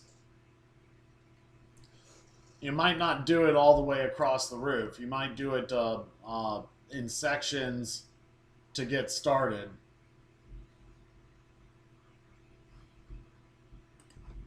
These things have a little metal piece. It's like a piece of metal with a hole. It's a piece of metal with a hole punched into it, and then this tapping clip gets pushed over the hole to give you threads for the screws to go into. Kind of weird. Then they're saying, hey, for the space between these pans, you might want to cut a piece of wood so that you can just put the piece of wood between the two pans and space it out.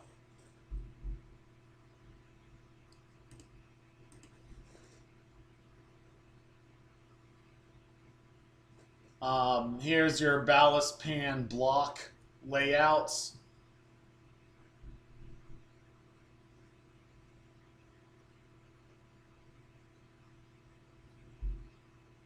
And so they're giving you very specific instructions on how to stack 4 concrete blocks.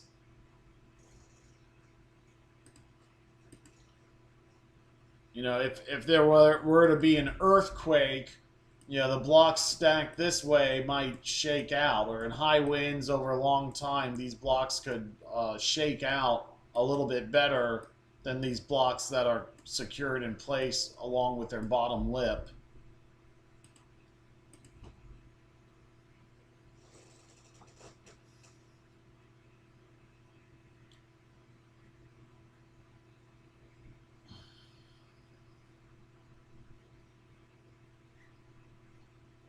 So I'm not sure that they're specifying, going to tell us in the install manual, but now that you have your array perimeter, you go back up to your module spacings, and from that point, start snapping the middle.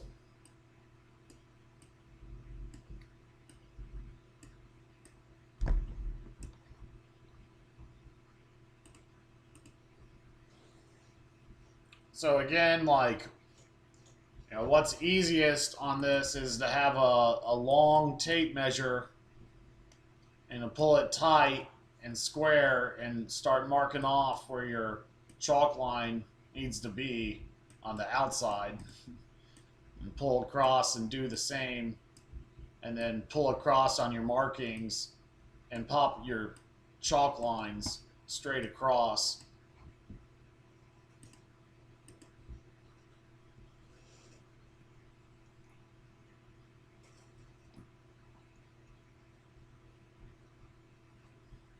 Okay, so we've put our ballast pans down, or at least marked our chalk lines so we can go along as we go.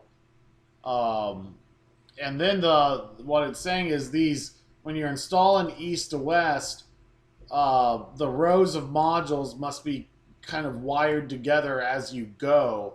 In fact, our developer um, had the wiring scheme wrong, and we had to do a change in the field. And what they had done is they had taken these optimizers and wired them like so, but actually with the optimizers, they when two modules are wired together in series, and so you have a panel and a panel wired to an optimizer. That's an example of series wiring where they're in a line like cars on a train. Whereas the optimizers, how they work is a little weird, but so don't worry about them. They're smart. And they get around some things through energy manipulation. But the point is, the modules, if they're wired in series and they're facing separate directions, they're producing different power levels, and there's no intelligent control between them. Between panel 1 and panel 2, there's no intelligence. It's only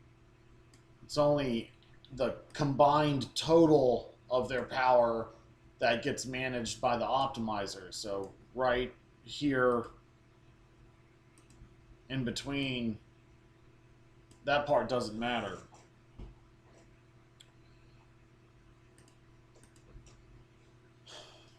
At any rate, for a dual tilt with an optimizer, one optimizer for every two panels, those two panels that are paired together need to be facing the same direction. And so you have to wire them as you go, like so. And we had to, just try out a few and then figure out where exactly the optimizer needed to be placed so that we could clip our cables, exactly where they needed to go, so that underneath, when we're setting down our solar panels, the cables, you don't need to do the cable management after the panel's down. You do your cable management before the panel's down. And so it took us a while, but we finally figured out where precisely on the module frames, this panel that plugs into the other one were located. And so we had a set, we had an optimizer row, and we had a row of panels that didn't have any optimizers that were kind of forming this loop. And then what that eventually turned in, and then we had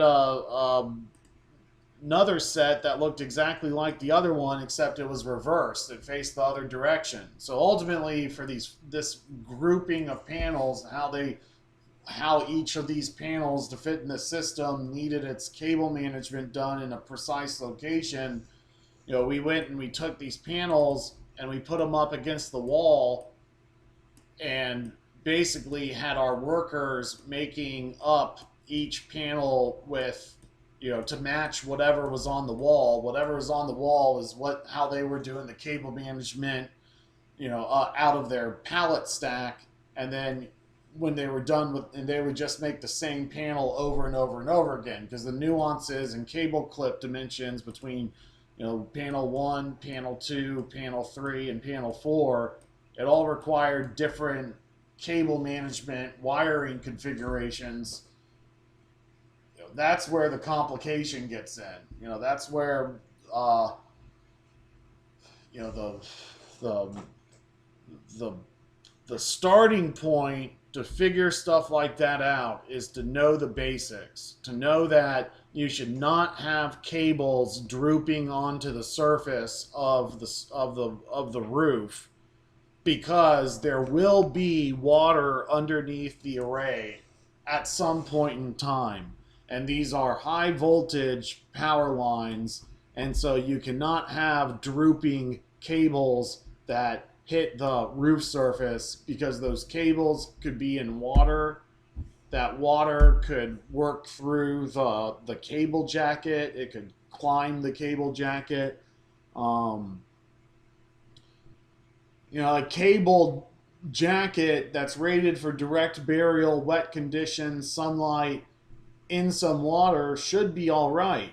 But it's a fine line between a power cable that's fully insulated being submerged in water and the cable clip also being submerged in water. So you don't need to worry about where the optimizers are going to be placed or how the cable management's going to be clipped to the frame of the panel. As an entry level worker, what if you start building an array and then your foreman comes over waving his arms saying, stop, we're having a cable management issue. How we're putting these panels onto the rack is we're now seeing that our cables are drooping down and touching the array surface. At that point, you need to stop and figure out how you're laying the panels correctly. Even if that means you have to change up what you were just taught to do, you might have to try and do something else instead. The goal, or what you need to be doing, is when you're installing each panel, making sure that the cables do not touch the ground, and then also when you're plugging in the panels, that you're plugging them in correctly every single time. So sometimes the easiest thing to do is divide up the crew into individual tasks and make sure that everyone's doing the same task and nobody else's task. Sometimes you have to be smarter than that depending on how many people is on your crew.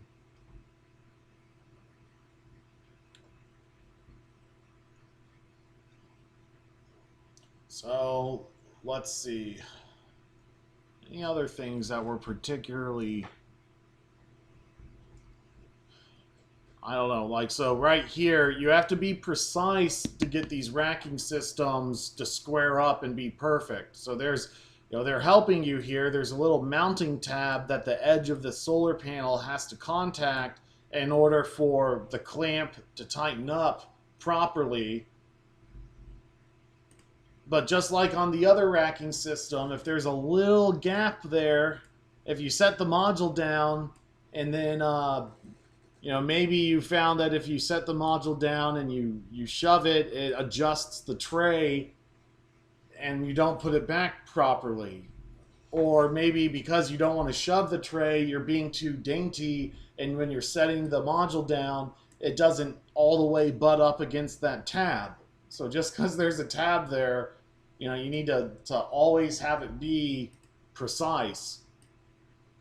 Because if you don't, and there's a gap there, then what happens is you're going to, eventually that gap is going to travel throughout the rest of the array, the rest of the system, and things are going to get out of square.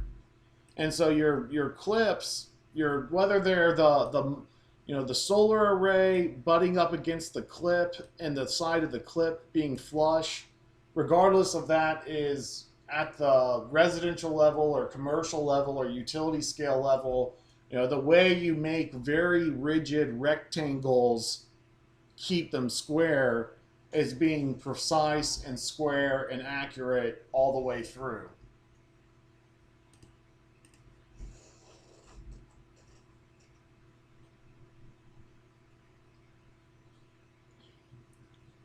Okay, so let's see.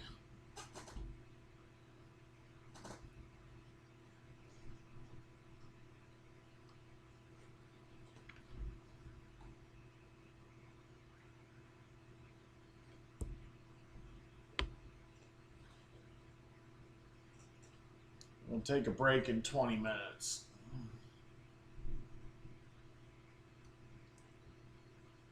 Okay, so another thing is these tabs, and that's not terribly helpful. But if you notice this clamp, it has these module flanges and then this space in between. And I mean, gosh, that's confusing. But basically it's saying that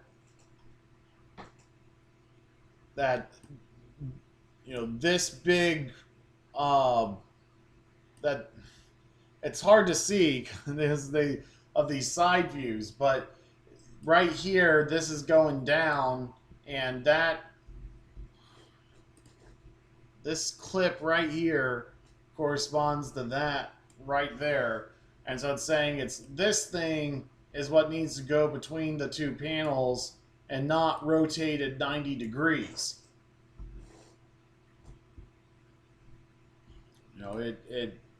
It's trying to grab the solar panel in a very specific way. So even if it works rotated the other direction, that clip is some racking systems are more clear than others. I, Unirac has a reputation of being a cost leader, not necessarily, ease of installation. But ultimately, you're just bolting things together, making sure they're precise, making sure you have no, gap in your clip, and you're butted up against your tray. And that keeps you square as you're going along. And so, what that means is you don't have to be too terribly worried when you're popping your chalk line and you're putting, these pans down, that it's not as precise as it should be. If you put that pan down on that chalk line and you kick it with your foot and then you move it back with your hands, how much time do you need to spend to get that pan right back to exactly where it should be? Well, if you're staying square as you're building out the solar array, then it locks into place and it just gets easier. You can start, once you're square and you're staying square and you're disciplined enough to make sure things are in line, then you can start picking up on visual cues like, the way that the module clip on top lands on the solar panel itself is always in the same location throughout the entire array. And so, solar installers pride themselves on keeping lines straight.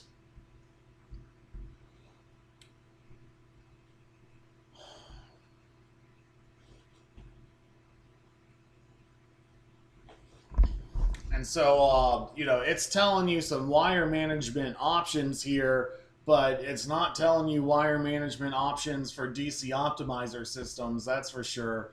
And all rooftop systems now are going to be DC optimizers. You could do this type of system on the ground if you wanted to. Uh, let's say you wanted to put a solar array in your backyard, but not do a lot of dirt work, because you might move. You could do this solar array on the ground like that. It'd be a pain to do lawn care. That's why they raise the terrain before they build a utility scale solar farm. The a landfill cap. So you might have job sites where you can't drive piles down into the ground. This would sit right on top of a landfill. But they're not telling you how to wire it with the DC optimizers. That's something you're going to have to figure out in terms of where the actual cable will end up tucked and tidy out of the way. So the main thing is that the cables always need to look good and managed.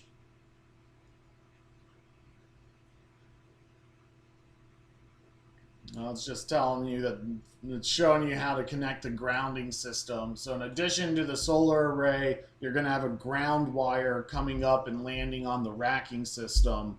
That ground wire only needs to connect to one point because all the clips and all the racks are grounded together. But you still actually need a ground wire, even when on utility scale solar farms where you're driving metal pikes into the ground and putting the solar array up on piers. Those systems may not be listed as ground paths, so you drive a separate ground rod and connect it. So you have one ground wire for every section of metal racking. And sometimes it's all right to be redundant with that. You know, it's all right to run two if you want. You don't need to.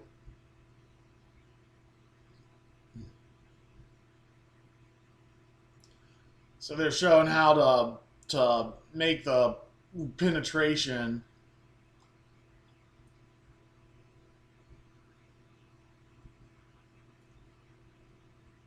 So here they're showing a little bit of wire management, but not for a 2-to-1 ratio.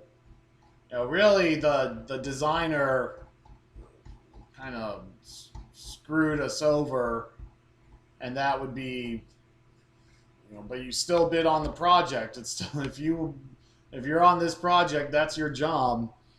Instead of, you could have made the job a lot easier by spending more money and buying two optimizers and not have a crazy wiring situation. Just have one optimizer per panel. But that's if you let that kind of mindset, what other people should have done to make the job better, you will always find reasons like that. And you grumble too loudly about it, you might never get to a position where you can actually do something about it. And then when you get to that position where you're actually doing something about it, you might have 10 other problems that you have to manage at the same time. So, the construction's a team. Um, it's not to say that if things take extra time, you don't get paid for it, but the you have to have a can-do spirit to work in this industry. And you should never be asked to do something unsafe.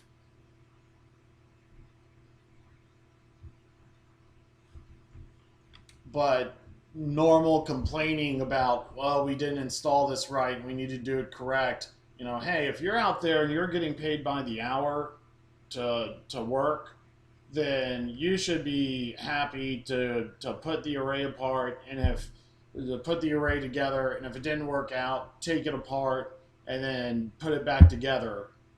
And that's not costing you any money, it's costing your boss money. So the last thing he wants is to hear about it not going well.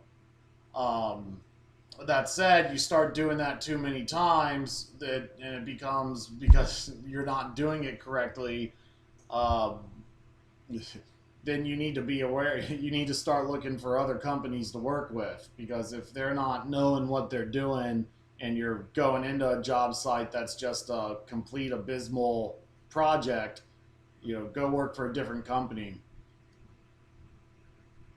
would be the better move.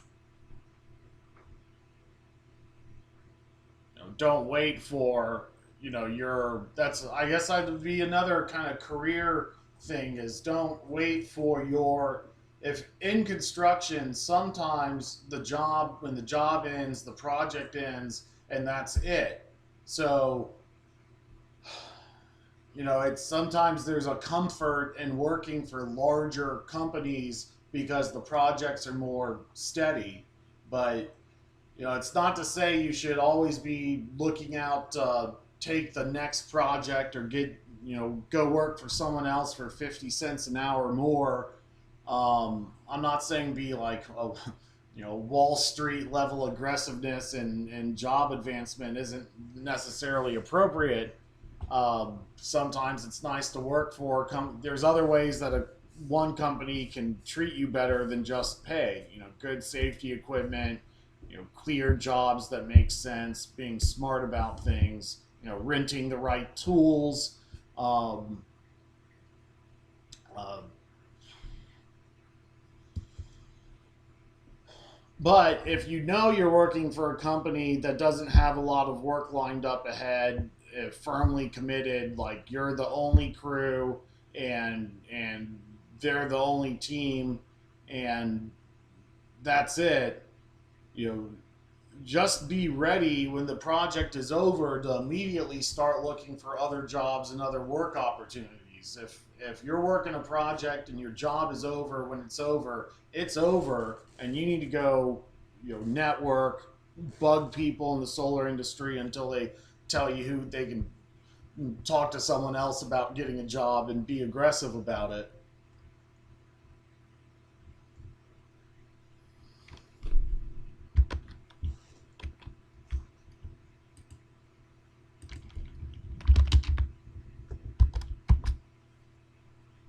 All right, so let's watch a couple more instruction videos, construction videos.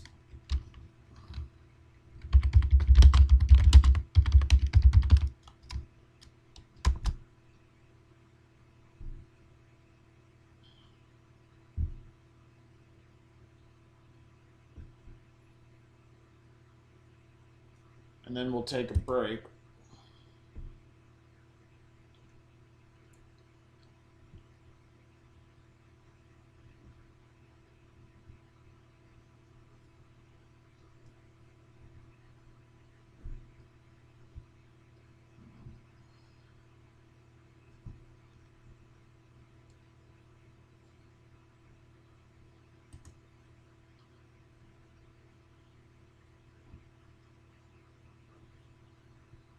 So this is a pretty neat one where they're using a crane to pick the whole solar array up and drop it precisely in place instead of working up on a platform.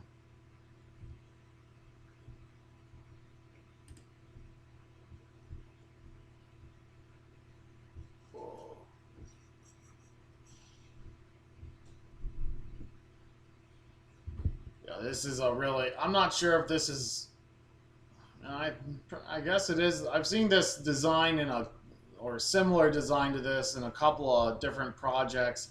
What I think is interesting about that is, those, it's on a curved rail.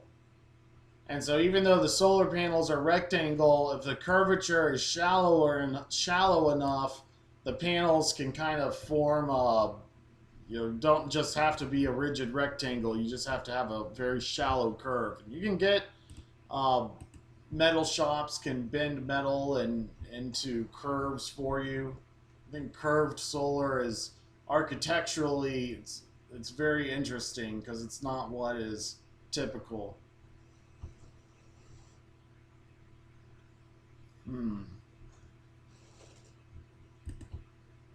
So here's a different racking system where there's almost no space in between the panels. It's very difficult to walk up and down these rows. So when you're installing these solar panels, you need to do a good enough job so that you don't have to walk back and start troubleshooting, stuff that you left behind.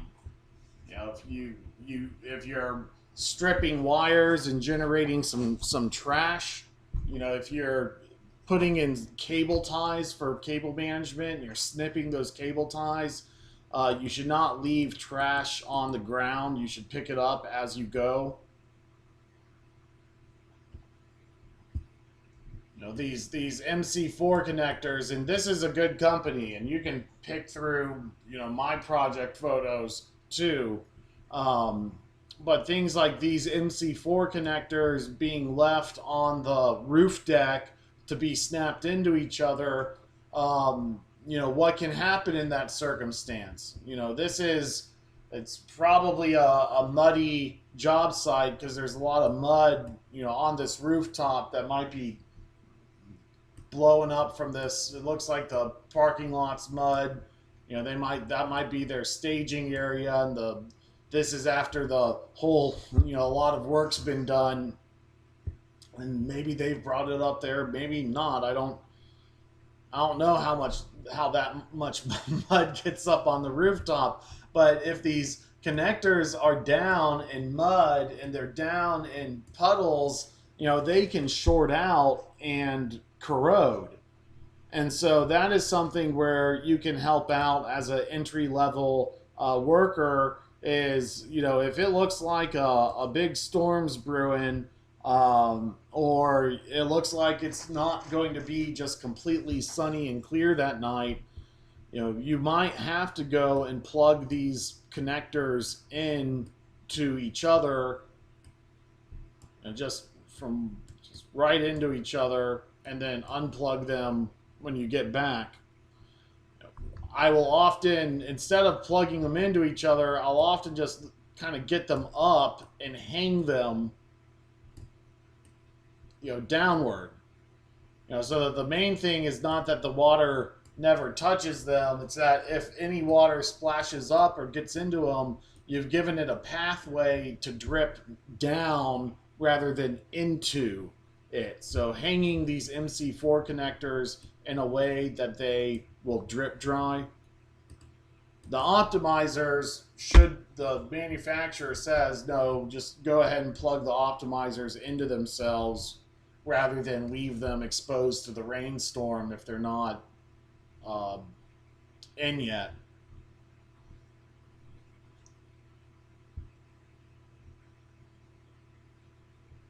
Let's see. Mow and shim. So we had a question earlier about working in the rain. And this kind of job can be done in a misty rain like that. It gets muddy. You will have a bad time if you don't have like a good plan to manage your muddy clothes when you get back in the car. Even if it's pulling up some trash bags and putting your feet in them until you get home. So this is kind of common. They got ladders that are moving as they go along so that they can work up.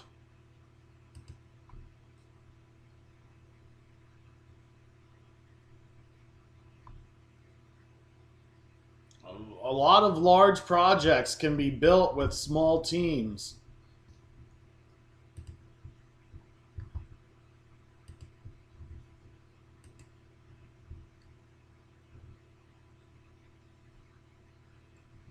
So what they're doing now is splicing rails together.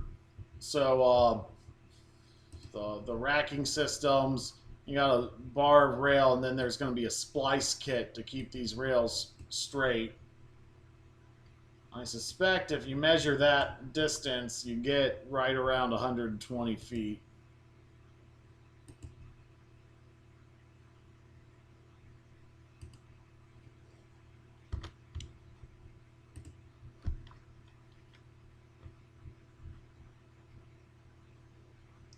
So all that. Yeah, nothing big going on here. Just using an excavator to dig a trench. Oh, good. Here's an actual trencher. Looks like it's a trenching attachment on a tractor.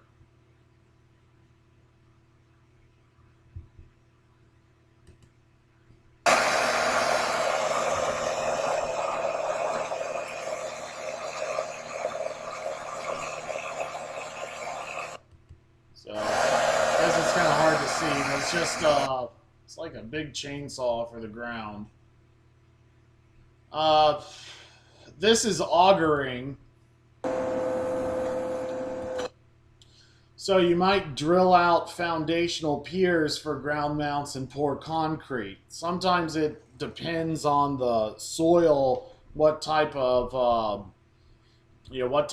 ground mount attachment you do. So if your soil is too rocky, then you might not be able to drive piles. And then if it's terribly rocky, you might not be able to drill out the foundation. There's different strategies for that.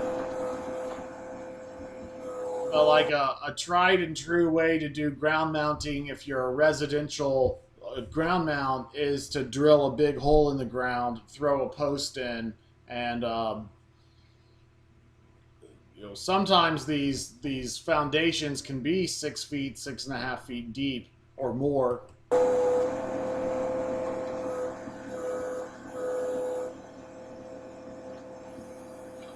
getting it straight.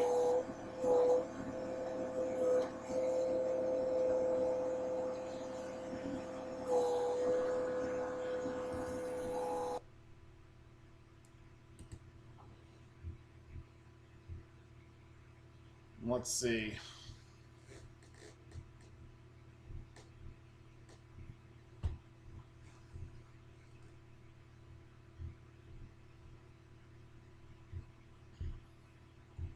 Okay, well, we are at our lunch break, or no, not sorry, not at our lunch break, at our afternoon break. So let's take a half an hour. It's 3 o'clock now. We're gonna come back at 3:30. Kind of do a quick recap. Hit some other topics that Solar Landscape wants us to go over, but we're kind of getting to the end of our program content. So over this half an hour break, think about some questions about what you want to hear or learn about for the remainder time, and we'll hit on those notes. Then what we'll do sometime next week is we'll release a NABCEP review class and run you through that. Then when once you'll be done, you'll have your 40 hours. We'll give you a certificate of completion. But we'll need to keep in touch with you because it will take Edison some time to get set up with NABCEP. And so while I know they are very interested in getting you through the NABCEP program, we're not quite ready to schedule you for the exam yet. Still want you to go through the exam prep class next week so you can finish your 40-hour office training. But it might be a couple weeks before we're set up with NABCEP to get you an actual NABCEP certificate if that's the way you want to go. So 30-minute break. Think about some questions you want to cover. When we get back from class or get back from the break, we will cover that and take our quiz and enjoy our weekend.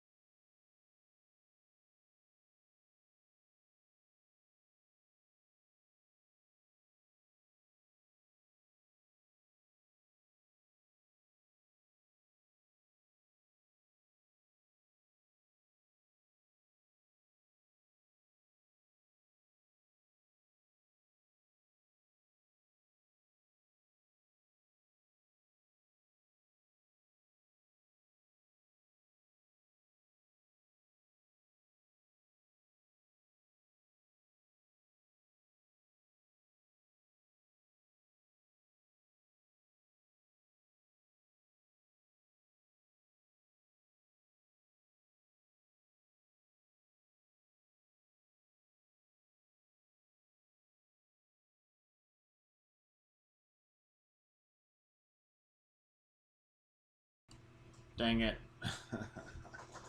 Yeah. Hey guys. Uh, yeah, I'm seeing it. Yeah.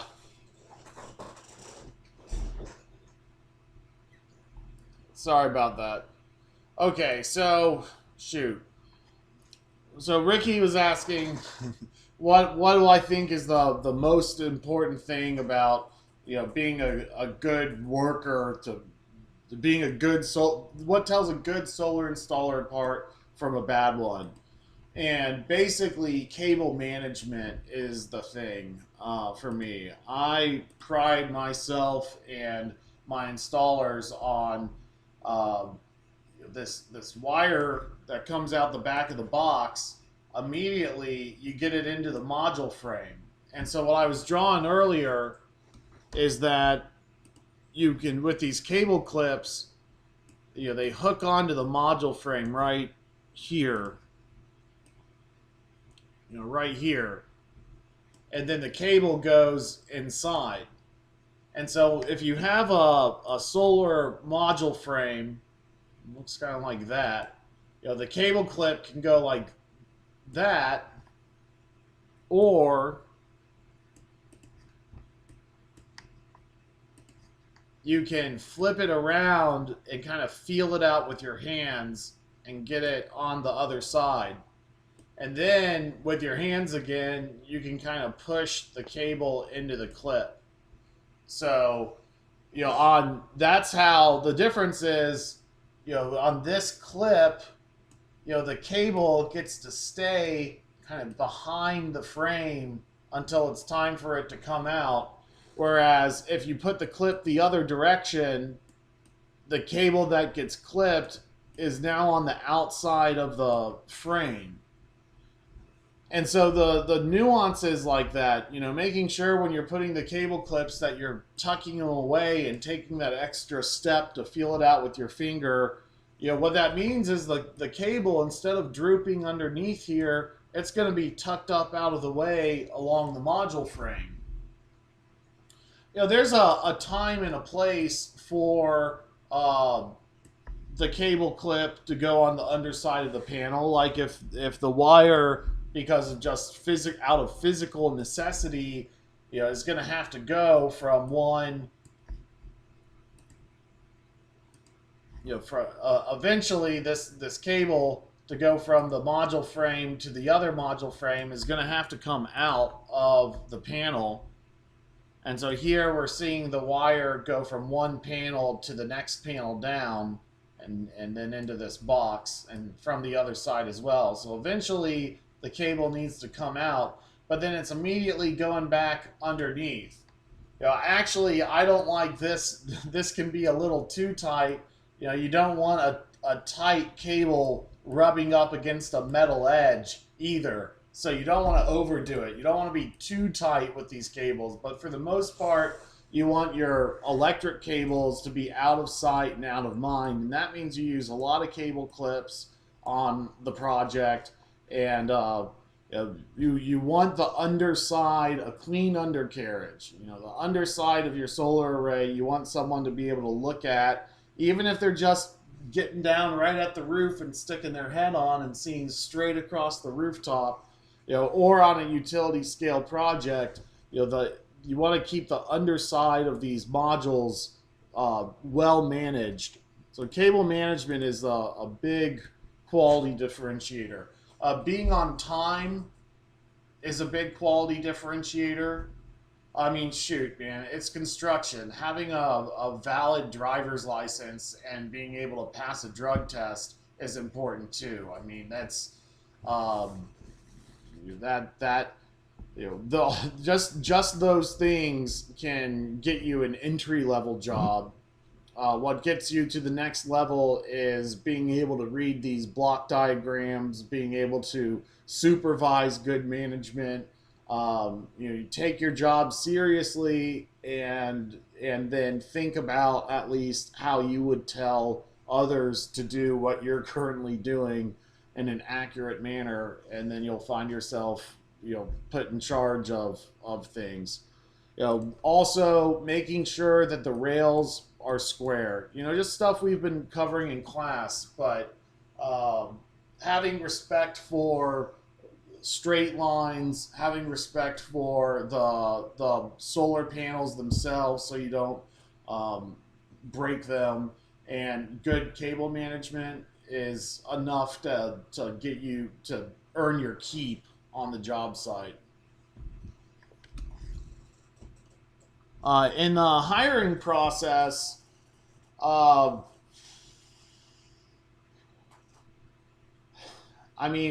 I'm hiring, it's because I have project work at my front door. And that's true of most construction companies. And then if they don't have any work ahead of them, they're not hiring no matter how good you are.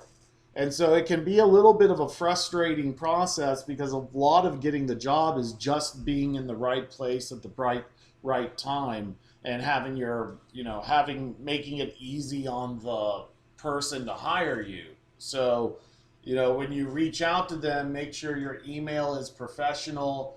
Attach your resume. Attach your contact information. Tell them you've been through a 40-hour training program, and once you go through the field experience tour, mention that, and say you're available for work, and if you're willing to travel, that can really open doors. And tell them that you're willing to travel. Just say having the backgrounds that you have already in construction puts you ahead of the pack. Honestly, I would much rather hire someone who says I have carpentry experience, I have HVAC experience, than someone who says I have a college degree in renewable energy. Because it's not. I don't really think you can be a great designer without being a good installer. And if you're to be a good installer, it is important to have just general workmanship skills. So I think y'all will be pretty successful in applying for jobs in this industry. When I am looking at jobs, I kind of wear all hats. So I do the sales, I do the design, I do the install, I do the material ordering. And so I'm looking for simplicity, because the easier the job is, the easier it is for me to put 1 or 2 or 3 pallets of panels onto that roof and get on and off the job site, the better. At least in theory, that's what I should be looking for. I go for weird, random projects. Let me I'll kind of show you something I'm doing lately.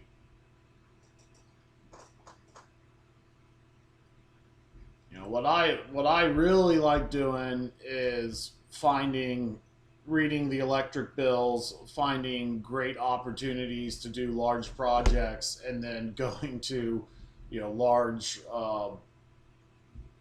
contractors who own their own buildings, and trying to get them to do solar on their own buildings. That results in very good project economics, and usually is a pretty easy sell. And I've worked for myself for 12 years, so I think that contractors that are already installing lithium-ion batteries are ahead of the curve, and that's where a lot of work's going to come from.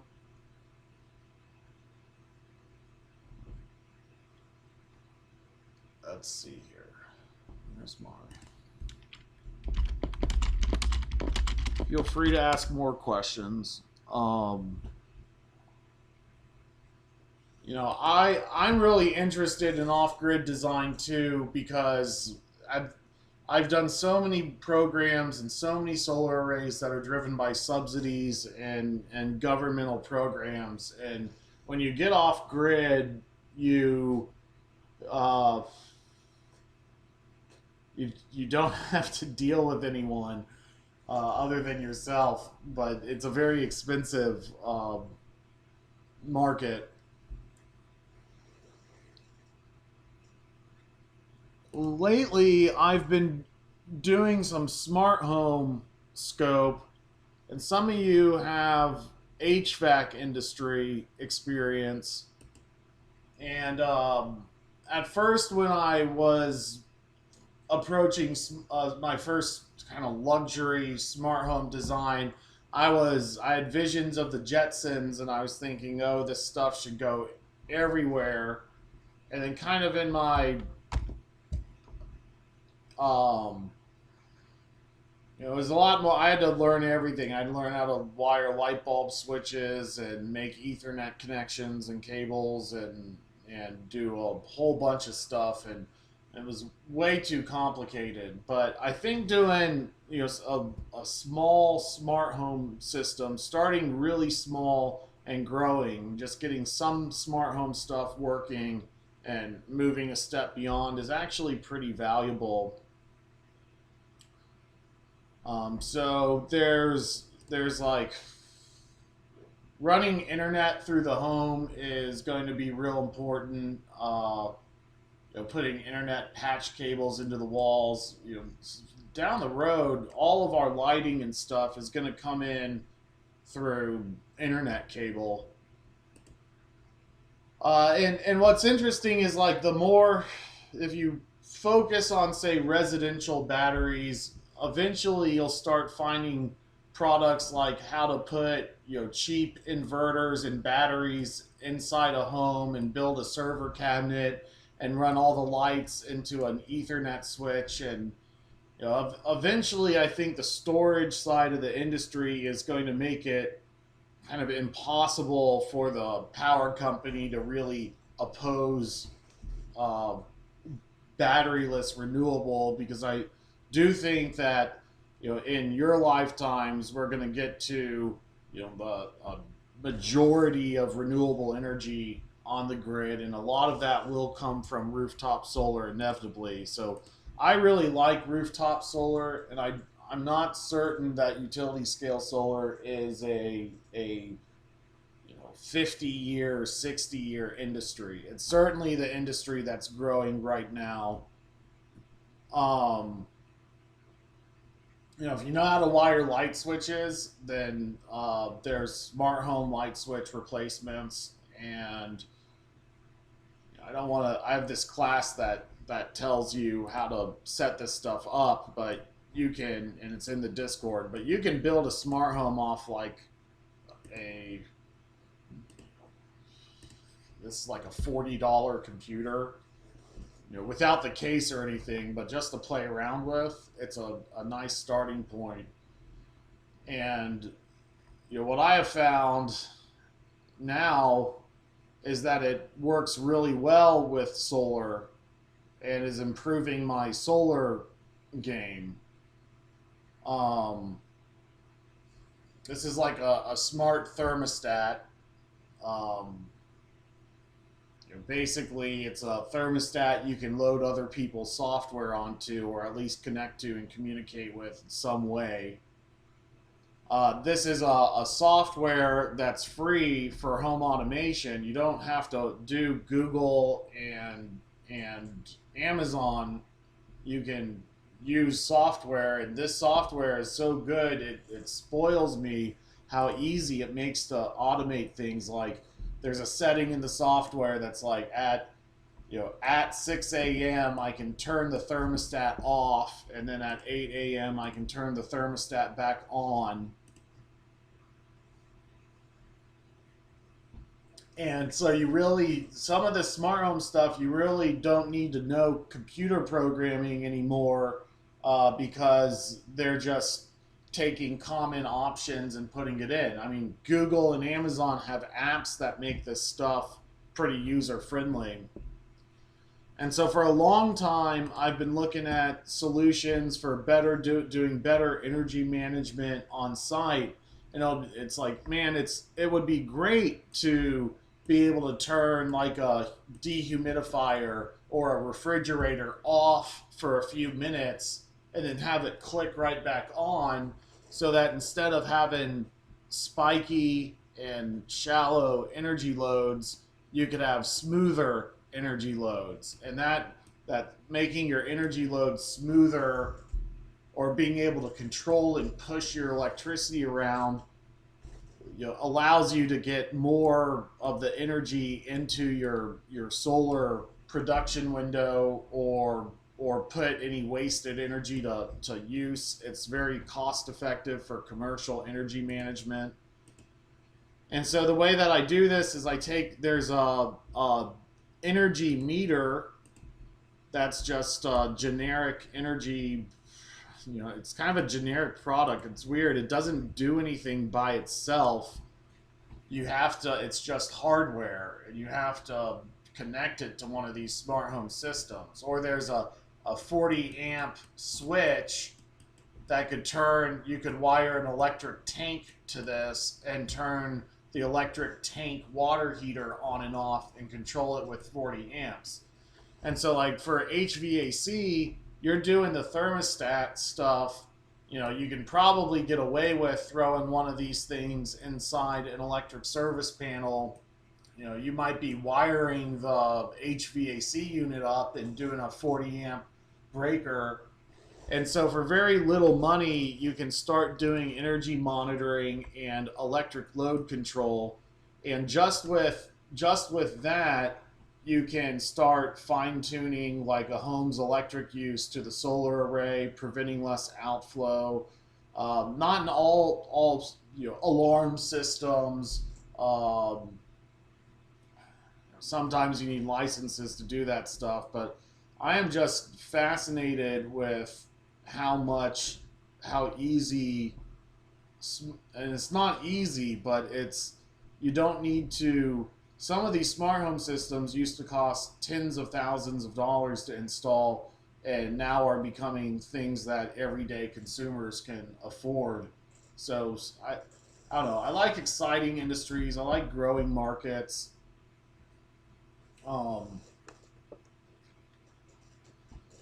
For solar projects, the commercial and utility side is so much easier than residential because the projects are larger. There's just more money in that industry. Residential is pretty easy to get into. If you're really interested in owning your own business, you're probably good, unless you have a really good gimmick, you're probably going to start with residential.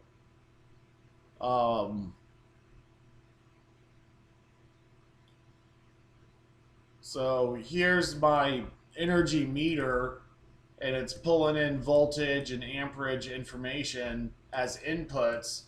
And so instead of really needing to know how to code or all this stuff, the software is getting to the point where you can just say like, let's see, I haven't taught this class yet, but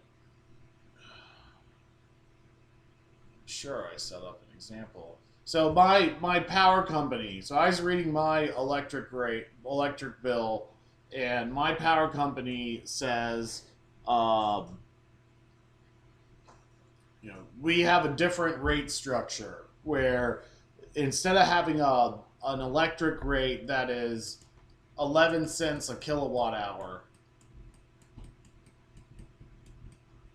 I have the option for like 3 hours a day on weekends to over triple my cost of electricity. But all other times, my electricity cost is cut in half. So it actually quadruples my cost of electricity for a couple hours and then cuts it in half the rest of the day. And so I use smart home stuff where by monitoring and actually I don't even need to do an energy monitor. It's really just programming your thermostat to turn off for 3 hours and then back on again. But what the smart thermostat does is you can just make it easier to program, and just by kind of adjusting my energy use to these peak and off peak rates, I can save a lot off of my electric bill. And so I don't, I don't know, maybe I'm looking for another hobby or something, but for commercial solar projects, it's all about peak demand management. It's all about turning off devices during peak times that can be turned off, and then turning them back on again when it's when you're off peak. And so in commercial solar batteries, often the battery is the largest part of the project, and so the battery is deployed during peak times, and then the solar array simply recharges the battery. Sometimes the solar array helps the economics, and sometimes the solar array hurts the economics. And so, but just the what smart technology is doing is being able to say, you know what, I don't need to run these particular devices at peak times, so I'm going to get my building to communicate with my electric meter and make that happen. So you can use software to deliver that solution in addition to solar or batteries. So potentially smart technology could be more worthwhile, more economic, and that interests me. It's like every solar array can use some energy management, and energy management is now within our grasp.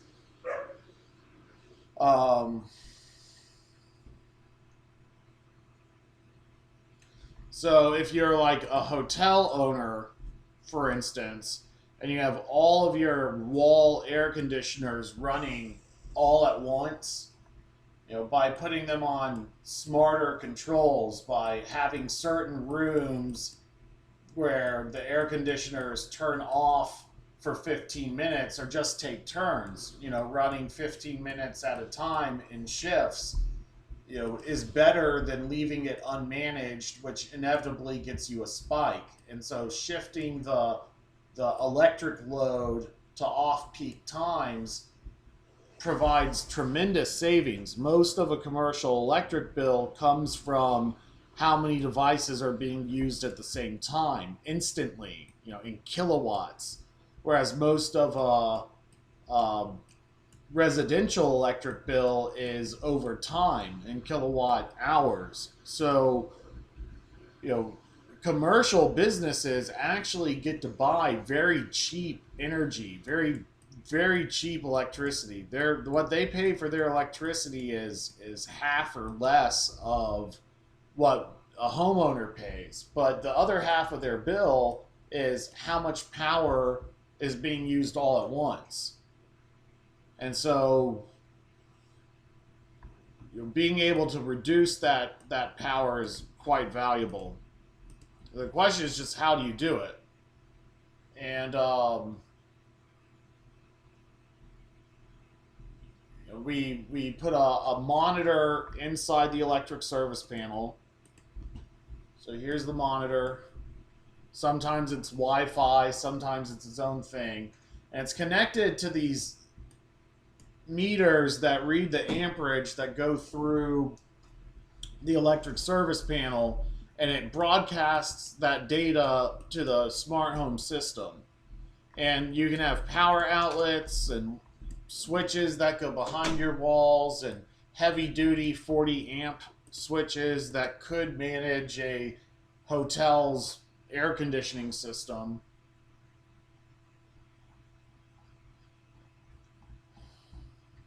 I need to make a little bit better slides on here. It's a little out of order. But what a smart device does is they say all these smart devices talk to each other. Well, what that means is now their data is kind of streamlined and uniform. So this meter doesn't do anything except report energy data of what it's monitoring. And a wall switch can do some energy sensing, and it can tell if it's on or off.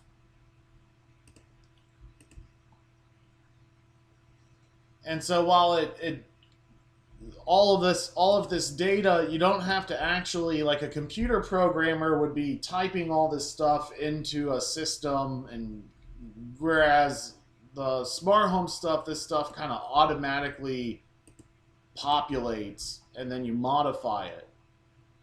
And so when I have a much better.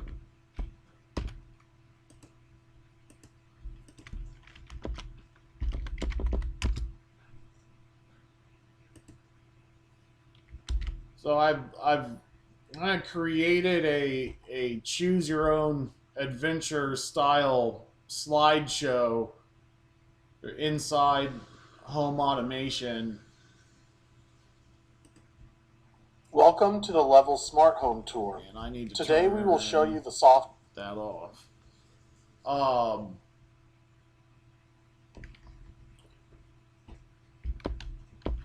on.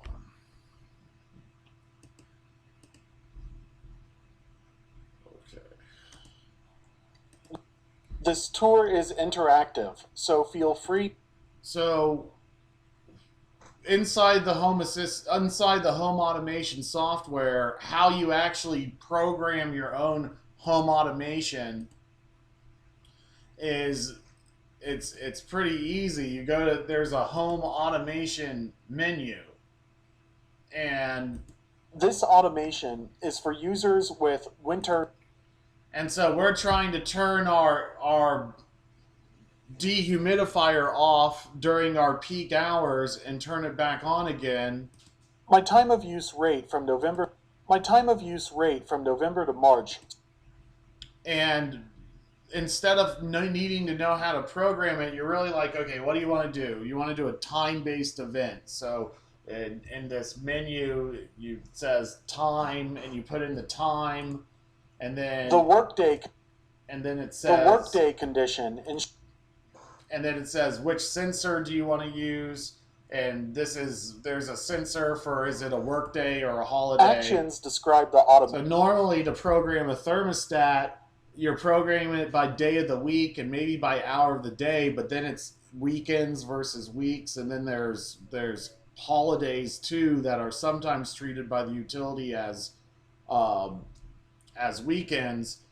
And so an advantage of a smart home type system is there's a work day setting, and now your thermostat is programmed versus day of the week versus work day. My time of use rate from the actions. My time of use rate. Yeah.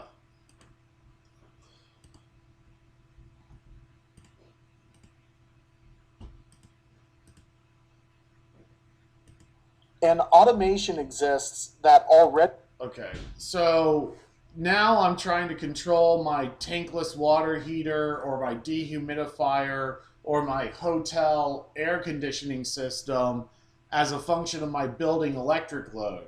And that's the very trigger is what kicks off. Or it should be. It's been very complicated to do that in the past, but if you have the right smart home software, which the software is free to download, you could run it off a $40 computer. You can. Home Assistant makes custom. Instead of needing to know how to web program, you click the device into the smart home system and it registers all of its attributes. So if you've registered the energy meter and you've registered your devices, to get them to talk to each other, the trigger is what kicks off the automation. Jeez. There can be multiple triggers for a single automation. Device entities can be triggers, but so can other addressable items within Home Assistant. If using multiple energy meters, a virtual sensor is programmed such that To turn the dehumidifier back on, Okay, so now we're programming an automation, and we have a trigger, and so the trigger becomes, instead of the time of day, the trigger is what kicks off the automation. There can be multiple triggers for a single automation. Device entities can be triggers, but so can other addressable items within Home Assistant. If using multiple energy meters, a virtual sensor is programmed such that the total consumption of the building can be used as a trigger. So now we have our energy meter being used as a trigger instead of the clock. So instead of the alarm clock going off at 6 a.m., the alarm clock is going off whenever the energy meter is reading below 1,000 watts. So in the past, you'd have to be a computer programmer to do little if statements to say when this input device to do the same thing, but now these are just like click and drag menus that are more like an app on your phone. To turn the dehumidifier back on. And so the actions available when in one of my off-grid homes, the problem was the home has way too much electrical load for what could be powered off the inverter. The output capacity of the inverter is too small for all of her devices if they all click on at the same time. And so in her home, we have various devices that if her air conditioner turns on, some of her other non-critical devices turn off. And that's valuable in off-grid residential, but it's also very valuable in commercial as well, to turn off devices during demand times that are... The automation is now that are used full time every day, but not necessarily needing to be used during peak time. So it's not necessary to heat water during peak times. The hot water tank acts as a battery. Home automation stuff is, I don't know, it's new, it's weird, but it does overlap into renewable energy. And so I don't know, I'm kind of looking at that, trying to make some products that are for energy management without solar or batteries, just off of like using the computer.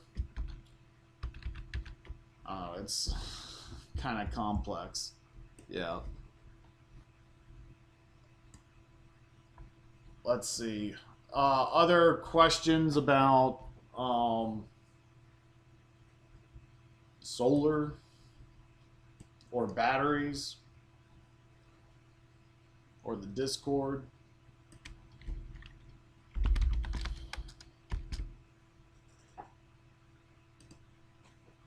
So I guess what I'm going to do to fill in some time is to show y'all a little bit more about the learning resources in this class.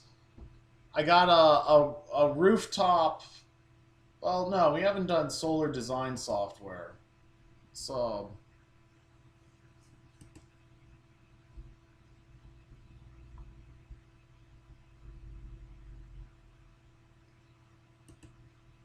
like doing good workmanship is the way to get yourself from like entry-level worker to crew leader.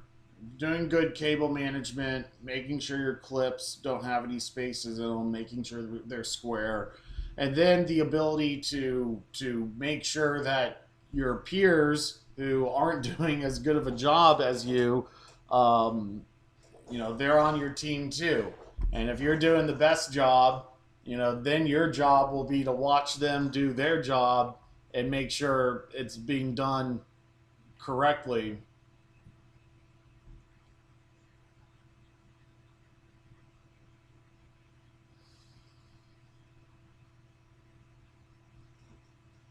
But the next step, like once you're in the field, if you decide you want to try and go after an office job, eventually you're going to need to learn how to actually design a solar array.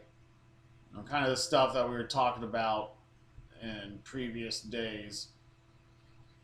This is how I generate like permit documents. I have a solar design software, and in the software, it's asking me things like my electric service voltage, residential or commercial. What's the rating of my electric service panel, 200 amps or not? Is it a bottom fed or a top fed or a center fed service panel? That's if that main breaker is at the top or in the middle or at the bottom. Do I have special solar terminals at the bottom of the bus bar? What's the breaker size?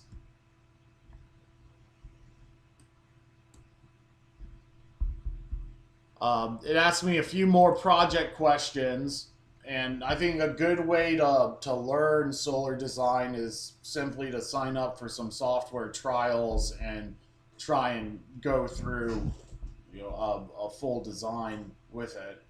And what you get stuck on, just ask the question in the Discord and we'll answer it for you. I'm saying it's a 1-story tall building. Is there I don't know, what's the ground snow load, building load? So it's asking me some site questions, and then we get to drawing the solar array. So you put in your address and a picture of the house shows up. It has a different image set for a clearer view. You can even pull up the Google Earth view and get some roofing information, roof tilt information. But in the solar design software, oh wait, it's 4:34. Yeah, still got 15 minutes. We draw out the roof, and we tell it which way the roof is pointing. And this is pretty standard for manufacturing softwares. Sometimes some of the free software is advancing to compete with some of the paid software, like the software that Solar Edge puts out is getting pretty advanced, and it's free, but it's only for Solar Edge products. We're setting the roof surface. We're basically drawing out the roof and telling the software where the solar panels can or cannot go. Here we are modeling some rooftop obstructions.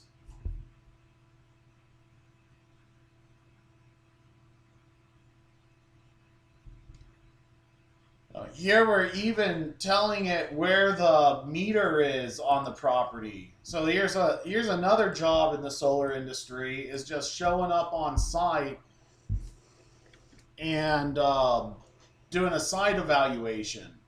So where you're measuring the tilt of the roof and you're taking notes about the electrical properties, where all of the questions on this solar design tool software make up what a site evaluation is. So all of these questions, and this is the Design Your Solar Roof class, which is in the Discord for you to take as you want. So it's asking about roof material. Are there shingles or not? What's the decking underneath the rooftop? This is stuff you get into the attic to determine. I don't do this stuff until after I know I have a project. Sometimes you start doing work like this just to be able to bid on the project. What's the rafter spacing? And so now we've drawn out our roof surfaces, and so it's time to pick out the solar module we're using and the inverter system we're using, and it's telling us how many modules can fit in our roof surface based off this particular solar panel and this particular inverter.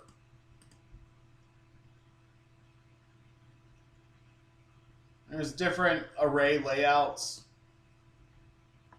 Sometimes landscape orientation can fit more modules than portrait orientation. But portrait orientation on a shingle rooftop is easier to install. Most installers prefer portrait. I like portrait. Some of the higher end installers, or when you're using a railless system, you might go to landscape. The point is you can do both. Then what I do in my designs, and I think more installers should do this, is having kind of peninsulas where solar panels are out by themselves. It's just a lot easier to install more simple looking solar arrays than to spend the extra time to do kind of small sections of solar. The project really speeds up when you can snap your chalk line and march your solar arrays down the rooftop. So getting a section set up just for 2 solar panels, it's not ideal. And I think in many cases, it starts to look a lot uglier. You can get creative and do a more kind of a staggered approach, although it is more difficult. Sometimes it's the better choice. Sometimes you can fit even more solar panels on the rooftop this way. But regardless, like, you put the panels on the roof, you lay it out, and then you look at your design to see if any, minor adjustments to the design make sense for ease of installation. Often for residential, I'm looking at my palettes and I might know what solar panel I'm most likely to buy. And so if it's a 30 panels per pallet, I'm trying to design a 30 panel or 60 panel system. If it's 25 panels per pallet, I'm trying to design a 25 panel or 50 panel system.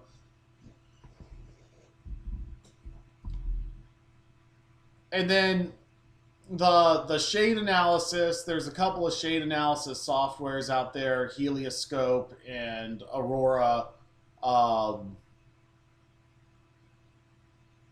If you want to give one of these softwares a try, you can do their free trial. If their free trial gets reset on you, if you need your free trial reset, let me know and I'll tell them and they'll reset it for you.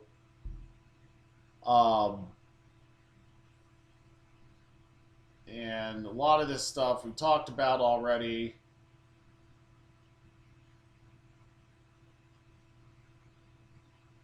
So now we're inside the commercial software, and just like the manufacturer string sizing tools, it took your module, it took your inverter, and it told you how many could fit on a circuit. It's telling us, hey, with this module and this inverter, you can have up to 17 per circuit. And so you can, as you tell it how many per circuit you want. So I had let's see, I had a 17 module circuit here, a 17 module circuit here. Probably would have, this looks like 20 panels. It wouldn't make much sense to have a circuit of 12 and a circuit of 8 here. That there's 20 panels on this surface, but it would make more sense if I'm going for 2 circuits, maybe to have the largest section on one circuit and the 2 smaller sections on the other circuit.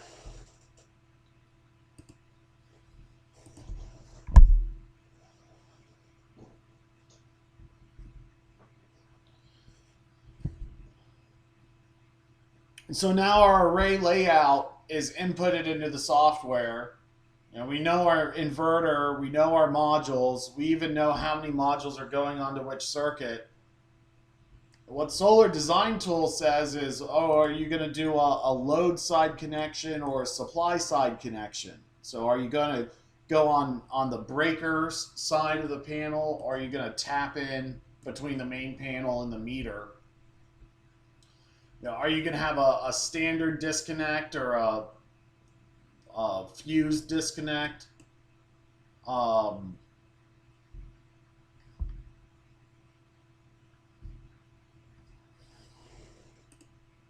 and the reward of going through this is it generates that single line diagram for you.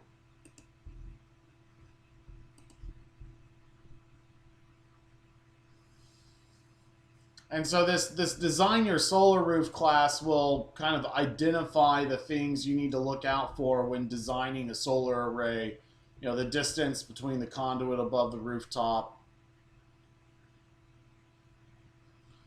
and the reward is it generates a National Electric Code compliance report that has all the calculations you need to get a system through inspection, which is a great tutorial for learning National Electric Code. And what I use it for is it calculates you put in the conductor size and it tells you the size of the conduit you need. So just like any other electricians have sizing tools, it tells you your conductor fill, and it prevents you from selecting conductors that are too thick for your conduit. So the software can really speed up the design process and generate, all of this is computer generated. And this is, so sometimes the projects that I really like are ones that are so simple that I know I can just throw them into my design software, print out a permit, and get it through permitting. But also taking the time to design the array in a software like this is when you present to the permit office, stuff like that looks like this rather than, just stapling a bunch of, specification sheets together. It makes you look professional.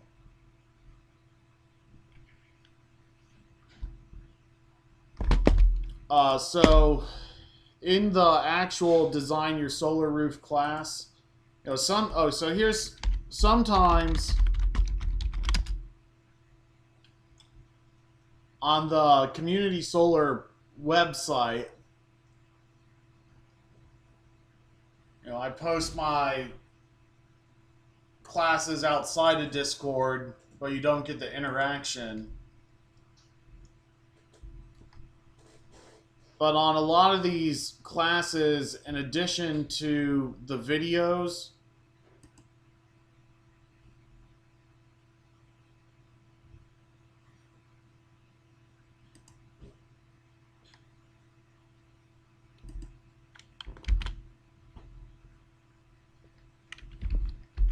we've made texts.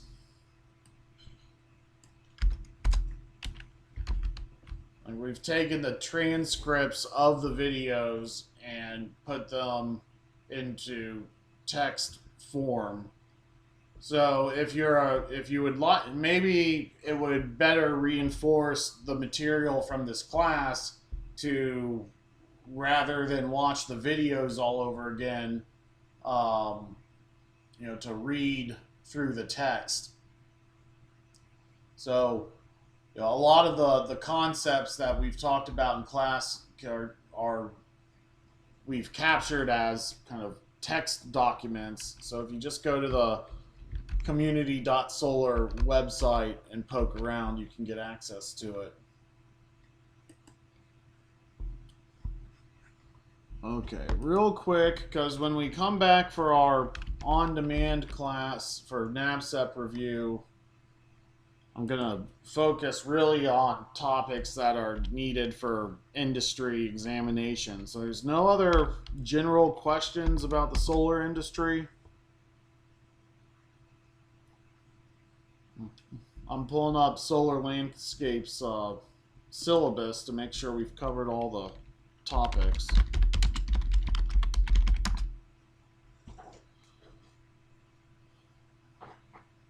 I think if you show up, if you're hired for a job and you show up and you have steel-toed boots on and some work gloves and safety glasses, Um, and maybe not a hard hat. I mean, if you only have so much money to spend, the steel-toed boots and a nice pair of work gloves are things that you provide that would work for you. Often, if you need a hard hat and it's a commercial job, your supervisor knows that he should have them for you.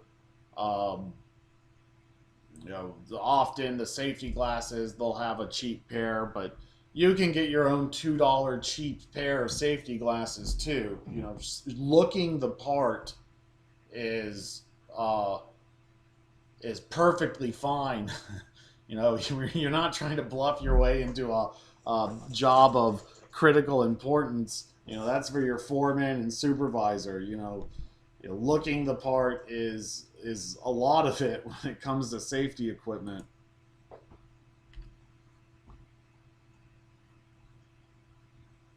Not getting into the business of other people. Like if your buddy shows up with a radio and he wants to play music on site, distance yourself from that guy at least while you're on site and at work. Maybe not. It's a delicate game on if you're a good friend to him, you might say, hey, you might not want to do that. You got to feel out your supervisor on stuff like that. I hate it.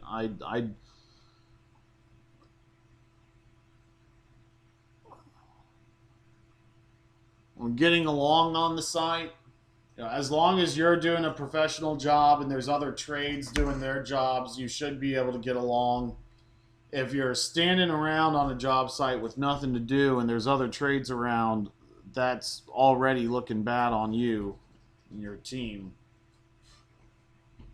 What can you do about that? You can go work for a better company that's not going to waste a bunch of time with a bunch of people standing around.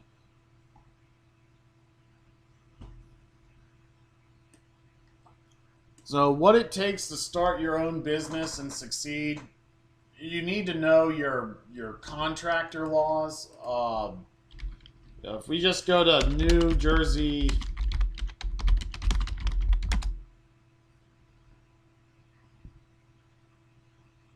every state has a state licensing board if they license electricians.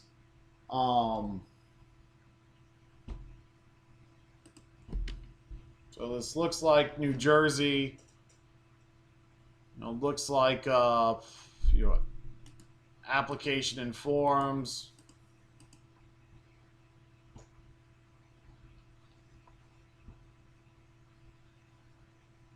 Sometimes this is for consumer affairs. You can also, if you're thinking about applying for a company, you can check up on licensed electrical contractors through these websites.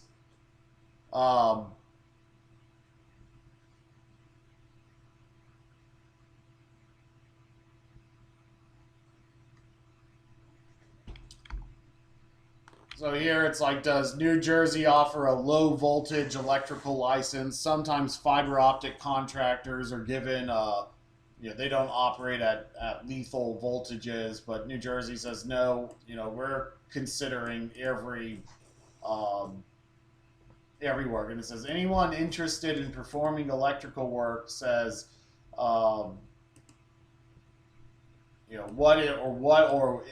what is or is not electrical work.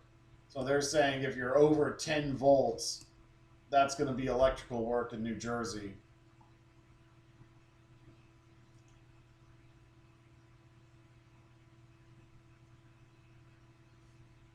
So you can go to the New Jersey Board's website and start going through, what it takes to actually be an electrician in your business. If you have the opportunity to work for an electrical contractor, logging those hours is important.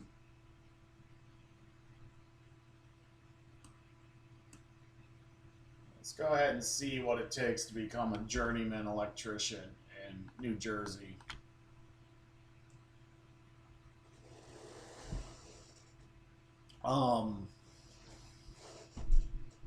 So if you're the holder of a valid license to practice electrical contracting, or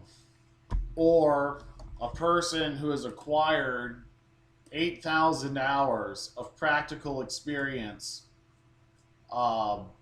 with 576 classroom hours of related instruction, not time spent in supervising, engineering, or doing other managerial tasks, but actual getting practical experience working with the tools. So, in New Jersey, if you're out there working a solar farm, that is time that is going towards you becoming a journeyman electrician.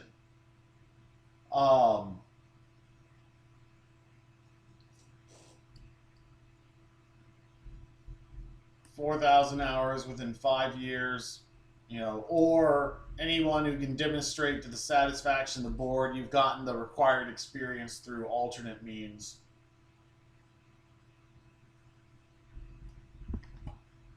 Let's see. So logging your time, it's young. You may not realize, but the years start to go by fast. You're going to have a job now, and you're going to have a job 10 years from now. So somewhere between now and then, if you're working in the solar industry in New Jersey, you should be able to obtain your journeyman electrician license. And generally, after you get your journeyman electrician license, all you need to do is work more hours and pass an electrician's exam to become a master electrician. So they're going to ask about your background. Don't lie on these applications, because that will just come back to get you. What they're really looking for in contractor applications is if you've been convicted of contractor fraud. They don't care so much about anything else other than contractor related, crimes.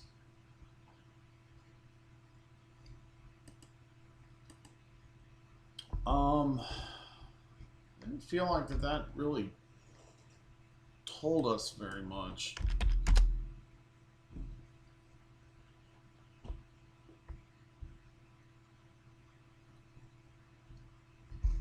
So at that point, going to laws and regulations, there's license verification.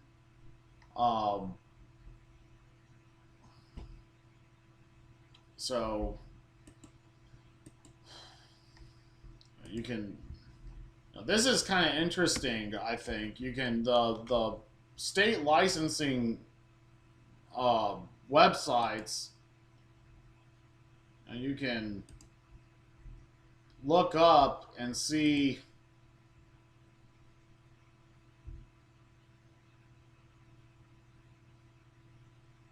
I'm not quite sure what that is.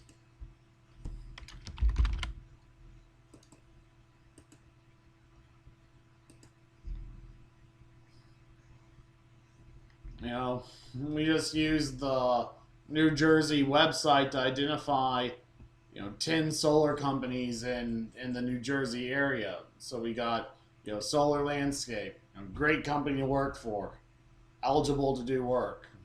That's great. So I was working for a contractor a few years ago, working out of California and selling projects all over the country except California. After I looked them up on the state license site, it was like, well, I know why they aren't working in California anymore.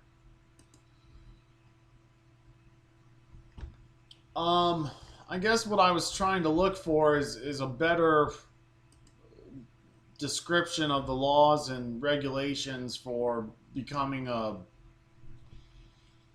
Well, we saw how to become a journeyman. We say application to become a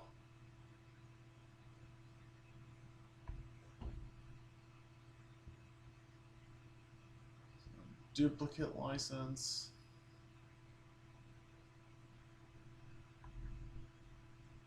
I'm looking for the application for the actual contractor license, but I'm not seeing it. So, anyway, we're getting towards the end of our class. We're getting time to take the quiz. So,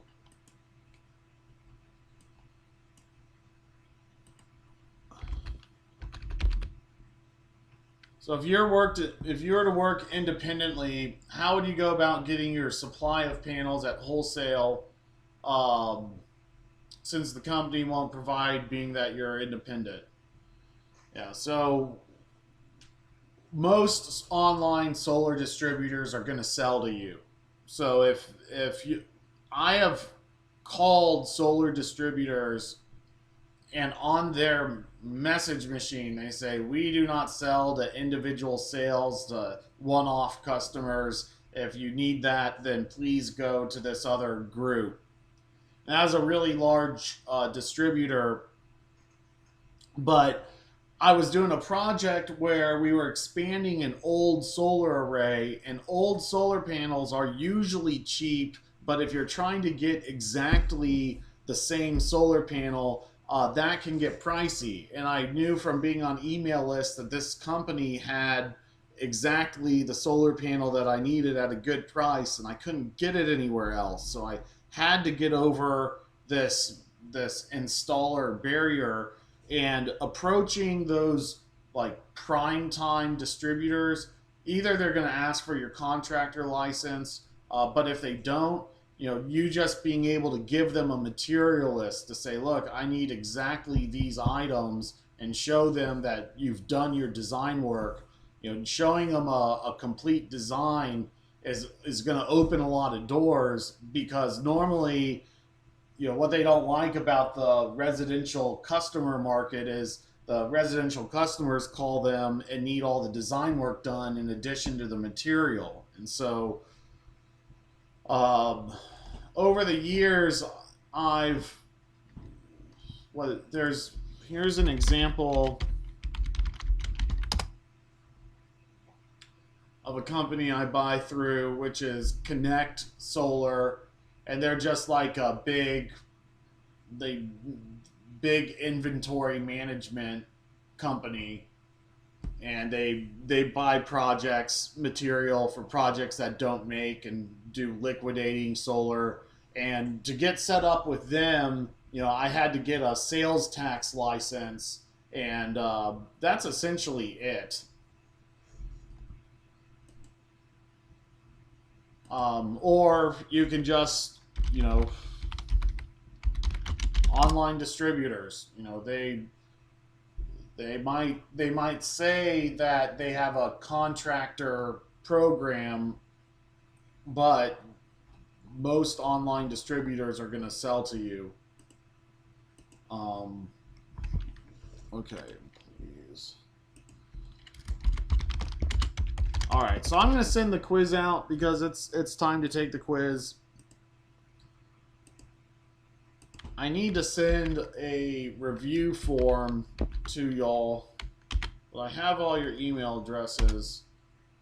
So go ahead and take that quiz, or let me take the quiz and then stick around. I'm going to make a review form real quick.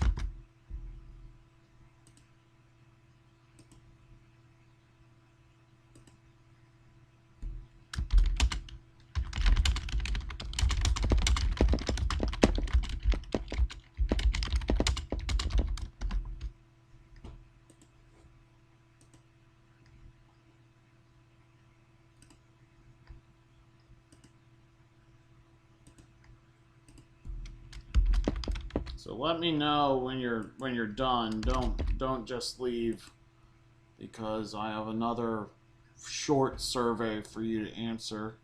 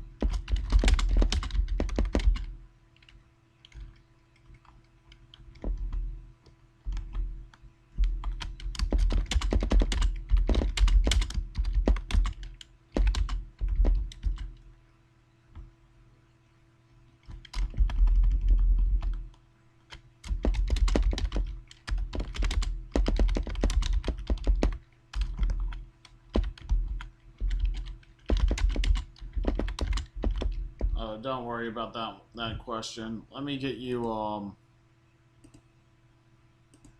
this survey. Sorry, it's late. There's that question one. Hold on.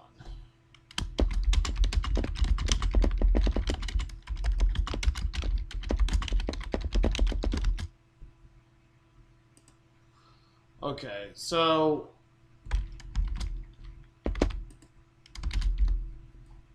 I'm gonna send out this survey, and this survey is, I'm not collecting email addresses, but it's to give us better insight into the program. We still have a couple of hours that we're gonna do a recording that right now we're intending on it being NABCEP exam prep, so it'll be a little bit of a challenge.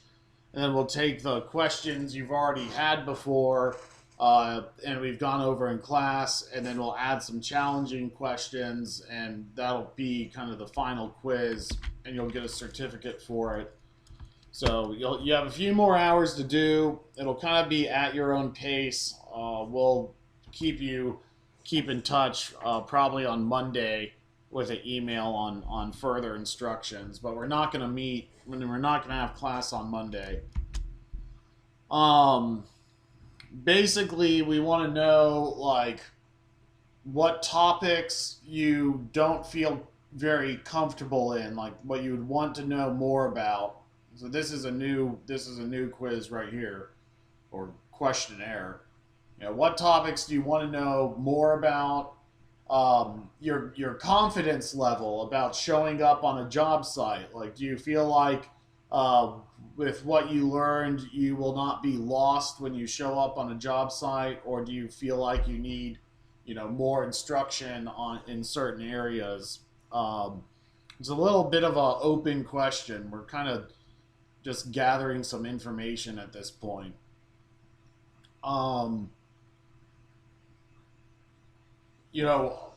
This classroom is available to you once you're done with the program and you keep using it. We kind of given you a yes or no question of if that interests you or if that's not important to you. And then a question about steel-toed boots. No, there's no plan to get steel-toed boots. I'm just trying to figure out, that's one of the more important things that you're probably not going to get provided to you on a job site. So for my own interest, I'd like to know. Most workers I encounter don't have steel-toed boots, so maybe I'm going to be surprised. And then the last one is, do you plan on getting a NABCEP certificate? It's an anonymous survey. Just be honest. The NABCEP certificate, the NABCEP program, I think it's a good program to be in, but it's not as important as already having work experience. It's not as important as job experience and knowing what to do. There's a lot of NABCEP guys who join the program early in their career and then, let their certificate lapse later, because they don't need it anymore. But at the same time, especially for what y'all are doing, trying to get in and actually be installers, that's really what the NABCEP program started out to be for, and that's really how it's still used. But it's gonna be an exam. It's not gonna be an easy exam. It's gonna be harder than the questions that I've asked you so far. You're gonna have to do a little bit of studying for it, and the exam costs a couple, $125 to take, and somebody pays for it. Even if Job Corps and Solar Landscape, come up with the ability for y'all to take that exam, it still costs money, and if you fail it, the only penalty is you'd have to take the exam again. I mean, I think that most tradesmen err by being scared of the exams. You have to pay the money to take the exam, and what if you fail? Well, if you fail an official exam, if you fail an electrician exam, if you fail a NABCEP exam, generally speaking, you just have to wait 30 days to take it again. It's not going to look bad if you try and fail. The only bad thing that happens is you have to pay a new exam fee. So, I actually think that a lot of people worry too much about the exams, and maybe they should, pay the money to take the exam, and if they fail, then they know what's on the exam, and they can pay the money to take the exam again. I think that's a valid approach to this, and so I don't think you should fear, taking the NABCEP exam, but I am interested to see how many of you are seriously interested at this point in joining NABCEP, because that will help Tony and I and Solar Landscape kind of figure out what we're going to do for enhancing this further. Okay, well, I will be sending out a notification with when we do the last 4 hours of class as a recording. Once you're done with that class, you'll be able to take the quiz and get the completion certificate for this office training. So I don't do the NABCEP exam. The NABCEP exam is something completely different. There's a testing center you go to. NABCEP right now during COVID is offering the exam online. The questions I'm coming up with in my quizzes, I think they're either common exam questions or they're more geared towards things that you need to know when you're out on site. When you're done with the quiz and survey, you can go. Thanks for sticking around so late on Friday, but we're mostly done with the program at this point. So if you have questions about solar, ask them now or come back to Discord later. And what I would like to encourage you to do when you come back to Discord, since you've been through this section of class, to then participate in the other sections of Discord, because we'll be doing other solar landscape trainings using this classroom over the weeks to come. So, there's other categories on solar design or smart home or batteries. If you have questions on those topics, try to ask them in those sections whenever you want. There's also chat areas for general conversation that can be off topic. That's fine. We're trying to do not just, most of who we install are not new to solar installers, but existing installers. So the more you participate in the other sections of this classroom, in the job section, if you're looking for jobs, in the introduce yourself section, I would put yourself in the introduce yourself section because Discord is searchable. So you can put your information there and who you are and what you're about. And if someone's looking for an installer in New Jersey later, you know, maybe your information's there. It's free advertisement space. Yeah, you have a good day too, Anthony. Um, you know, we have a chat for project support. So if you do uh, get a job in the solar industry and you're encountering a project question you don't know the answer to, you know, you can ask away there. I wouldn't use your cell phone on site without your boss giving you a leadership position. You know, if you're not in a leadership position, you shouldn't be on your phone. But it is, we do want to support you as you transition into your solar career. So don't be a stranger. There's going to be one more test after today. So we're going to be doing one more like 4 hour class, but it's going to be kind of take at your own pace. So we'll send out an announcement when it's ready for you. It's going to be more focused on NABCEP exam review, so that for those of you who want to take the NABCEP exam, it'll help you be better prepared and successful for that. You know, I haven't taken the NABCEP exam for years, but you know, there's only so many topics they cover. There's only so many things to know. So we'll be covering some of the more advanced mathematical calculations you might need to know for taking the exam in that class. And after you have to take that class either way, and then we're going to have the final quiz for you before you get your completion certificate.